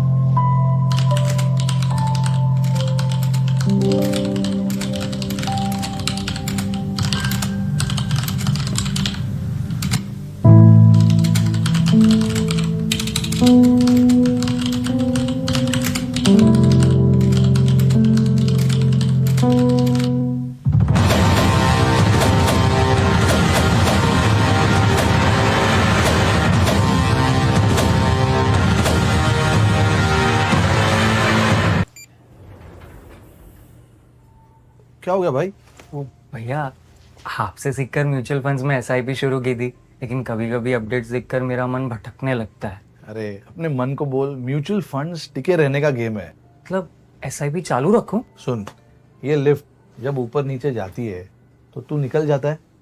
नहीं भैया, यही तो सही मंजिल तक ले जाती है। तो बस म्यूचुअल फंड्स का भी यही है, दूर की सोचेगा और डटे रहेगा तो तू भी अपने सपनों के पास पहुंच सकता है। हाँ बिल्कुल आपकी तरह। सही है।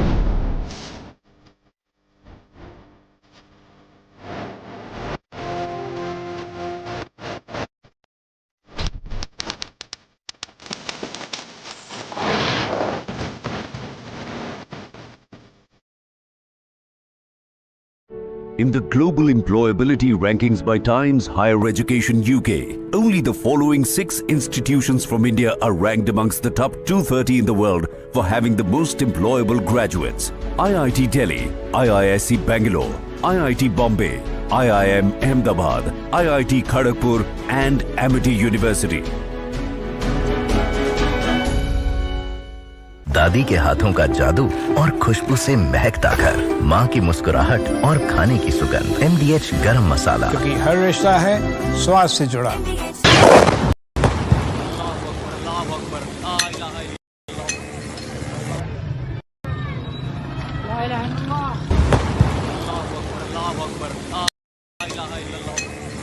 Of different weapon systems, because you cannot risk putting all eggs in one basket. ये मस्जिद तैयबा मरकज उमरकरा के अंदर नुकसान है। Not risk putting all eggs in one basket.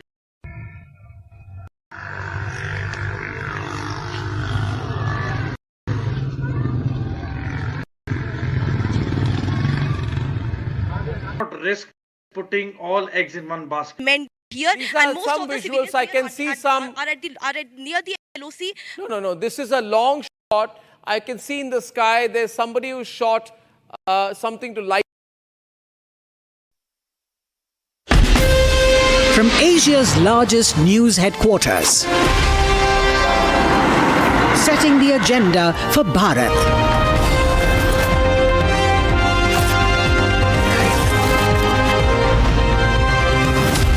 You're watching Republic.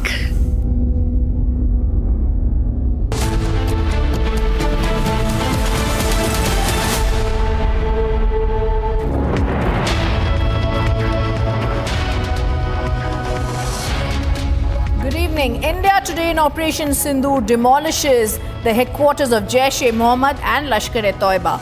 We send out a strong message to Pakistan in Operation Sindoor that these terrorists that continue to work from your Pakistani state soil will now be demolished by us. First up, a look at our top headlines.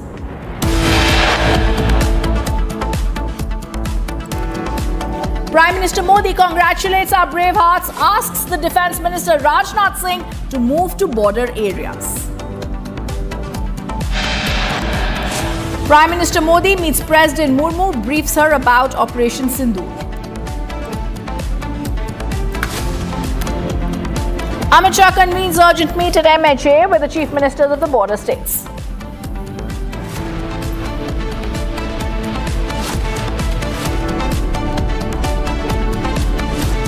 MEA and Ministry of Defence issue joint statement on Operation Sindoor, call out Pakistan as the safe haven for terrorists.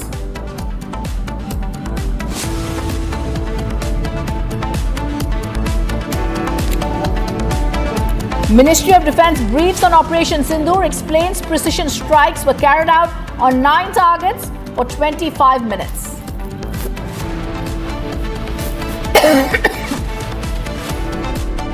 India ready with retaliatory operation in case of counter-offensive. Forces on guard across the border in Kashmir.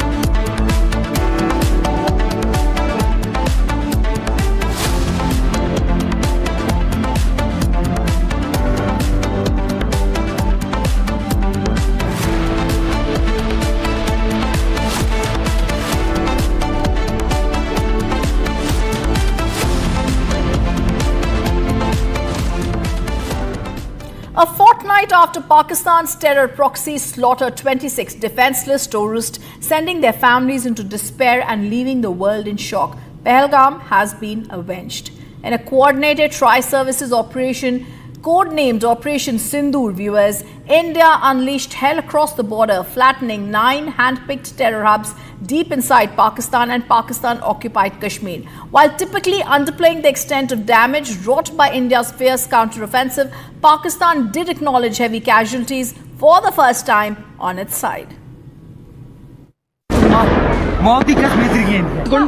The dastardly Pahalgam terror attack of April 22nd has been avenged. A fortnight after Pakistani terrorists shot 25 unarmed tourists in the lush Baisaran meadows, after ascertaining their fate, India settled the scores. In a precise and deadly tri-services offensive codenamed Operation Sindoor, the Indian forces destroyed 9 terror hubs or hideouts deep inside Pakistan and Pakistan-occupied Kashmir. It was learned that of the 9 terror hideouts that the Indian forces hit, 4 were in Pakistan and another 5 in the POK. The targets, the coordinates for which were determined by intelligence agencies, included the Jaish and Lashkar headquarters in Pakistan's Bahawalpur and Muridke. The precision munitions, which included kamikaze drones, downed Markaz Tayyaba, the main training camp or facility of the Lashkar-e-Taiba. Huge visual coming in right now. Just see the extent of the devastation in Pakistan tonight. Just see that go through. This is a huge strike, ladies and gentlemen. Just see that visual, the level of devastation. The first visuals brought to you here only on Republic, and all the Pakistanis watching in shock and horror as India begins a mammoth strike. Now you're seeing the kind of armory and ammunition being used here. What does this look like to you? General Kochar, you've been with the ordnance. I want to show you this visual. General Kochar, are you there? Are you seeing this visual with you, sir? You see the nature of the visual, the nature of the explosion. What does it look like to you, sir? My assessment is, Arnab, from what I can see on your screen. Yes, sir. This is a combination of a drone and a missile strike. A mix of drone and missile? Yeah. Because I don't. One second, sir. One second. Can the drones go so deep? I also want you to expect, General Bakshi, how deep did we go?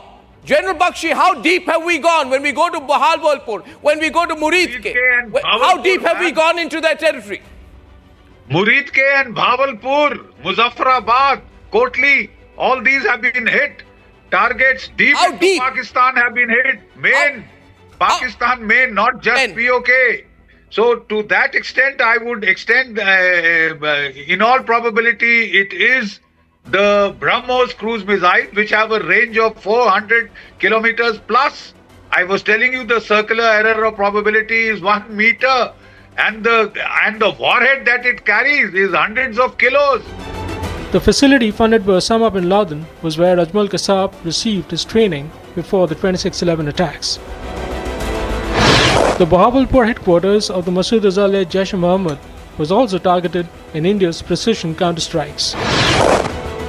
Significantly, while typically underplaying the extent of damage inflicted by the Indian airstrikes, Pakistan did acknowledge heavy casualties on its side. Pakistan's Foreign Minister Ishaq Dar released a statement claiming the Indian counterstrikes claimed civilian lives, including those of women and children. However, top sources told Republic that the Indian forces eliminated over 100 terrorists in Operation Sindoor, while avoiding civilian casualties and collateral damage. As Pakistan goes crying to the UN again, claiming civilian casualties in the Indian airstrikes, its thriving terror nurseries lie in ruins.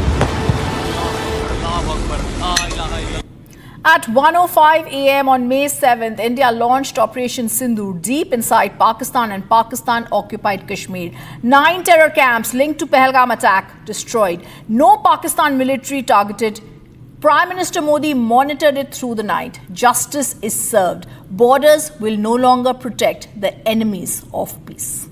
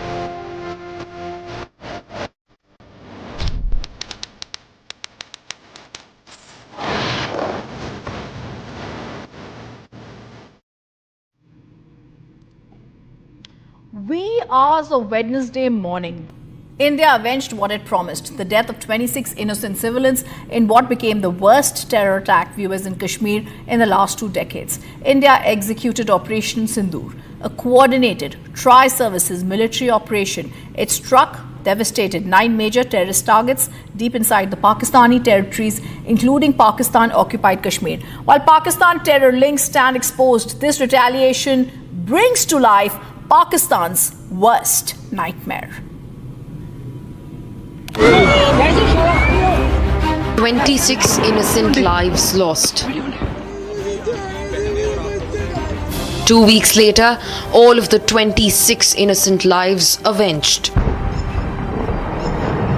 Operation Sindoor 22 अप्रैल को पहलगाम में हुए विभत्स आतंकवादी हमले के शिकार मासूम नागरिकों व उनके परिवारों को न्याय देने के लिए लॉन्च किया गया था। इस कार्रवाई में 9 टेररिस्ट कैंप्स को टारगेट किया गया और पूरी तरह से इसे बर्बाद किया गया।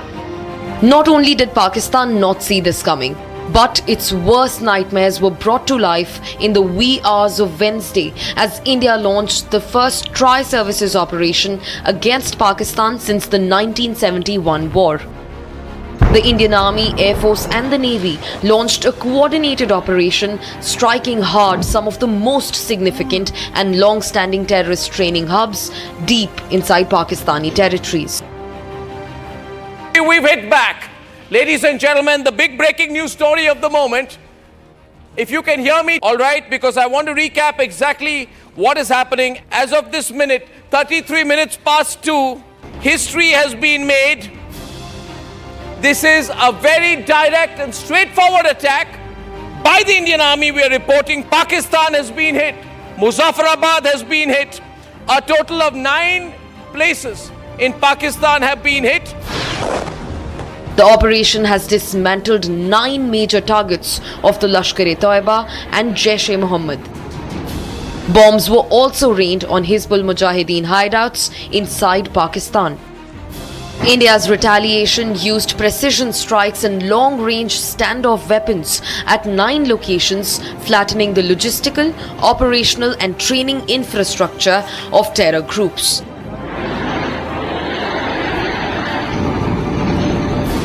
The 9 targets included 4 Jaish-e-Mohammed targets: Bahawalpur in Punjab, Tehra Kalan, Kotli and Muzaffarabad. The Jaish has claimed responsibility for major attacks in India, including the 2001 Parliament attacks and the 2019 Pulwama suicide bombing. In fact, Murid K, the nerve center of the Lashkar-e-Toiba, was quivering with the impact of the explosion. In fact, Barnala and Muzaffarabad terror camps were also charred by missiles. Lashkar-e-Toiba orchestrated the 26/11 Mumbai terror strikes. The Hizbul Mujahideen has not been spared either, with Sialkot and Kotli camps completely hammered. The terrorist group has been active in multiple attacks across the Kashmir Valley. Each of the 9 sites selected for the operation had a history of association with major terror plots and infiltration attempts directed at India. India has hit back, and it has hit back harder than ever. The message is as clear as it can get: zero tolerance towards terrorism and its dirty state sponsors. And this breaking news coming in, India now calls on the permanent and non-permanent members of the United Security Council to brief them on Operation Sindoor.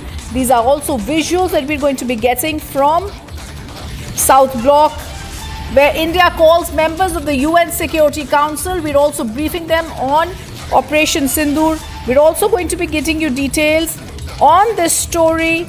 We're also now being told that India has called on the permanent and the non-permanent members of the United Security Council to brief them on Operation Sindoor. These are foreign envoys who are there at the MEA headquarters and have been briefed on Operation Sindoor. India has called on members. Viewers, this has been a day in which national and internationally we've seen our ministries working in extreme painstaking coordination. The next bit of information that's coming in, Indian government is briefing foreign envoys on India's strike at terror camps deep inside Pakistan. The evidence of Pakistan's involvement in the Pahalgam terror attack is going to be shared with foreign ambassadors. This is the big breaking news that's coming in. India is now briefing foreign envoys. They're going to share with the foreign ambassadors what we've all known about Pakistan's involvement with the terror camps. This is not the first time that they've done this, but this is now India rewriting the rules. Pakistan has sheltered terrorists. We're now going to be getting you, viewers, after this. We're going to be getting you more videos of how, as the nation is still mourning these people who were killed in the Pahalgam attack, in that act of cowardice, now the visuals that tell a different story. India responded with precision and power. 9 terror targets. Under Operation Sindoor, the Indian Armed Forces struck deep into terror infrastructure. We get you details of the 9 locations and what happened when India targeted the terror camps. Operation Sindoor 22 अप्रैल को पहलगाम में हुए विभत्स आतंकवादी हमले के शिकार मासूम नागरिकों व उनके परिवारों को न्याय देने के लिए लॉन्च किया गया था। इस कार्रवाई में 9 टेररिस्ट कैंप्स को टारगेट किया गया और पूरी तरह से इसे बर्बाद किया गया। They are distributed from Kawai Nala in the north, counting to approximately 21, ending at Bahawalpur to the south. India has demonstrated considerable restraint in its response. However, it must be said that the Indian Armed Forces are fully prepared to respond to Pakistani misadventures, if any, that will escalate the situation.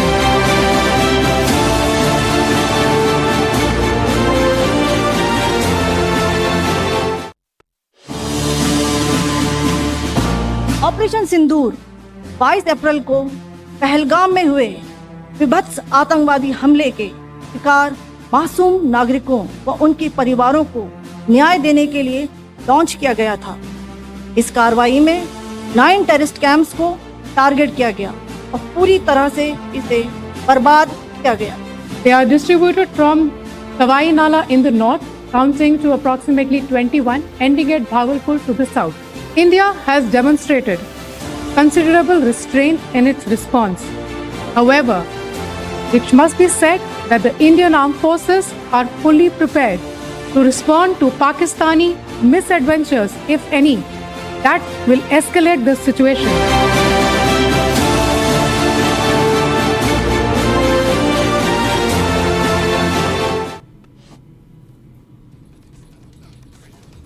The nation mourns the Pahalgam attack, an act of cowardice that claimed innocent lives and shook the valley. But now the visuals tell a different story.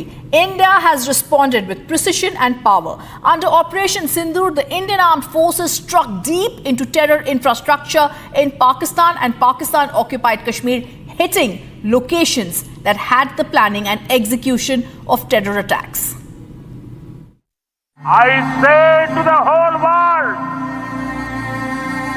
India will identify, track and punish every terrorist and their backers. Terrorism will not go unpunished.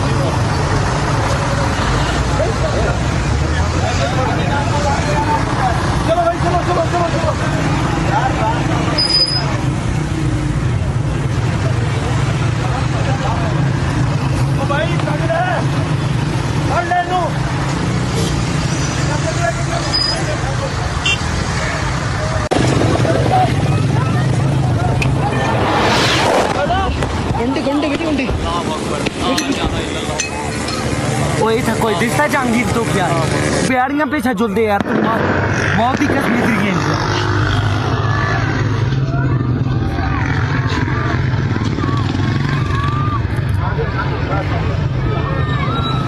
ला इलाहा इल्लल्लाह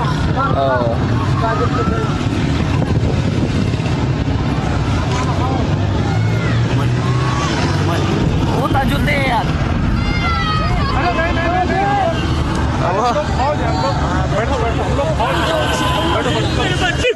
ये नुकसान हम लोग फौजी हैं आपकी safety के लिए आए हैं आपकी सेफ्टी के लिए आए हैं बैठो बैठो बैठो बैठो आपकी सेफ्टी के लिए आए हैं हम इंडियन आर्मी हैं बैठो मस्जिद तैयबा आप लोग आपके बच्चे कुछ नहीं करेंगे थोड़ा बताइए हुआ पति को आए हैं बैठो बैठो बैठो ये बैठो आपकी नुकसान सेफ्टी के लिए आए हैं ये 9 नंबर हम इंडियन आर्मी हैं बैठो ये इंडियन आर्मी आप लोग कहाँ से आए हो कहाँ से आए आप लोग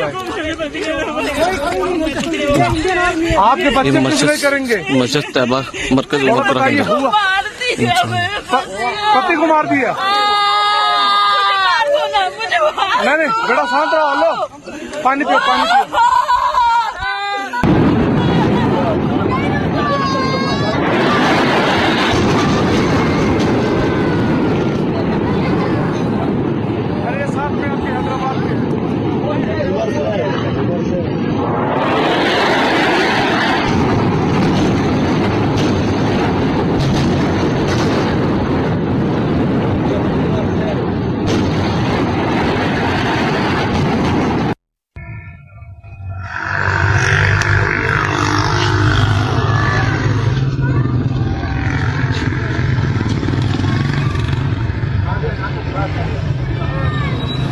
ला इलाहा इल्लल्लाह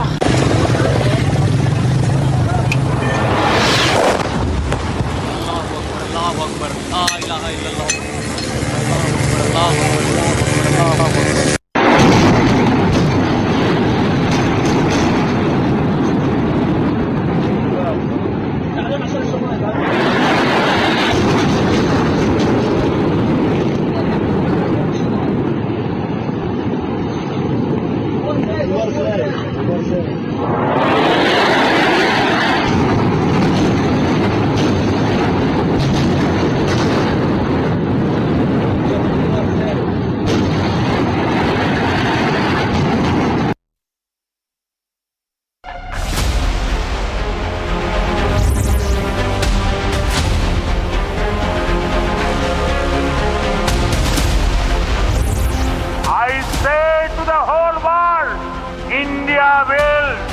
identify, track and punish every terrorist.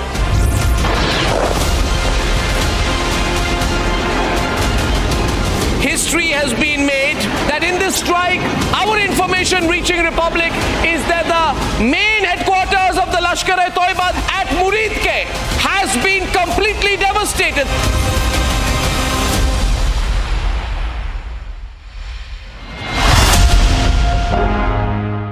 MDH की हल्दी मिर्ची धनिया करे कमाल ये रंग दे ये खुशबू दे ये तीखा ये कम पड़े क्या निराला MDH masala.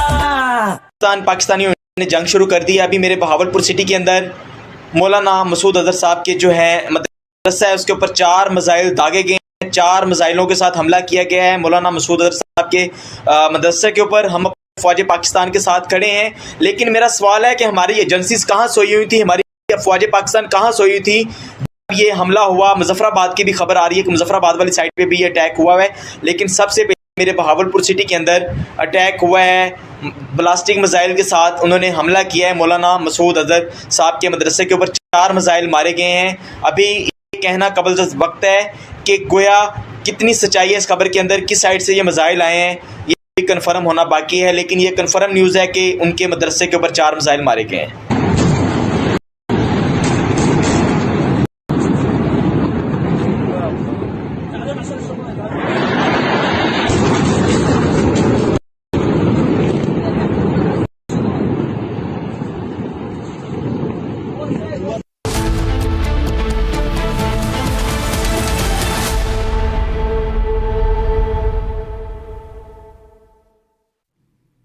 Jai Hind, viewers. India has stood on its resolve. Operation Sindoor, a testament of Prime Minister Modi's zero tolerance towards terrorism, has been seen. The precision strike post-midnight that shook over 9 major terror targets in Pakistan have reaffirmed India's position as a regional peacemaker who's not afraid of breaking the silence when provoked.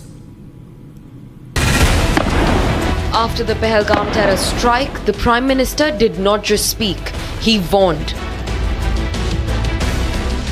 Enraged by the 22nd April massacre in the valley, he declared war on terror with a promise of total annihilation. Today, from the soil of Bihar, I say to the whole world, India will identify, track and punish every terrorist and their backer. We will pursue them to the ends of the earth. And he wasn't alone. The entire leadership stood with iron resolve. Within 24 hours, Home Minister Amit Shah was on the ground meeting the families, walking the bloodied site, eyes burning with fury. He didn't just offer condolences, he promised revenge. Ruthless, unstoppable revenge. मैं सभी आतंक फैलाने वालों को कहना चाहता हूं कि लड़ाई का अंत नहीं है, एक मकाम है। हर व्यक्ति को चुन चुन कर जवाब भी मिलेगा, जवाब भी लिया जाएगा। और अगर कोई एक कायराना हमला कर ये समझता है कि हमारी बड़ी जीत है, तो एक बात मन से समझ लीजिए, ये नरेंद्र मोदी सरकार है, किसी को बख्शा नहीं जाएगा, किसी को बख्शा नहीं। इस देश की इंच इंच भूमि पर से आतंकवाद को मूल समेत उखाड़ने का हमारा संकल्प है और वो सिद्ध होकर रहेगा। And then came the final strike of authority. Defence Minister Rajnath Singh. No mincing words, no soft diplomacy. He warned Pakistan, you will pay. एक राष्ट्र के रूप में भारत के भौतिक स्वरूप की सुरक्षा हमारे वीर सैनिकों ने हमेशा की। तो वहीं पर दूसरी तरफ भारत के आध्यात्मिक स्वरूप की रक्षा हमारे ऋषियों और मनीषियों ने की। जहां एक तरफ हमारे सैनिक रणभूमि में लड़ते हैं, वहीं दूसरी तरफ हमारे संत जीवन भूमि में लड़ते हैं। साथियों, एक रक्षा मंत्री के रूप में मेरा दायित्व है कि मैं अपने सैनिकों के साथ मिलकर देश की सीमाओं की सुरक्षा सुनिश्चित करूं। और मेरा यह दायित्व है कि अपनी सेना के साथ मिलकर देश के ऊपर आंख उठाने वालों को मुंहतोड़ जवाब दूं।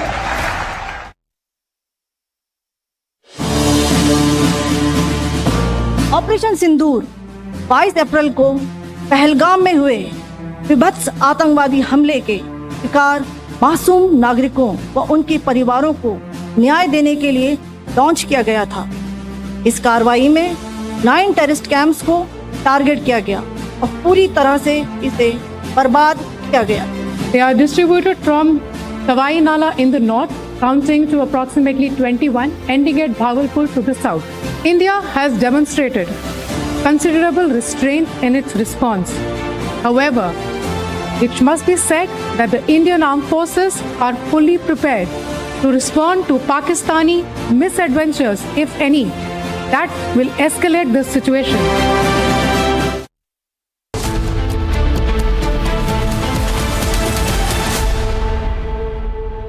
Mahi sir, how much do you love your fans? Honestly, I love my new fans.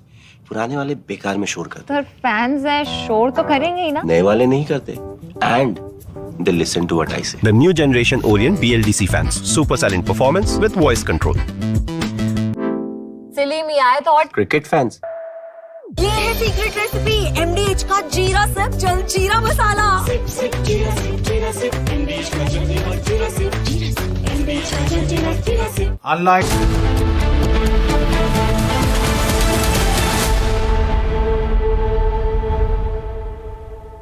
नमस्कार।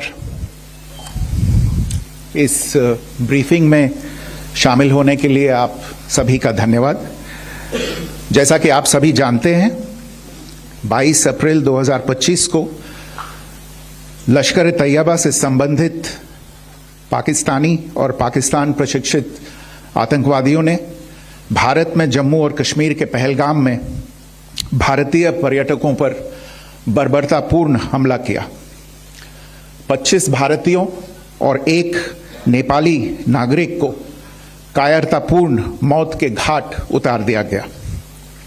मुंबई के 26 नवंबर 2008 के हमलों के बाद यह भारत में हुई किसी आतंकवादी हमले में मारे गए आम नागरिकों की संख्या की दृष्टि से सबसे गंभीर घटना है।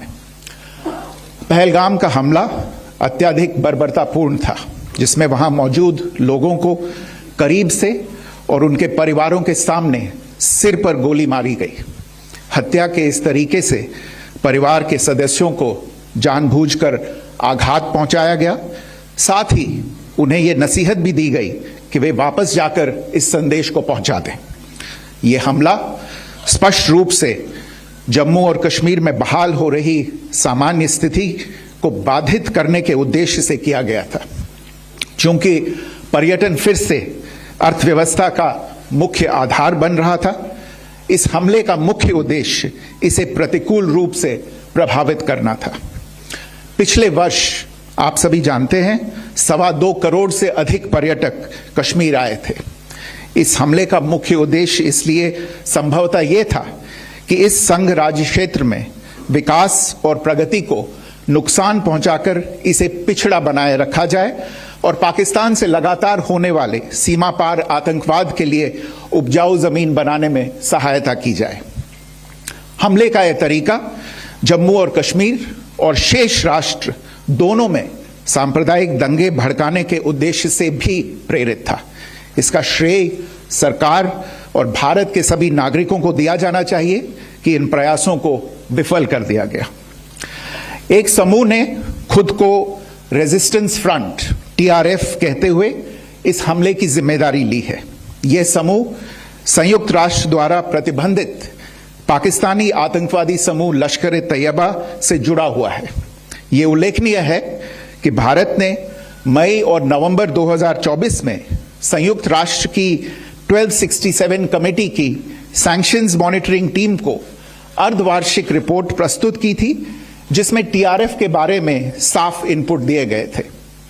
इससे पाकिस्तान स्थित आतंकवादी समूहों के लिए कवर के रूप में TRF की भूमिका सामने आई थी।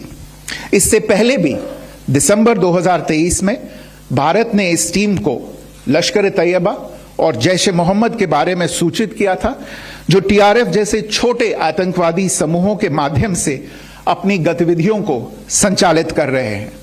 इस संबंध में 25 अप्रैल को UN सिक्योरिटी काउंसिल प्रेस वक्तव्य में TRF के संदर्भ को हटाने के लिए पाकिस्तान के दबाव पर भी ध्यान दिया जाना चाहिए। पहलगाम आतंकवादी हमले की जांच से पाकिस्तान के साथ आतंकवादियों के संपर्क उजागर हुए हैं। रेजिस्टेंस फ्रंट द्वारा किए गए दावे और लश्कर तैयबा से ज्ञात सोशल मीडिया हैंडल द्वारा इसको रीपोस्ट किया जाना इसकी पुष्टि करता है। चश्मदीद गवाहों और विभिन्न जांच एजेंसियों को उपलब्ध अन्य सूचनाओं के आधार पर हमलावरों की पहचान भी हुई है। हमारी इंटेलिजेंस ने इस टीम के योजनाकारों और उनके समर्थकों की जानकारी जुटाई है। इस हमले की रूपरेखा भारत में सीमा पार आतंकवाद को अंजाम देने के पाकिस्तान के लंबे ट्रैक रिकॉर्ड से भी जुड़ी हुई है, जिसके लिखित और स्पष्ट दस्तावेज उपलब्ध हैं।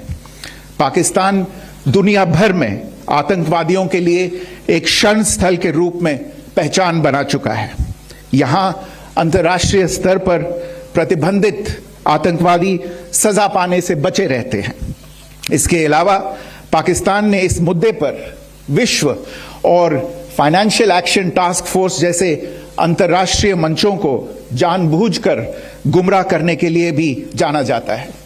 साजिद मीर का मामला, जिसमें इस आतंकवादी को पाकिस्तान ने मृत घोषित कर दिया था और फिर अंतर्राष्ट्रीय दबाव के परिणाम स्वरूप वो जीवित पाया गया, इसका सबसे स्पष्ट उदाहरण है।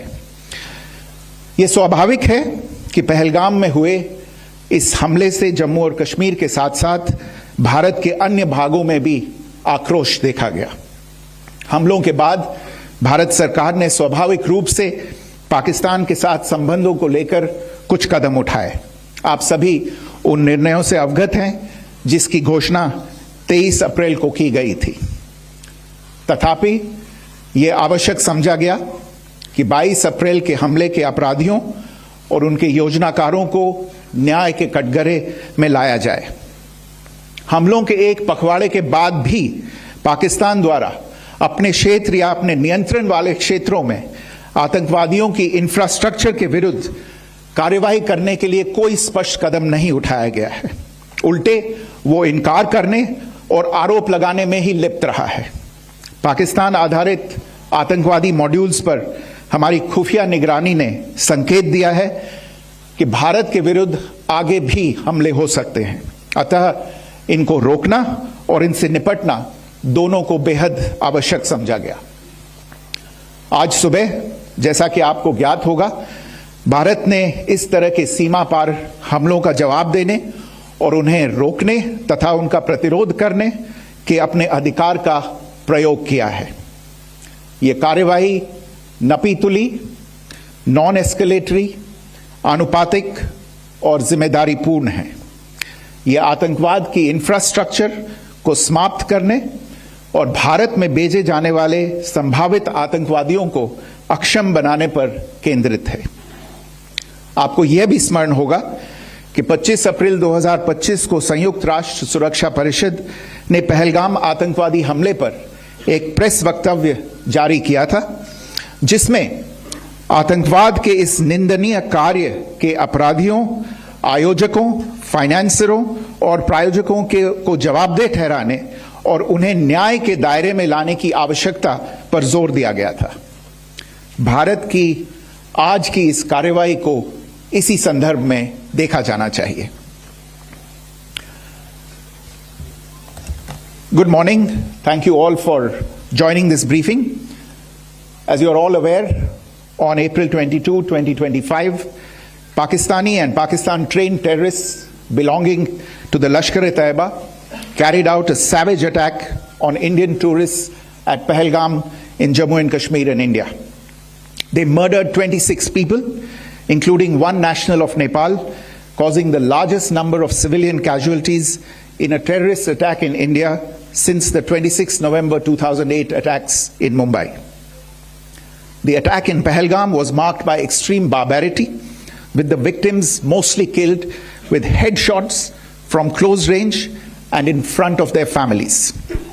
Family members were deliberately traumatized through the manner of the killing, accompanied by the exhortation that they should take back the message.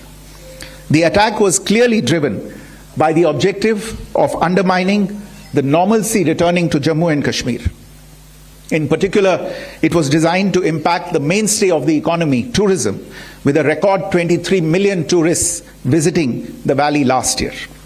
The calculation presumably was that harming growth and development in the Union Territory would help keep it backward and create fertile ground for continued cross-border terrorism from Pakistan. The manner of the attack was also driven by an objective of provoking communal discord, both in Jammu and Kashmir and the rest of the nation. It is to the credit of the government and the people of India that these designs were foiled. A group calling itself the Resistance Front has claimed responsibility for the attack. This group is a front for the UN-proscribed Pakistani terrorist group Lashkar-e-Taiba. It is notable that India had given inputs about the TRF in the half-yearly report to the monitoring team of the UN's 1267 Sanctions Committee in May and November 2024, bringing out its role as a cover for Pakistan-based terrorist groups. Earlier too, in December 2023, India had informed the monitoring team about Lashkar and Jaish-e-Mohammed operating through small terror groups such as the TRF. Pakistan's pressure to remove references to TRF in the April 25 UN Security Council press statement is notable in this regard. Investigations into the Pahalgam terror attack have brought out the communication notes of terrorists in and to Pakistan. The claims made by the Resistance Front and their reposting by known social media handles of the Lashkar-e-Taiba speak for themselves. Identification of the attackers based on eyewitness accounts as well as other information available to law enforcement agencies has also progressed. Our intelligence has developed an accurate picture of the planners and backers of this team. The features of this attack also tie in with Pakistan's long track record of perpetrating cross-border terrorism in India, which is well documented and beyond question. Pakistan also has a well-deserved reputation as a haven for terrorists from around the world, with internationally proscribed terrorists enjoying impunity there. In addition, Pakistan has been known to willfully mislead the world and international forums, such as the Financial Action Task Force, on this issue. The Sajid Mir case, in which this terrorist was declared dead, and then, in response to international pressure, brought back to life, found alive and arrested, is the most glaring example. The latest attack in Pahalgam has understandably generated deep anger in Jammu and Kashmir and in other parts of India. Following the attacks, the government of India naturally responded with a set of initial measures relating to our engagement with Pakistan. You're all aware of the decisions that were announced on the 23rd of April. However, it was deemed essential that the perpetrators and planners of the 22nd April attack be brought to justice. Despite a fortnight having passed since the attacks, there has been no demonstrable step from Pakistan to take action against the terrorist infrastructure on its territory or on territory under its control. Instead, all it has indulged in are denials and allegations. Our intelligence monitoring of Pakistan-based terrorist modules indicated that further attacks against India were impending. There was thus a compulsion both to deter and to preempt. Earlier this morning, as you would be aware, India exercised its right to respond and preempt as well as deter more such cross-border attacks. These actions were measured, non-escalatory, proportionate, and responsible. They focused on dismantling the terrorist infrastructure and disabling terrorists likely to be sent across to India. You would also recall that the Security Council on 25th April 2025 had issued a press statement on the Pahalgam terror attack, underlining, and I quote, the need to hold perpetrators, organizers, financiers, and sponsors of this reprehensible act of terrorism accountable and bring them to justice, unquote. India's latest actions should be seen in this context. Joining me for this briefing on our actions earlier this morning are Colonel Sophia Qureshi and Wing Commander Vyomika Singh. I will request them to share some details regarding Operation Sindoor with all of you. देवियों और सज्जनों, मैं colonel Sophia Qureshi और मेरे साथ wing commander Vyomika Singh आज आपको 6 से 7 मई 2025 की रात 1:05 से 1:30 बजे के बीच भारतीय सशस्त्र बलों द्वारा अंजाम दिए गए ऑपरेशन सिंदूर के बारे में जानकारी देंगे। ऑपरेशन सिंदूर 22 अप्रैल को पहलगाम में हुए विभत्स आतंकवादी हमले के शिकार मासूम नागरिकों व उनके परिवारों को न्याय देने के लिए लॉन्च किया गया था। इस कार्रवाई में 9 टेररिस्ट कैंप्स को टारगेट किया गया और पूरी तरह से इसे बर्बाद किया गया। पाकिस्तान में पिछले 3 दशकों से टेरर इंफ्रास्ट्रक्चर का निर्माण हो रहा है। इसमें recruitment, indoctrination centres, training areas, व लॉन्च पैड शामिल थे, जो पाकिस्तान और पाक अधिकृत जम्मू कश्मीर POJK दोनों में फैले हैं। Operation Sindoor was launched by Indian Armed Forces to deliver justice to the victims of Pahalgam terror attack and their families. 9 terrorist camps were targeted and successfully destroyed. Over the last 3 decades, Pakistan has systematically built terror infrastructure. It is a complex web of recruitment and indoctrination centers, training areas for initial and refresher courses, and launch pads for handlers. These camps are located both in Pakistan as well as Pakistan occupied Jammu and Kashmir areas.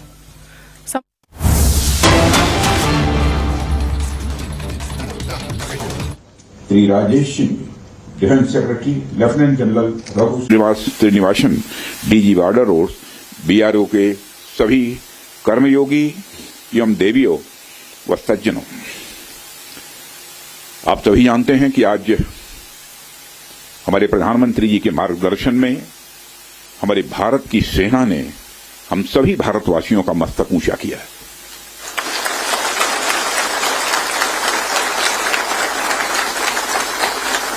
इसलिए मैं चाहता हूं कि एक बार अपने स्थान पर खड़े हो जाएं और मैं नारे लगाऊंगा।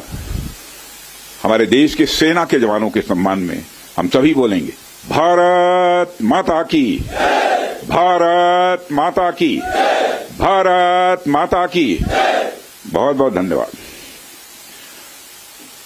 साथियों, जैसी कि आप सबको जानकारी है कि कल रात हमारी भारतीय सेनाओं ने अपने अद्भुत शौर्य और पराक्रम का परिचय देते हुए एक नया इतिहास रच दिया है।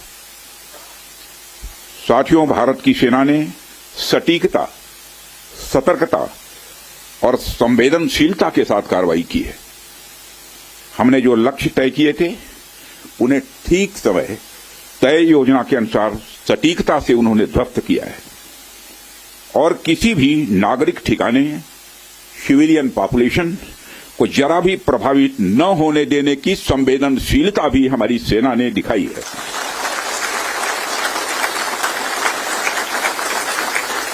यानी एक तरीके से देखा जाए तो हम कह सकते हैं एक तरीके की सटीकता, सतर्कता और मानवीयता यह हमारी भारत की सेना के जवानों ने दिखाई है, जिसके लिए मैं हमारे सेना के जवानों और अधिकारियों को पूरे देश की ओर से मैं साधुवाद देता हूं और सेना को संपूर्ण संबल प्रदान करने के लिए अपने प्रधानमंत्री माननीय नरेंद्र मोदी जी को भी मैं साधुवाद देता हूं।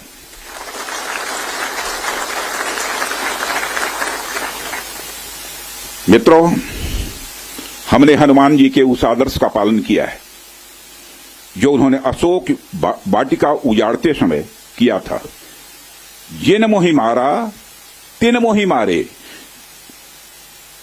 हमने केवल उन्हीं को मारा जिन्होंने हमारे मासूमों को मारा। साथियों, प्रधानमंत्री श्री नरेंद्र मोदी के नेतृत्व में हमारी सेनाओं ने ऑपरेशन सिंदूर लॉन्च करके पहले की तरह ही इस बार भी आतंकियों को ट्रेनिंग देने वाले कैंप्स को तबाह करके करारा जवाब दिया है। भारत ने अपनी सरजमी पर हुए हमले का जवाब देने के लिए अपने राइट टू रेस्पॉन्ड का इस्तेमाल किया है और हमारी यह कार्रवाई बेहद सोच समझकर सधे हुए तरीके से की गई है। आतंकियों के हौसले पस्त करने के उद्देश्य से यह कार्रवाई महज उनके कैंप्स और इंफ्रास्ट्रक्चर तक ही सीमित रखी गई है। मैं पुनः हमारे आर्म्ड फोर्सेस के शौर्य को मैं नमन करता हूं। साथियों, आज बॉर्डर रोड ऑर्गेनाइजेशन के 66वें फाउंडेशन डे पर आपके बीच उपस्थित होना मेरे लिए गौरव का विषय है और यह खुशी की बात है कि आज इस इम्पॉर्टेंट डे पर बीआरओ द्वारा निर्मित 50 इंफ्रास्ट्रक्चर प्रोजेक्ट्स का उद्घाटन करने का अवसर भी हमें प्राप्त हो रहा है। मैं आप सभी का आभार व्यक्त करता हूं कि आपने मुझे यहां आमंत्रित किया है। साथियों, किसी भी संस्थान के लिए उसका फाउंडेशन डे यह बहुत ही महत्वपूर्ण हुआ करता है। वैसे भी 65 वर्षों की आपकी जो यात्रा रही है वो बेहद गौरवशाली रही है। इसलिए आज का दिन उस गौरवमयी यात्रा को याद करने का दिन है। इसके साथ साथ यह दिन ठहर कर सोचने का भी दिन होता है कि अपनी अब तक की यात्रा में हमने क्या क्या हासिल किया है, और यह हमारी अब तक की कार्य प्रणाली का विश्लेषण करने का भी यह दिन है। साथ ही यह एनालिसिस करने का भी दिन है कि भविष्य में हमारी राह क्या होनी चाहिए। साथियों, मैं देख पा रहा हूं कि वीडियो कॉन्फ्रेंसिंग के माध्यम से देश के अलग अलग क्षेत्रों से हमारे कई साथी जुड़े हुए हैं। अक्सर हम उद्घाटन के अवसर पर बड़ी बड़ी संस्थाओं का और बड़ी बड़ी एजेंसीज का नाम तो लेते हैं, परंतु ऐसे कई कर्मयोगी हैं जो पर्दे के पीछे रहकर काम करते हैं। इसी प्रोजेक्ट को पूरा करने में उनका योगदान भी बेहद महत्वपूर्ण होता है। इसलिए मुझे लगता है कि आज का दिन उनके योगदान को एक्नॉलेज करने और एप्रिशिएट करने का भी दिन है।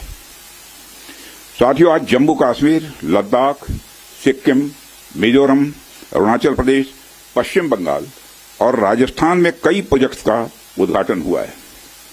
कहने को तो ये हम सारे फिजिकल इंफ्रास्ट्रक्चर हैं, लेकिन मैं इन्हें सिर्फ फिजिकल इंफ्रास्ट्रक्चर ही नहीं समझता।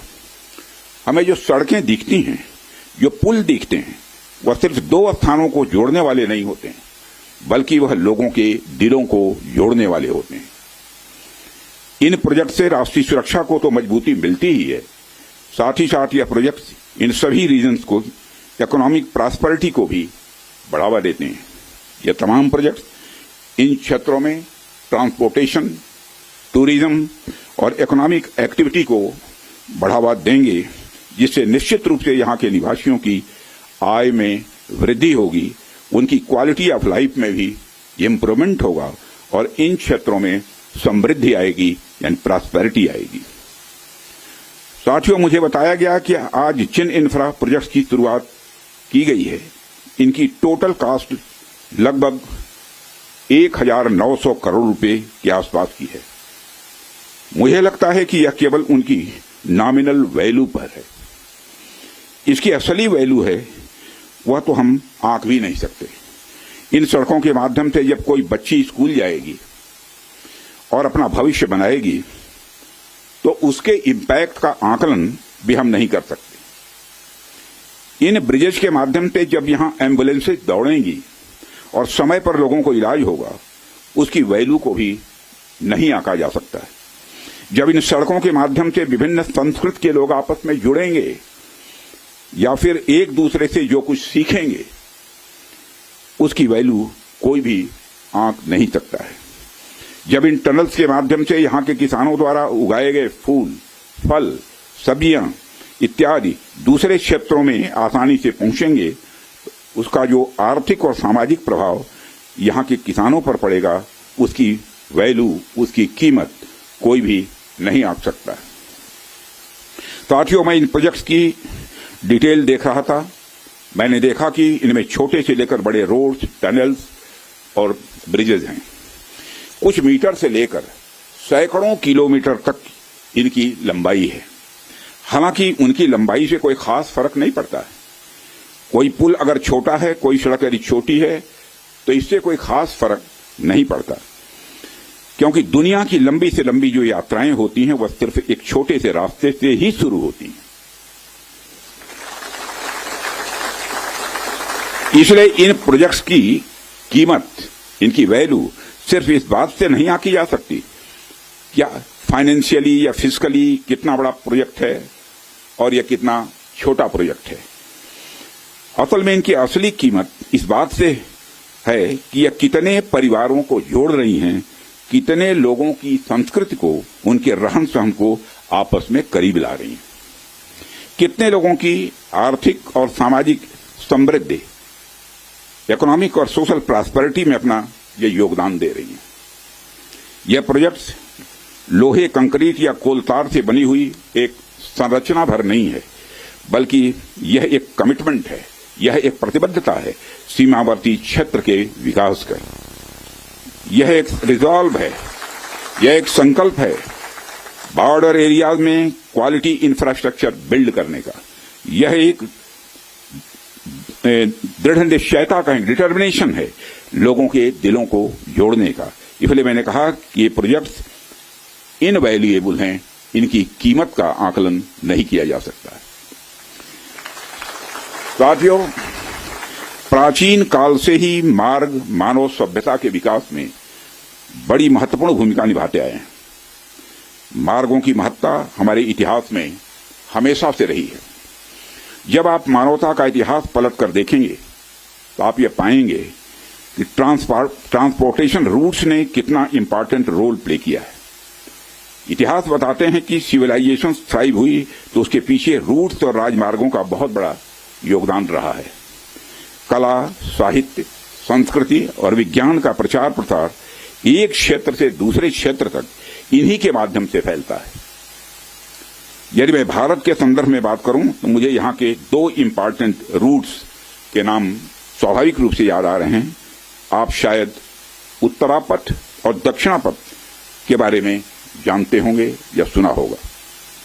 उत्तरापथ और दक्षिणापथ हमारे इंडियन सब कॉन्टिनेंट के डिफरेंट रीजन्स को एक दूसरे से जोड़ने वाले धागे की तरह हैं।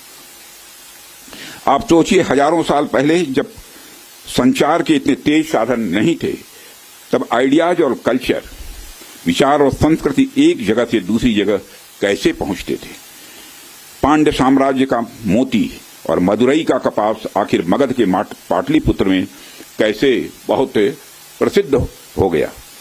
राजकुमार सिद्धार्थ से भगवान बने महात्मा बुद्ध की शिक्षाएं कावेरी पट्टनम तक कैसे पहुंच गईं। संगम युग की मणिमैखली की चर्चा कश्मीर तक कैसे फैल गई। जब भारत में मॉडर्न पॉलिटिकल यूनिटी का कंसेप्ट भी नहीं आया था, तब से इन रूट्स ने सभ्यता और संस्कृति के विकास और आदान प्रदान में बहुत ही महत्वपूर्ण भूमिका निभाई है। यदि हम महात्मा बुद्ध के बाद के इतिहास पर भी नजर डालें, तब भी हमें यह देखने को मिलता है कैसे दूसरे क्षेत्रों से आकर लोगों ने भारत की संस्कृति को समृद्ध किया और भारत की संस्कृति से भी उन्होंने बहुत कुछ सीखा भी है। इन मार्गों का महत्व तब भी इतना ज्यादा था कि व्यापार के लिए समर्पित सड़कें बनाई जाती थी। आप जब सिल्क रूट के बारे में जानते हैं, आप सभी को मालूम है सिल्क रूट के बारे में, जिसने एक तरह से पूरे एशिया और मध्य यूरोप तक को कवर कर लिया था। भारत से भी उस सिल्क रूट का एक बड़ा हिस्सा होकर गुजरता था, जिससे न सिर्फ सामान बल्कि संस्कृति और विचार का भी एक्सचेंज, आदान प्रदान यह होता था। एशिया और यूरोप के बीच कल्चरल एक्सचेंज, सांस्कृतिक आदान प्रदान में भी सिल्क रूट का बहुत बड़ा योगदान रहा है। साथियों, सिर्फ स्थलीय मार्ग का ही नहीं बल्कि जलीय मार्ग का भी ह्यूमन सिविलाइजेशन, मानव सभ्यता में एक बहुत बड़ा महत्व रहा है। मेसोपोटामिया की सभ्यता के साथ हमारा व्यापार जलीय मार्ग से ही होता था। अरब के जो व्यापारी आते थे वह भारत में जलीय मार्ग से ही आते थे। इन रूट्स का असर हमारे संस्कृति पर, हमारे परंपराओं पर और हमारी अर्थव्यवस्था पर तो पड़ा ही, साथ ही साथ इन रूट्स ने दुनिया को कई सारी नई चीजें भी सीखने को दी हैं। आप में से बहुत से लोग इस बात को जानते भी होंगे कि मानसून की हवाओं का जो कंसेप्ट है, और उसको सबसे पहले अरब के यात्रियों ने खोजा था, और वह कंसेप्ट तब खोजा गया था जब वह जलीय मार्ग से भारत में आते और जाते थे। इसी प्रकार भारत में हुई न्यूमेरिक्स, नंबर जो होते हैं, की खोज ने भी पहले अरब और बाद में यूरोप तक का रास्ता तय किया था।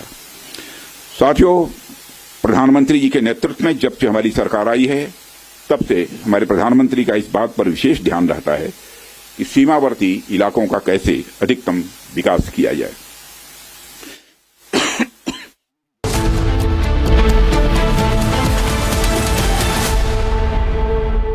यार, मार्केट कैसा ऊपर नीचे होता है। याद रख, करियर, इन्वेस्टमेंट और लाइफ में ऊपर नीचे होता रहता है यार। वो तो है। बस भाई डटे रहे, तभी तो अपने सपने पूरे कर सकता है। सही है। लाइफ और म्यूचुअल फंड्स में लॉन्ग टर्म सोचना सही है। सही है। हाँ। म्यूचुअल फंड निवेश बाजार जोखिमों के अधीन है। योजना से जुड़े सभी दस्तावेजों को ध्यान से पढ़ें। MDH की देगी मिर्च, देगी मिर्च का तड़का, अंग अंग फड़का। MDH की देगी मिर्च।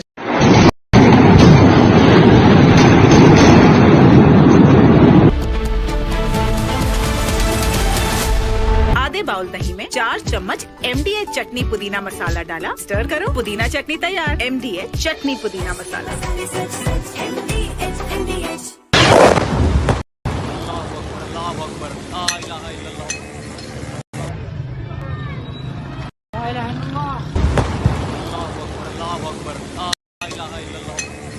Of different weapon systems, because you cannot risk putting all eggs in one basket. ये मस्जिद तैयबा मरकज उमर करा के अंदर ये नुकसान है। Not risk putting all eggs in one basket.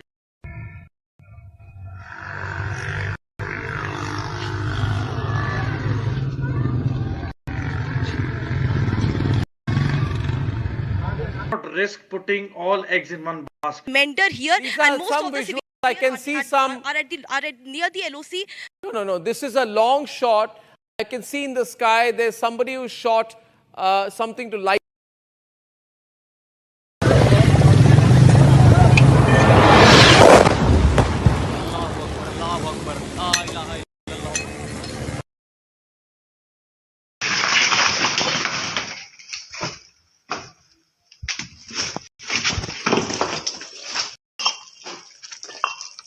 Summer is here. Is your home ready for the heat? Keep your roof cool and your home comfortable all summer with Roof Cool and Seal.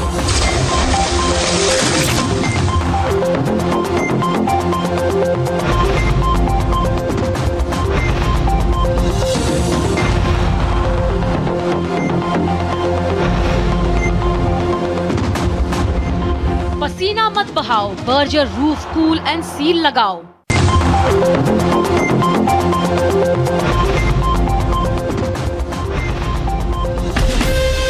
From Asia's largest news headquarters, setting the agenda for Bharat.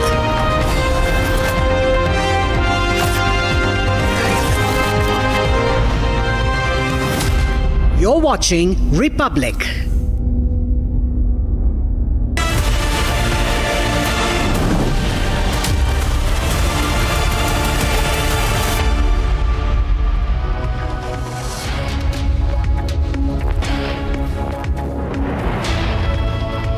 A proud nation watches as Indian armed forces inflict a solid punch on Pakistan's nose, hitting its terror infrastructure with successful execution of Operation Sindoor, and we are covering rolling coverage. We are giving you rolling coverage of that and all developments associated with it. Continuing with that, let's begin with the headlines. हमारी सेनाओं ने operation सिंदूर launch करके पहले की तरह ही इस बार भी आतंकियों को ट्रेनिंग देने वाले कैंप्स को तबाह करके करारा जवाब दिया है। Defense Minister Rajnath Singh issues a first statement after India strikes terror. Dance says, "We promised and delivered a befitting reply." India has demonstrated considerable restraint in its response. However, it must be said that the Indian armed forces are fully prepared to respond to Pakistani misadventures, if any, that will escalate the situation. Operation Sindoor, India's message to Pakistan, hits 9 sites linked to terror groups in Pakistan and Pak-occupied Jammu and Kashmir in just 25 minutes. India launches 100-kilometer deep airstrikes in Pakistan, eliminating nearly 100 terrorists.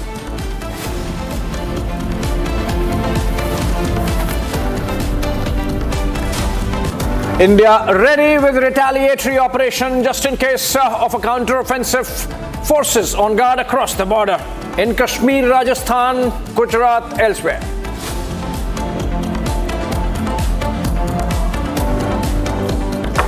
Prime Minister Modi meets President Murmu, briefs her about Operation Sindoor.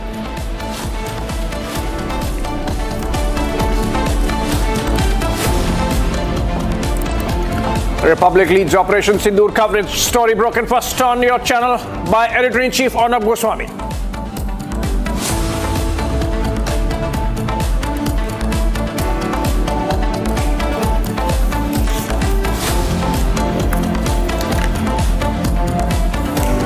Gypsy cat.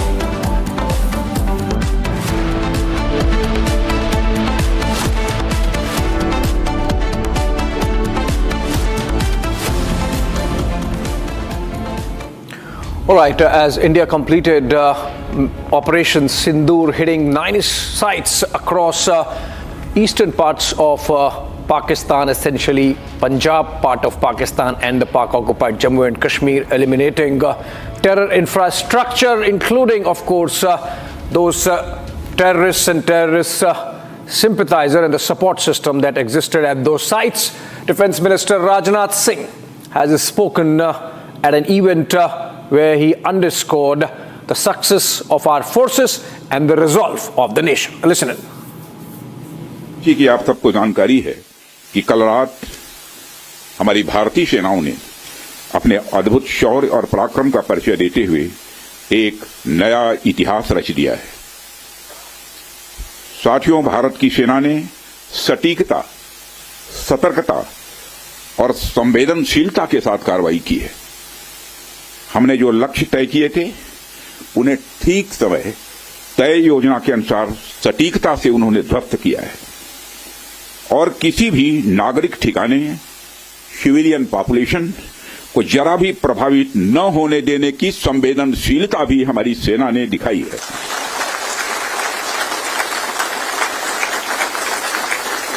यानी एक तरीके से देखा जाए तो हम कह सकते हैं एक तरीके की सटीकता, सतर्कता और मानवीयता यह हमारी भारत की सेना के जवानों ने दिखाई है,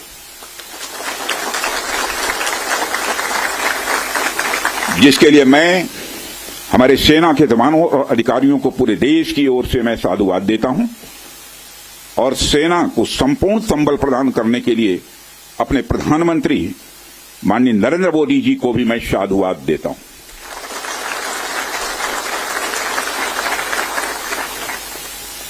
मित्रों, हमने हनुमान जी के उस आदर्श का पालन किया है जो उन्होंने अशोक वाटिका उजाड़ते समय किया था। जिन मोहि मारा तिन मोहि मारे। हमने केवल उन्हीं को मारा जिन्होंने हमारे मासूमों को मारा। साथियों, प्रधानमंत्री श्री नरेंद्र मोदी के नेतृत्व में हमारी सेनाओं ने ऑपरेशन सिंदूर लॉन्च करके पहले की तरह ही इस बार भी आतंकियों को ट्रेनिंग देने वाले कैंप्स को तबाह करके करारा जवाब दिया है। भारत ने अपनी सरजमी पर हुए हमले का जवाब देने के लिए अपने राइट टू रेस्पॉन्ड का इस्तेमाल किया है और हमारी यह कार्रवाई बेहद सोच समझकर सधे हुए तरीके से की गई है। आतंकियों के हौसले पस्त करने के उद्देश्य से यह कार्रवाई महज उनके कैंप्स और इंफ्रास्ट्रक्चर तक ही सीमित रखी गई है। मैं पुनः हमारे आर्म्ड फोर्सेस के शौर्य को मैं नमन करता हूं।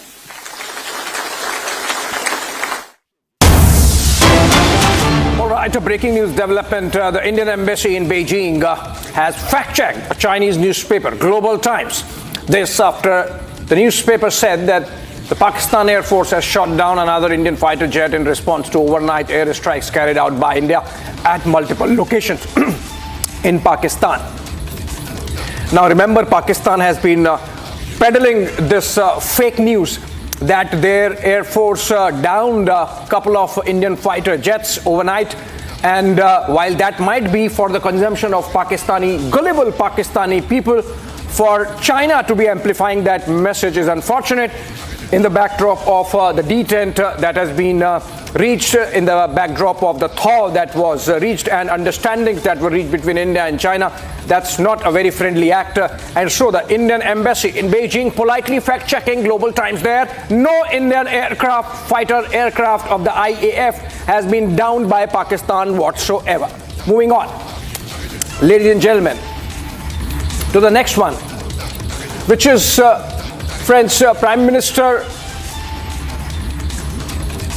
Narendra Modi promised that Pakistan would pay for the Pahalgam terror attack, that it would be avenged. And today he has delivered in a matter of just 2 weeks.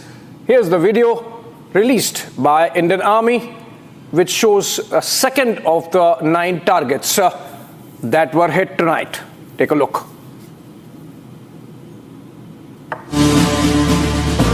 Operation Sindoor 22 अप्रैल को पहलगाम में हुए विभत्स आतंकवादी हमले के शिकार मासूम नागरिकों व उनके परिवारों को न्याय देने के लिए लॉन्च किया गया था।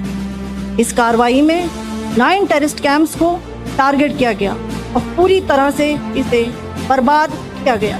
They are distributed from Tawai Nala in the north, counting to approximately 21, ending at Bahawalpur to the south. India has demonstrated considerable restraint in its response. However, it must be said that the Indian armed forces are fully prepared to respond to Pakistani misadventures, if any, that will escalate this situation. All right, the Indian Armed Forces carried out 24 precision missile strikes on 9 terror targets in Pakistan and Pakistan-occupied Jammu and Kashmir, including Muridke and Bahawalpur, the headquarters of Lashkar-e-Taiba and Jaish-e-Mohammed respectively. Here's how the terror targets were destroyed through a video released again by Indian Army.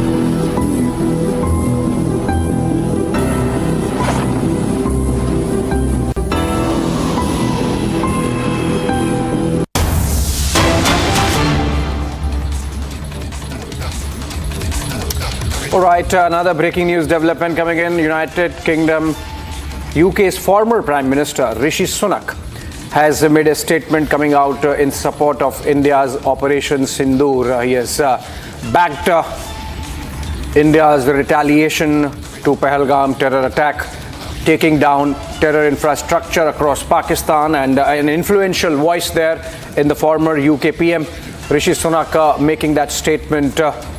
And we have this coming in, becoming yet another voice. Remember, effectively, the world leaders have stood by India, except for the likes of China and Turkey, about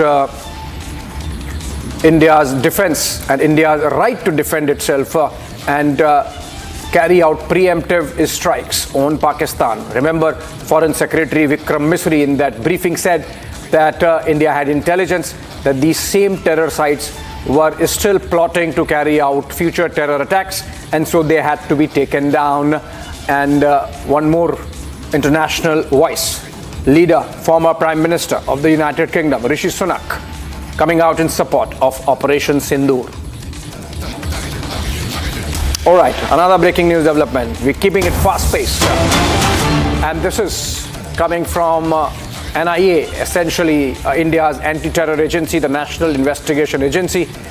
They are combing through multiple videos and they have gathered huge amount of data through this operation which the Indian Armed Forces carried out.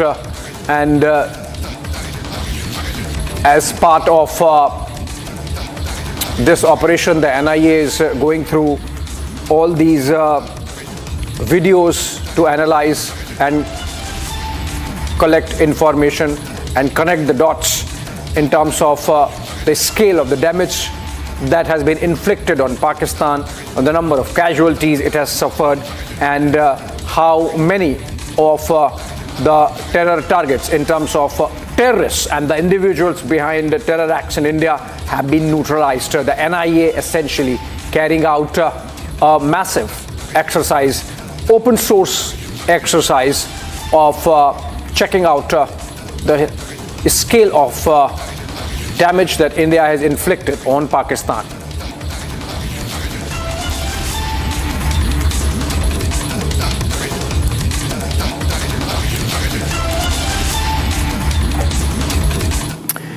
All right, moving on, the Ministry of External Affairs and the Ministry of Defense held a joint press briefing sharing details of India's military response to the cowardly Pahalgam terror attack.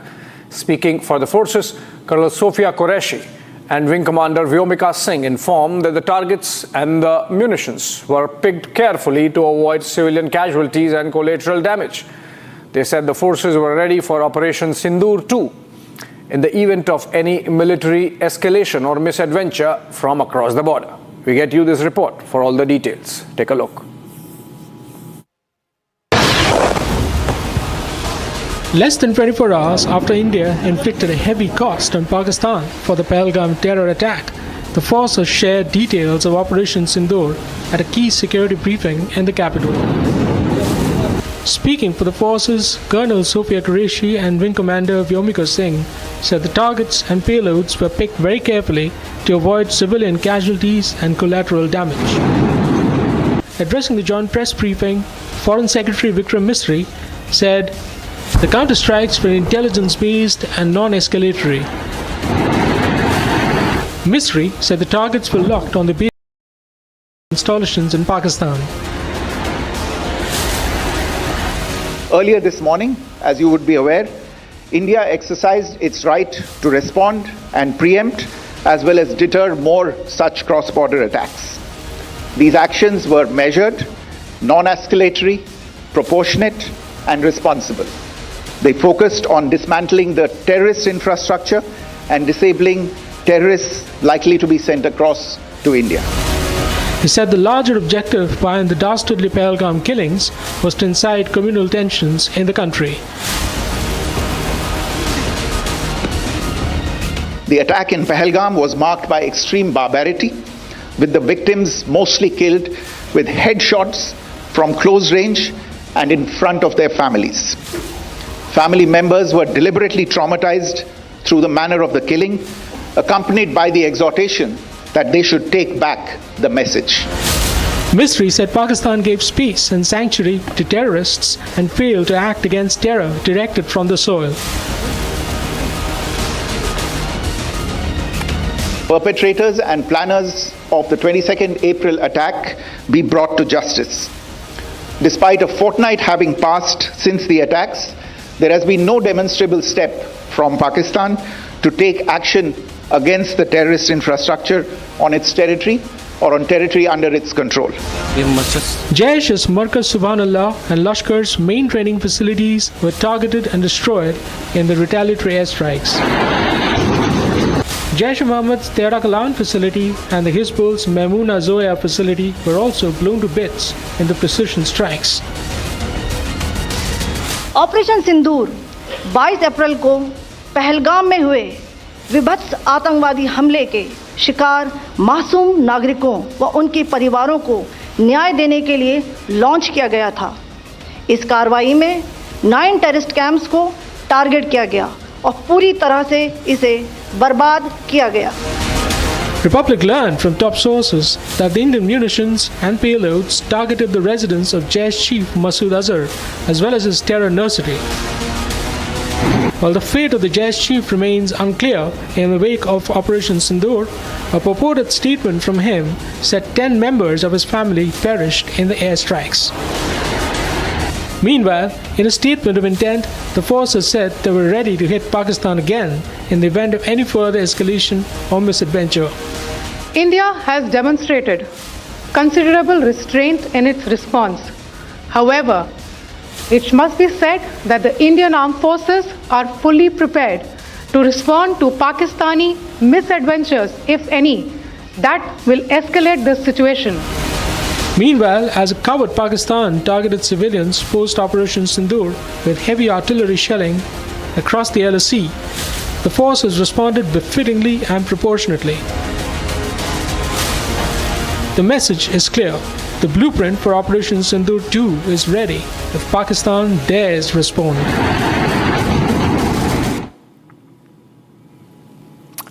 Ladies and gentlemen, after the Uri attack, India avenged its martyrs in 10 days. After the Pulwama attack, the Balakot airstrikes followed in 12. And now the revenge of the Pahalgam terror attack has been delivered at the headquarters of Pakistani terrorist organizations within a fortnight. For the last 15 days, many were asking a question. When will India act, or why India hasn't already? Here is a comprehensive report to remind all the doubters what India was up to these last 2 weeks and how we had Pakistan exactly where we wanted them. Here is a look back at making of Operation Sindoor. On April 22, 2025, LED-backed terrorists carried out one of the worst terrorist attacks in Jammu and Kashmir since the abrogation of Article 370. एक इंसान आया उसने उसको गोली मार दी मेरे बेटे का बच्चा हम बचा देगा कोई बात नहीं मेरे बच्चे को अरे हम लोग फौजी हैं कुछ नहीं करेंगे Immediately after the attack, the Prime Minister cut short his 3-day trip to Saudi Arabia and returned back to the national capital in New Delhi. On April 23rd, the next day, the operation's groundwork was laid when the Prime Minister, as he chaired a critical cabinet committee on security meeting, setting the stage for strategic planning with a comprehensive security review of Jammu and Kashmir. Immediately after the CSS, India announced its diplomatic strike, and India briefed the entire world of Pakistan's nefarious terror designs. The Cabinet Committee on Security met this evening under the chairmanship of the Honorable Prime Minister. Recognizing the seriousness of this terrorist attack, the CCS decided upon the following measures. The Indus Waters Treaty of 1960 will be held in abeyance with immediate effect. The integrated checkpost Atari will be closed with immediate effect. Pakistani nationals will not be permitted to travel to India. The defense, military, naval and air advisors in the Pakistani High Commission in New Delhi are declared persona non grata. As of April 24th, 48 hours since the Pahalgam attack, India took bold diplomatic and military step from holding the Indus Water Treaty in abeyance, kicking out Pakistan diplomats, cancelling all visas of Pakistani nationals and sealing the Wagah-Atari border. Today, from the soil of Bihar, I say to the whole world,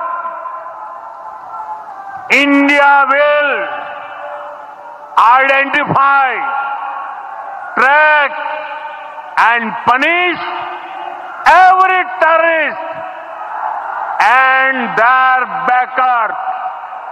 Terrorism will not go unpunished.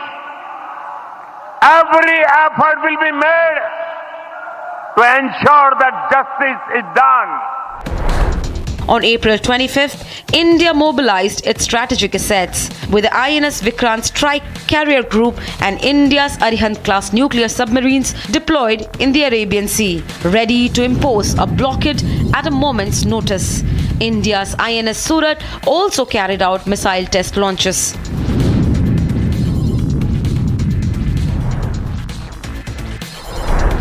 On April 26, the Indian Air Force conducted the Akraman exercise, stimulating high-intensity combat scenarios to ensure operational preparedness. The very next day, the Jammu and Kashmir police began a massive crackdown on terror assistance network in the valley, blowing up houses of elite terrorists one at a time. On April 28th, India further boosted its strategic posture by finalizing the deal for 26 Rafale M jets for the Indian Navy. Then came the day, April 29, 2025, 7 days since the attack, and arguably the most important day in the run-up to Operation Sindoor. In a pivotal meeting, the Tri-Services chiefs met the Prime Minister along with the CDS and the NSA. It was in this meeting that the Prime Minister on camera gave a full operational freedom to execute strategic objective by deciding the time, place and mode of attack. On April 30th, 2025, immediately after the forces were given operational freedom, the Prime Minister began high-level coordination throughout the entire government. A second CCS meeting was held to refine the plan, followed by a meeting of the Cabinet Committee on Political Affairs, convened for the first time since the Pulwama attack. On May 1st, India escalated non-military measures against Pakistan. India's airspace was closed to Pakistan. Meanwhile, the HAL approved the Army and Air Force versions of ALH through helicopters, further boosting India's forces. मैं सभी आतंक फैलाने वालों को कहना चाहता हूं कि लड़ाई का अंत नहीं है, एक मकाम है। हर व्यक्ति को चुन चुन कर जवाब भी मिलेगा, जवाब भी लिया जाएगा। ये नरेंद्र मोदी सरकार है, किसी को बख्शा नहीं जाएगा, किसी को बख्शा नहीं जाएगा। इस देश की इंच इंच भूमि पर से आतंकवाद को मूल समेत उखाड़ने का हमारा संकल्प है और वो सिद्ध हो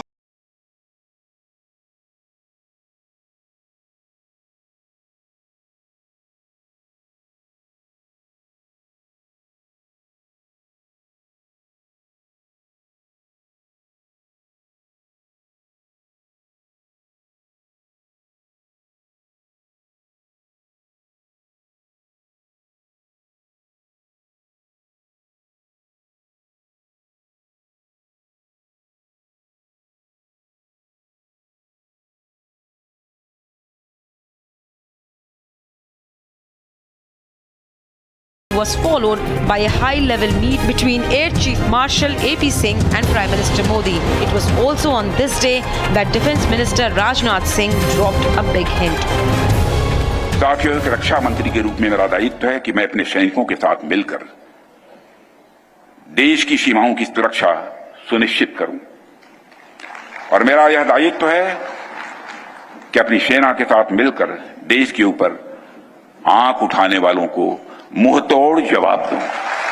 आप सभी हमारे प्रधानमंत्री श्री नरेंद्र मोदी जी को अच्छी तरह जानते हैं। मैं आपको आश्वस्त करना चाहता हूं कि प्रधानमंत्री मोदी जी के नेतृत्व में जैसा आप चाहते हैं वैसा होकर रहे। May 5th was the day that saw major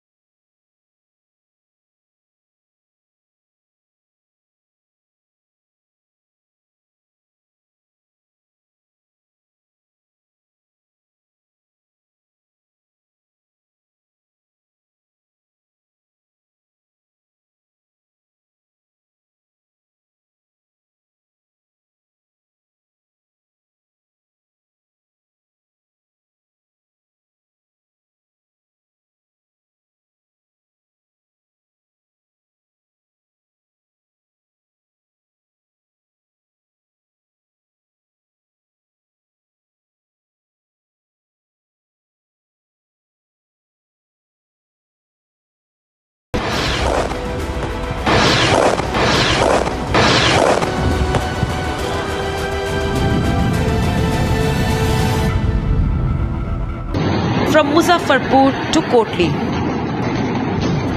from LET headquarters to Muridke, to the Jaish headquarters in Bahawalpur, India hit Pakistan where it hurts the most, at the head of its terror syndicate for the entire world to see. Earlier this morning, as you would be aware, India exercised its right to respond and preempt as well as deter more such cross-border attacks. These actions were measured, non-escalatory, proportionate and responsible. They focused on dismantling the terrorist infrastructure and disabling terrorists likely to be sent across to India. Operation Sindoor 22 अप्रैल को पहलगाम में हुए विभत्स आतंकवादी हमले के शिकार मासूम नागरिकों व उनके परिवारों को न्याय देने के लिए लॉन्च किया गया था। इस कार्रवाई में 9 टेररिस्ट कैंप्स को टारगेट किया गया और पूरी तरह से इसे बर्बाद किया गया। We hit back after Uri attack with the surgical strikes in 10 days. We hit back after Pulwama with the Balakot strikes in 12 days. Now we have hit back once again very deep into Pakistani territory with precision strikes. 15 days after the Pahalgam terror attack.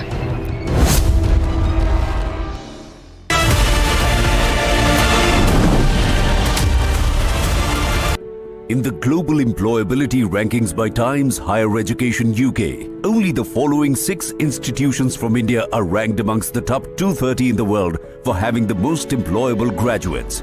IIT Delhi, IISc Bangalore, IIT Bombay, IIM Ahmedabad, IIT Kharagpur and Amity University.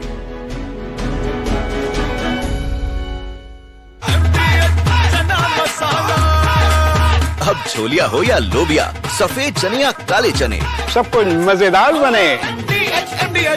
पाकिस्तानियों ने जंग शुरू कर दी है। अभी मेरे Bahawalpur city के अंदर मौलाना मसूद अजहर साहब के जो है मदरसा है उसके ऊपर 4 मिसाइल दागे गए हैं। 4 मिसाइलों के साथ हमला किया गया है मौलाना मसूद अजहर साहब के मदरसे के ऊपर। हम अपनी अफवाज पाकिस्तान के साथ खड़े हैं, लेकिन मेरा सवाल है कि हमारी एजेंसीज कहाँ सोई हुई थी, हमारी अफवाज पाकिस्तान कहाँ सोई हुई थी जब ये हमला हुआ। मुजफ्फराबाद की भी खबर आ रही है कि मुजफ्फराबाद वाली साइड पे ये अटैक हुआ है, लेकिन सबसे पहले मेरे बहावलपुर सिटी के अंदर अटैक हुआ है बैलिस्टिक मिसाइल के साथ। उन्होंने हमला किया है मौलाना मसूद अजहर साहब के मदरसे के ऊपर 4 मिसाइल मारे गए हैं।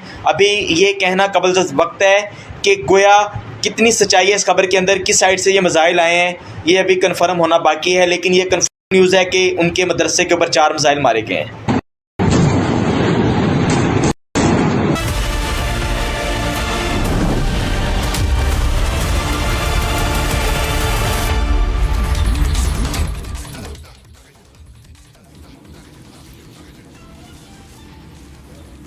Good evening. India rewrites the rules. India tells Pakistan, no longer are we going to be taking on terrorists that you continue to sponsor. India hits 9 terror target camps in Pakistan.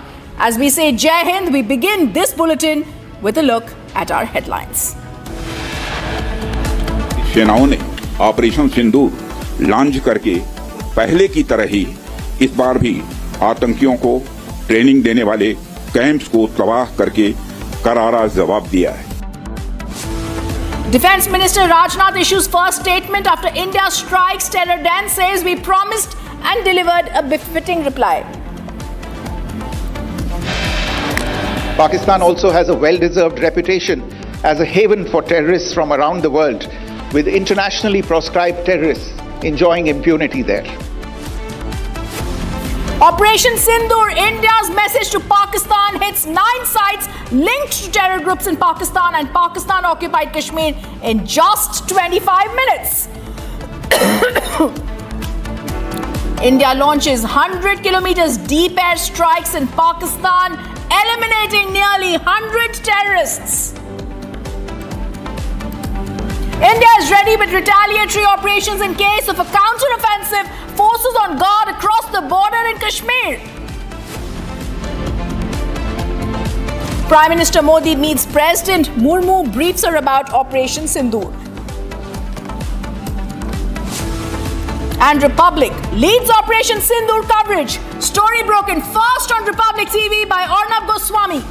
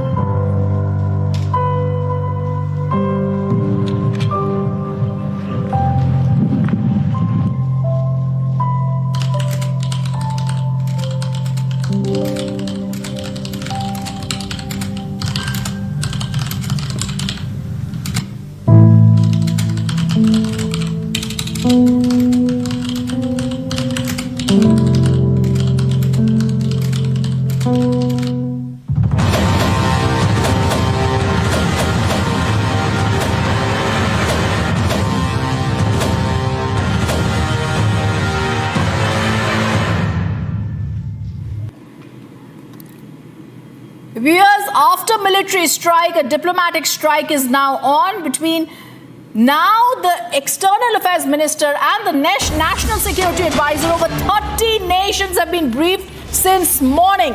This is the big breaking news that's coming in.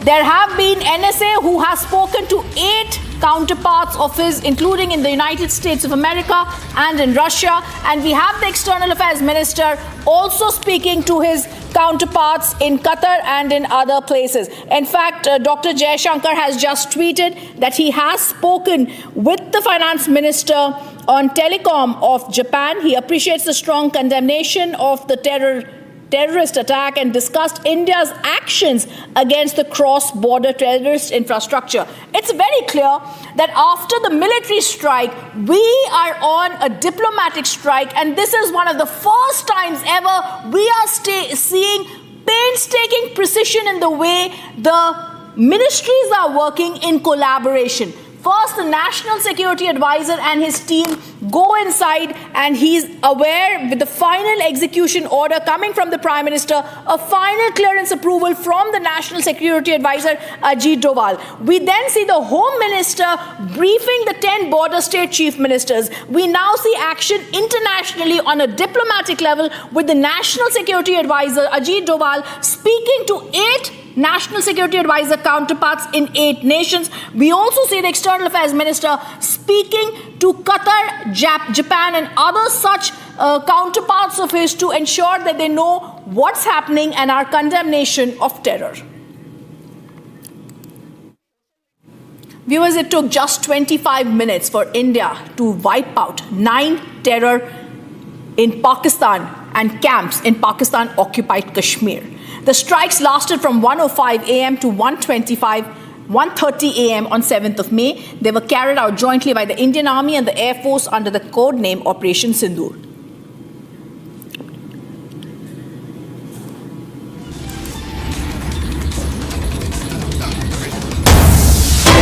And there's breaking news that's coming in. There's been a discussion in the NIA informal news gatherings. The NIA is still investigating all the angles in this case. The role of the fringe element, which we call terrorist assistance, that has been a pillar support to the terrorist network, is being identified. We've spoken to terrorists, we've spoken to tourists, I beg your pardon, the families and guides, and have collected vital evidences, they've said. The NIA also continues to be in the process of identifying several videos and images to get vital pieces of information for making sure that the videos are valid sources. Now the number is also being released to make sure the evidences collected are credible.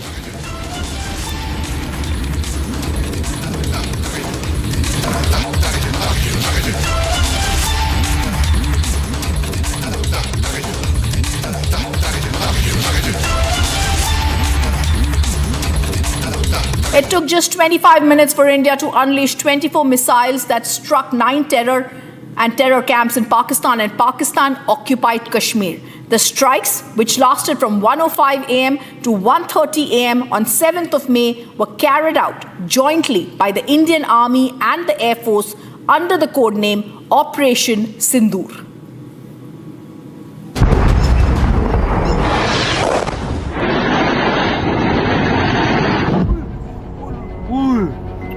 A little after midnight on the 7th of May, 9 targets struck inside Pakistan. Nobody saw it coming. Not even those in this video.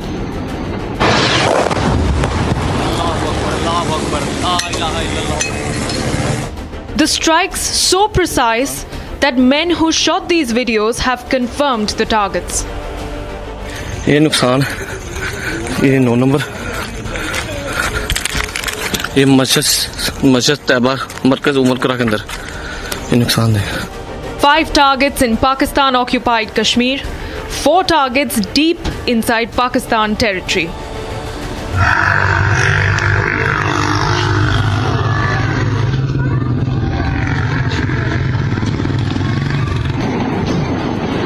Terror camps struck with multiple hits on some targets.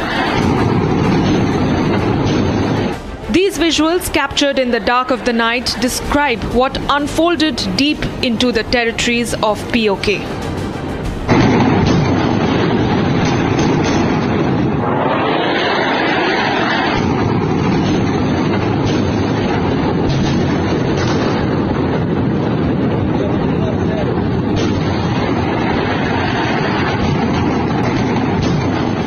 Precision strikes that turned the skies red.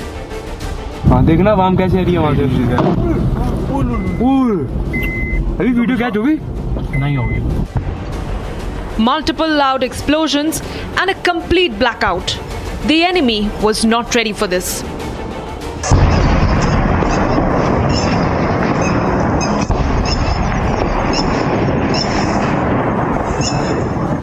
Indian fighter jets hovered over the valley. 14 days after the Pahalgam killings, India has hit Islamabad hard. And as the world wakes up to Operation Sindoor, it's only the beginning of the end for the terror ecosystem of Pakistan.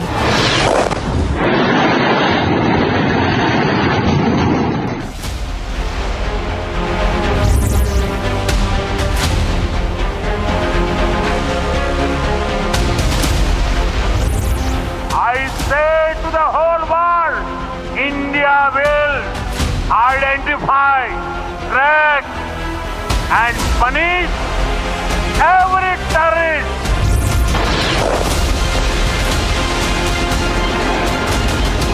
History has been made that in this strike, our information reaching Republic is that the main headquarters of the Lashkar-e-Toiba at Muridke has been completely devastated.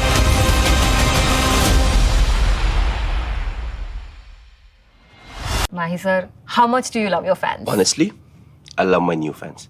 पुराने वाले बेकार में शोर करते sir fans हैं शोर तो करेंगे ही ना नए वाले नहीं करते and they listen to what I say. The new generation Orient BLDC fans. Super silent performance with voice control.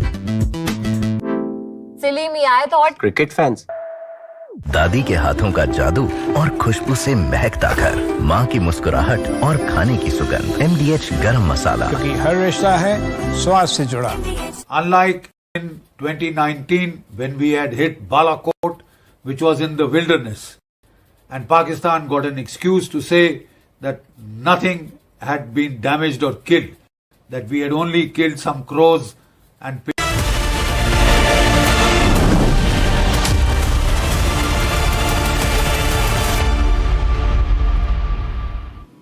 The Indian embassy in Beijing fact-checks Chinese newspaper Global Times. This after Global Times has said the Pakistan Air Force has shot down another Indian fighter jet in response to overnight airstrikes carried out by India at multiple locations in Pakistan.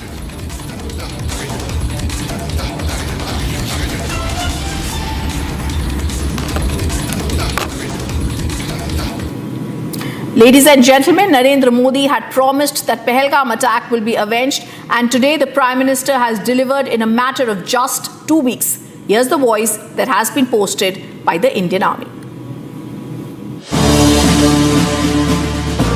Operation Sindoor 22 अप्रैल को पहलगाम में हुए विभत्स आतंकवादी हमले के शिकार मासूम नागरिकों व उनके परिवारों को न्याय देने के लिए लॉन्च किया गया था। इस कार्रवाई में 9 टेररिस्ट कैंप्स को टारगेट किया गया और पूरी तरह से इसे बर्बाद किया गया। They are distributed from Tawai Nala in the north, counting to approximately 21, ending at Bahawalpur to the south. India has demonstrated considerable restraint in its response. However, it must be said that the Indian armed forces are fully prepared to respond to Pakistani misadventures, if any, that will escalate the situation. The world woke up to Operation Sindoor, a testament of the fight of our armed forces and those grieving families who were witness to their loved ones being killed. We bring you this report on the biggest strike on terror, Operation Sindoor.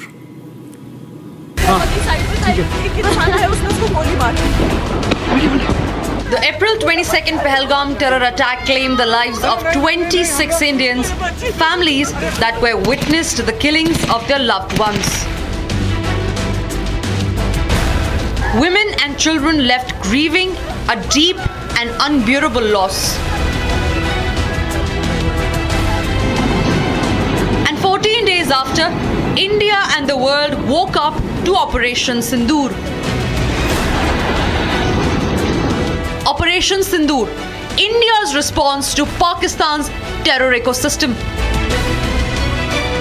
Operation Sindoor, an invocation of grief, memory and resolve. Official sources say that it was Prime Minister Modi who picked the evocative term Operation Sindoor to name the Indian Armed Forces strike on 9 terror sites in Pakistan and Pakistan-occupied Kashmir. India's stand could not be more lucid. The human cost of this attack is unpardonable. The operation itself was a rare display of tri-service coordination. The Indian Army, Navy and Air Force jointly executed a multi-domain assault precisely hitting the 9 targets. For 25 minutes, Operation Sindoor executed precision strikes at multiple terror camps, and it's only the beginning of the decimation of Islamabad's terror network. And while India mourns the loss of those who fell prey to the Pakistani butchers, Operation Sindoor is a testament to the unwavering resolve of the surviving women, of the armed forces' determination, and of Bharat's fight against terrorism.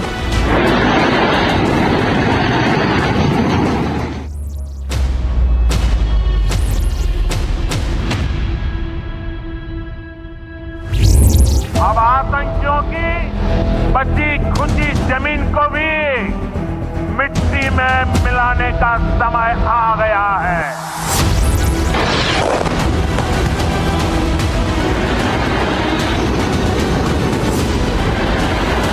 The government is saying, see, we have hit. This is brilliant. This is typical Modi style. Do it, own up to it. Nothing covert.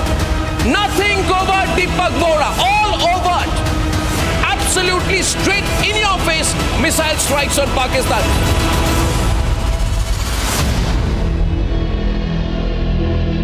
यार market कैसा ऊपर नीचे होता है। Sunset से पहले mutual fund के मैदान से निकलने का टाइम आ गया है। अच्छा एक बात बता, तू इंडियन टीम का फैन कब से? 96 से सेमीज तक पहुंचे थे यार, फिर हार गए। तो क्रिकेट देखना बंद कर दिया? अरे नहीं नहीं, ऐसे कैसे? Team India forever bro. Exactly, career, investment और लाइफ में ऊपर नीचे होता रहता है यार। वो तो है। बस भाई डटे रहे, तभी तो अपने सपने पूरे कर सकता है। लाइफ और म्यूचुअल फंड्स में लॉन्ग टर्म सोचना सही है। सही है। हाँ। म्यूचुअल फंड निवेश बाजार जोखिमों के अधीन है। योजना से जुड़े सभी दस्तावेजों को ध्यान से पढ़ें। MDH की हल्दी मिर्ची धनिया करे कमाल, ये रंग दे, ये खुशबू दे, ये तीखा, ये कम पड़े, क्या निराला MDH masala.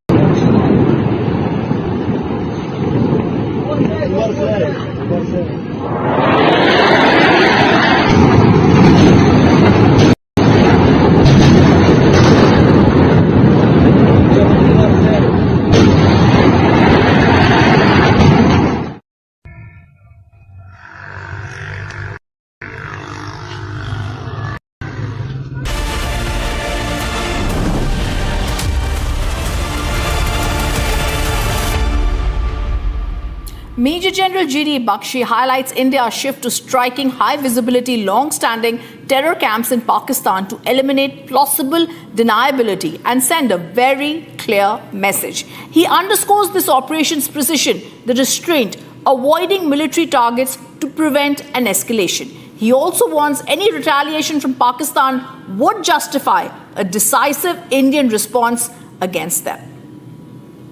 Unlike in 2019 when we had hit Balakot, which was in the wilderness, and Pakistan got an excuse to say that nothing had been damaged or killed, that we had only killed some crows and pigeons and sparrows. This time we chose high visibility terrorist targets which have been around for decades, right? And they are command and control targets, terror training camps of big, very great magnitude, so that they cannot be missed by the people of Pakistan or the whole world per se. Otherwise we had that syndrome of jungle mein mor nacha kisi ne na dekha, etc., which Pakistan took the fullest advantage of to deny that it had been hit, and that was taken advantage of by some unscrupulous people in India. This has been a very calibrated, very calculated, meticulously planned and executed strike, right? It is non-escalatory in nature because it is proportionate, because it targets precisely the terror training camps. We have not hit the Pakistan armed forces, the army or the ISI.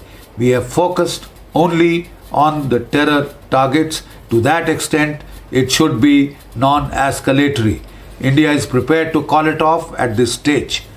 Should Pakistan wish to escalate and target Indian civilian or military targets, then it is signing its own death warrant. It will give the Indian armed forces the precise pretext, the precise justification they need to target the Pakistani army, ISI, and the command and control network that dominates the terror ecosystem in Pakistan. The Pakistani ISPR has claimed that India has hit 24 attacks on 6 target clusters. So far they are saying that they have retaliated by artillery firing on an Indian brigade headquarters and another post. We are yet to get confirmation of this. The next move is Pakistan's. It is up to Pakistan to choose to de-escalate or to take it any number of steps up the escalation ladder that it wants. India will respond very hard. So far we have been restrained, but should Pakistan choose to escalate, it will give us the precise justification for taking it to level next. We hope better sense prevails on Pakistan. We hope the United States is able to pressurize Pakistan to cork up, shut up, and stay quiet. Otherwise, the region could see a major war, a limited or a full-scale conflict. The choice is entirely Pakistan. Jai Bharat, Jai Hind.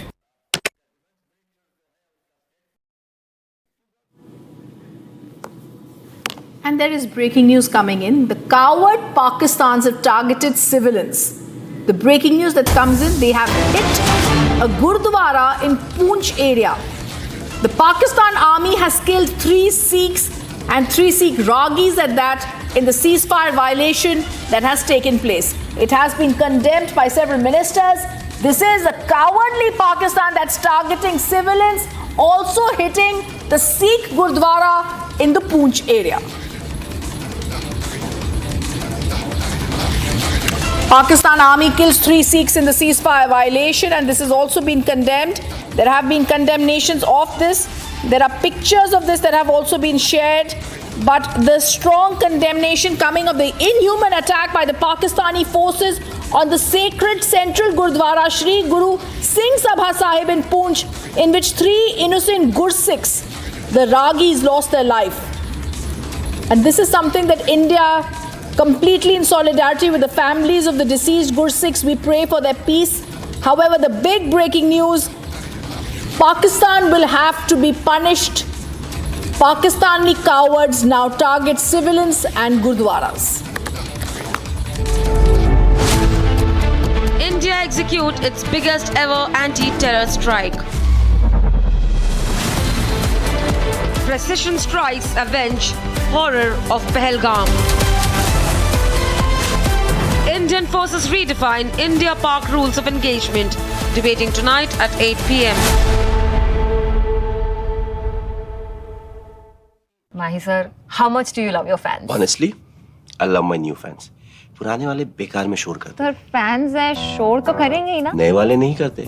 And they listen to what I say. The new generation Orient BLDC fans. Super silent performance with voice control. Silly me, I thought. Cricket fans.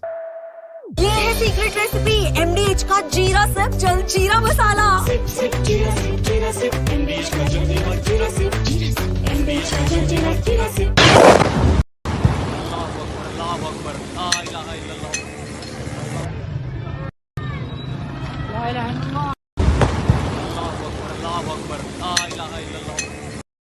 Of different weapon systems, because you cannot risk putting all eggs in one basket.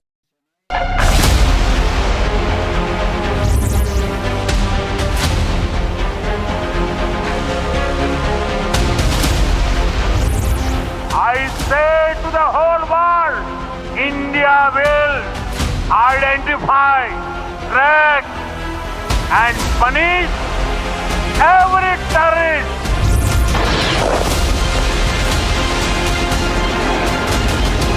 History has been made that in this strike, our information reaching Republic is that the main headquarters of the Lashkar-e-Toiba at Muridke has been completely devastated.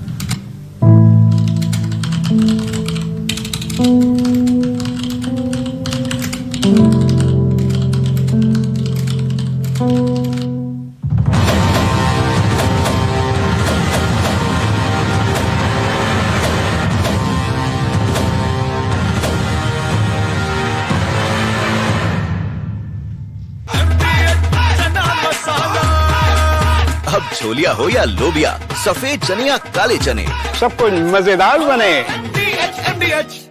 पाकिस्तानियों ने जंग शुरू कर दी है। अभी मेरे Bahawalpur city के अंदर मौलाना मसूद अजहर साहब के जो है मदरसा है, उसके ऊपर 4 मिसाइल दागे गए हैं। 4 मिसाइलों के साथ हमला किया गया है मौलाना मसूद अजहर साहब के मदरसे के ऊपर। हम अपनी अफवाज पाकिस्तान के साथ खड़े हैं, लेकिन मेरा सवाल है कि हमारी एजेंसीज कहाँ सोई हुई थी, हमारी अफवाज पाकिस्तान कहाँ सोई हुई थी जब ये हमला हुआ। मुजफ्फराबाद की भी खबर आ रही है कि मुजफ्फराबाद वाली साइड पे भी ये अटैक हुआ है, लेकिन सबसे पहले मेरे बहावलपुर सिटी के अंदर अटैक हुआ है ब्लास्टिक मिसाइल के साथ। उन्होंने हमला किया है मौलाना मसूद अजहर साहब के मदरसे के ऊपर। 4 मिसाइल मारे गए हैं। अभी ये कहना कबल वक्त है कि गोया कितनी सच्चाई है इस खबर के अंदर, किस साइड से ये मिसाइल आए हैं, ये अभी कंफर्म होना बाकी है। लेकिन ये कंफर्म न्यूज़ है कि उनके मदरसे के ऊपर 4 मिसाइल मारे गए हैं।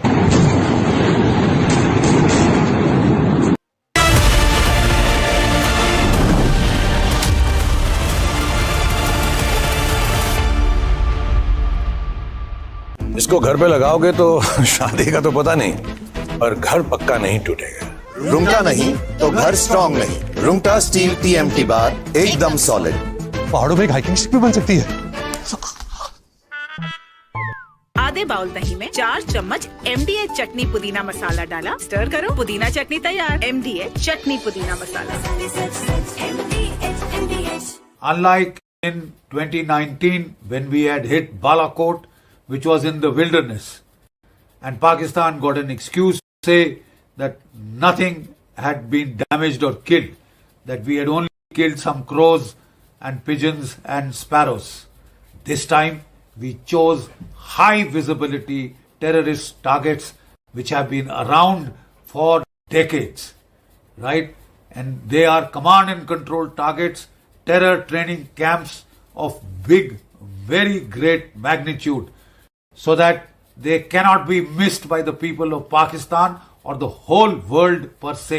Otherwise we had that syndrome of jungle mein mor nacha kisi ne na dekha, etc., which Pakistan took the fullest advantage of to deny that it had been hit, and that was taken advantage of by some unscrupulous people.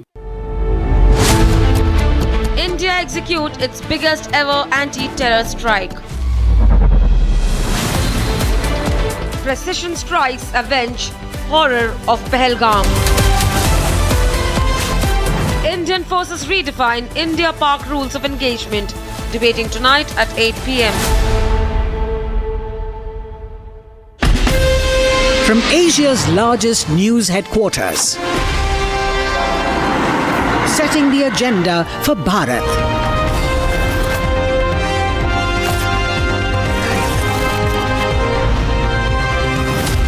You're watching Republic.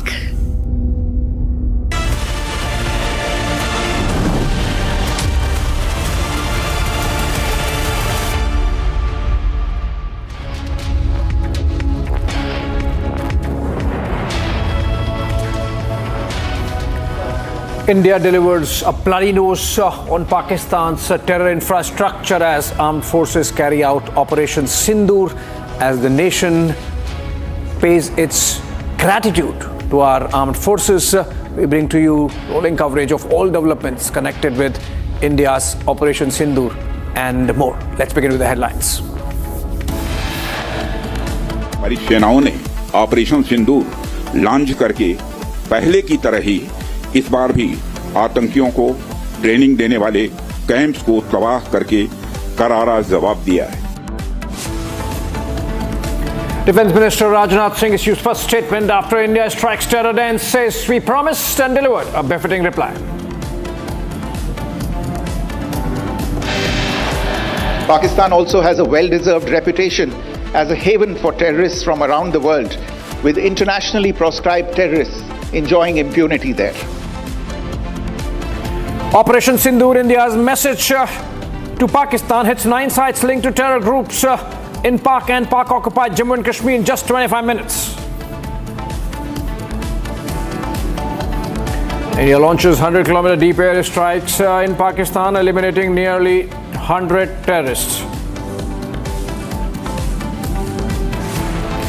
India ready with a retaliatory operation in case of counter-offensive. Forces on the guard across the border from Kashmir to Gujarat. Nationwide civil defense drills begin today across 250 plus districts as MHA urges states to stay prepared amid tensions with Pakistan.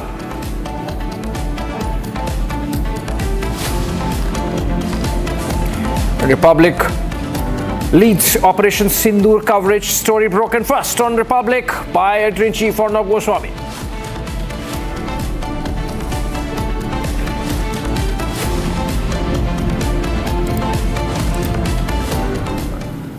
India has stood on its resolve. Operation Sindoor is a testament of Prime Minister Modi's zero tolerance towards terrorism. The precision strikes post-midnight that shook over 9 major terror targets in Pakistan have reaffirmed India's position as a regional peacemaker who's not afraid of breaking the silence when provoked. Take a look. After the Pahalgam terror strike, the Prime Minister did not just speak, he warned. Enraged by the 22nd April massacre in the valley, he declared war on terror with a promise of total annihilation. Today, from the soil of Bihar, I say to the whole world, India will identify, track and punish every terrorist and their backer. We will pursue them to the ends of the earth. And he wasn't alone. The entire leadership stood with iron resolve. Within 24 hours, Home Minister Amit Shah was on the ground meeting the families, walking the bloodied site, eyes burning with fury. He didn't just offer condolences, he promised revenge. Ruthless, unstoppable revenge. मैं सभी आतंक फैलाने वालों को कहना चाहता हूं कि लड़ाई का अंत नहीं है, एक मकाम है। हर व्यक्ति को चुन चुन कर जवाब भी मिलेगा, जवाब भी लिया जाएगा।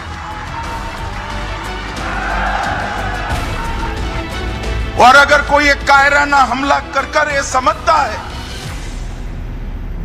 कि हमारी बड़ी जीत है, तो एक बात मन से समझ लीजिए, ये नरेंद्र मोदी सरकार है, किसी को बख्शा नहीं जाएगा, किसी को बख्शा नहीं।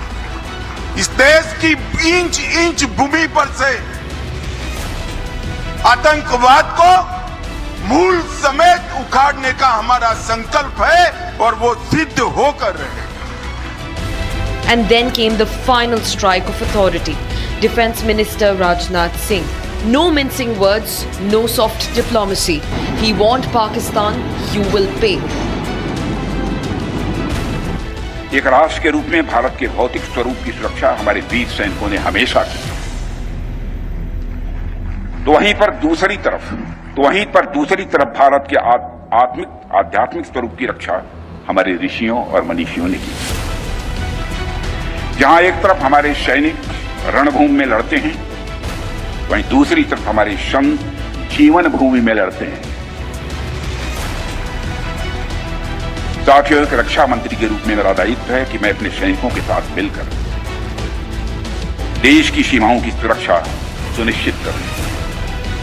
और मेरा यह दायित्व है कि अपनी सेना के साथ मिलकर देश के ऊपर आंख उठाने वालों को मुंहतोड़ जवाब दूं।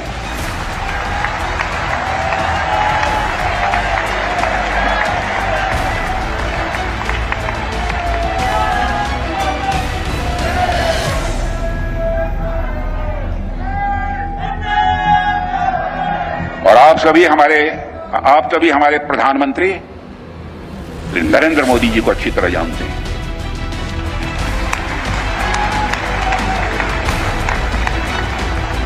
उनकी कार्यशैली से भी अच्छी तरह परिचित हैं, उनकी दृढ़ता से भी अच्छी तरह परिचित हैं। 14 days later, India hit back hard and precise.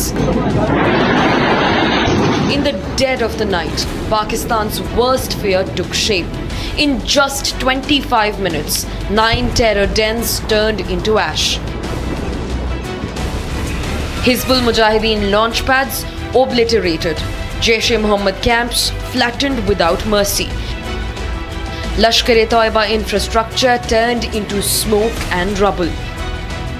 Between 1 a.m. and 1:30 a.m., in a synchronized assault, the Army, Air Force and the Navy unleashed India's wrath across Pakistan and Pakistan-occupied Kashmir. आतंकियों की बची खुशी जमीन को भी मिट्टी में मिलाने का समय आ गया है।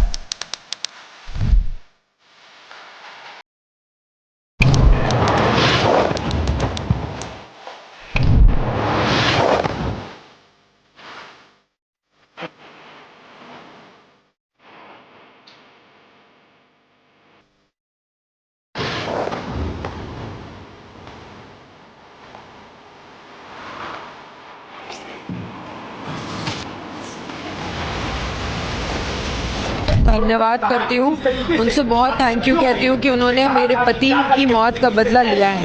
No warnings, no games, just payback, raw and ruthless. This is Modi's India, where bloodshed is answered with fire, where promises are not made for headlines but for hellfires. To Pakistan and its terror puppets, this is your reckoning. Attack India and you will be wiped out from the map.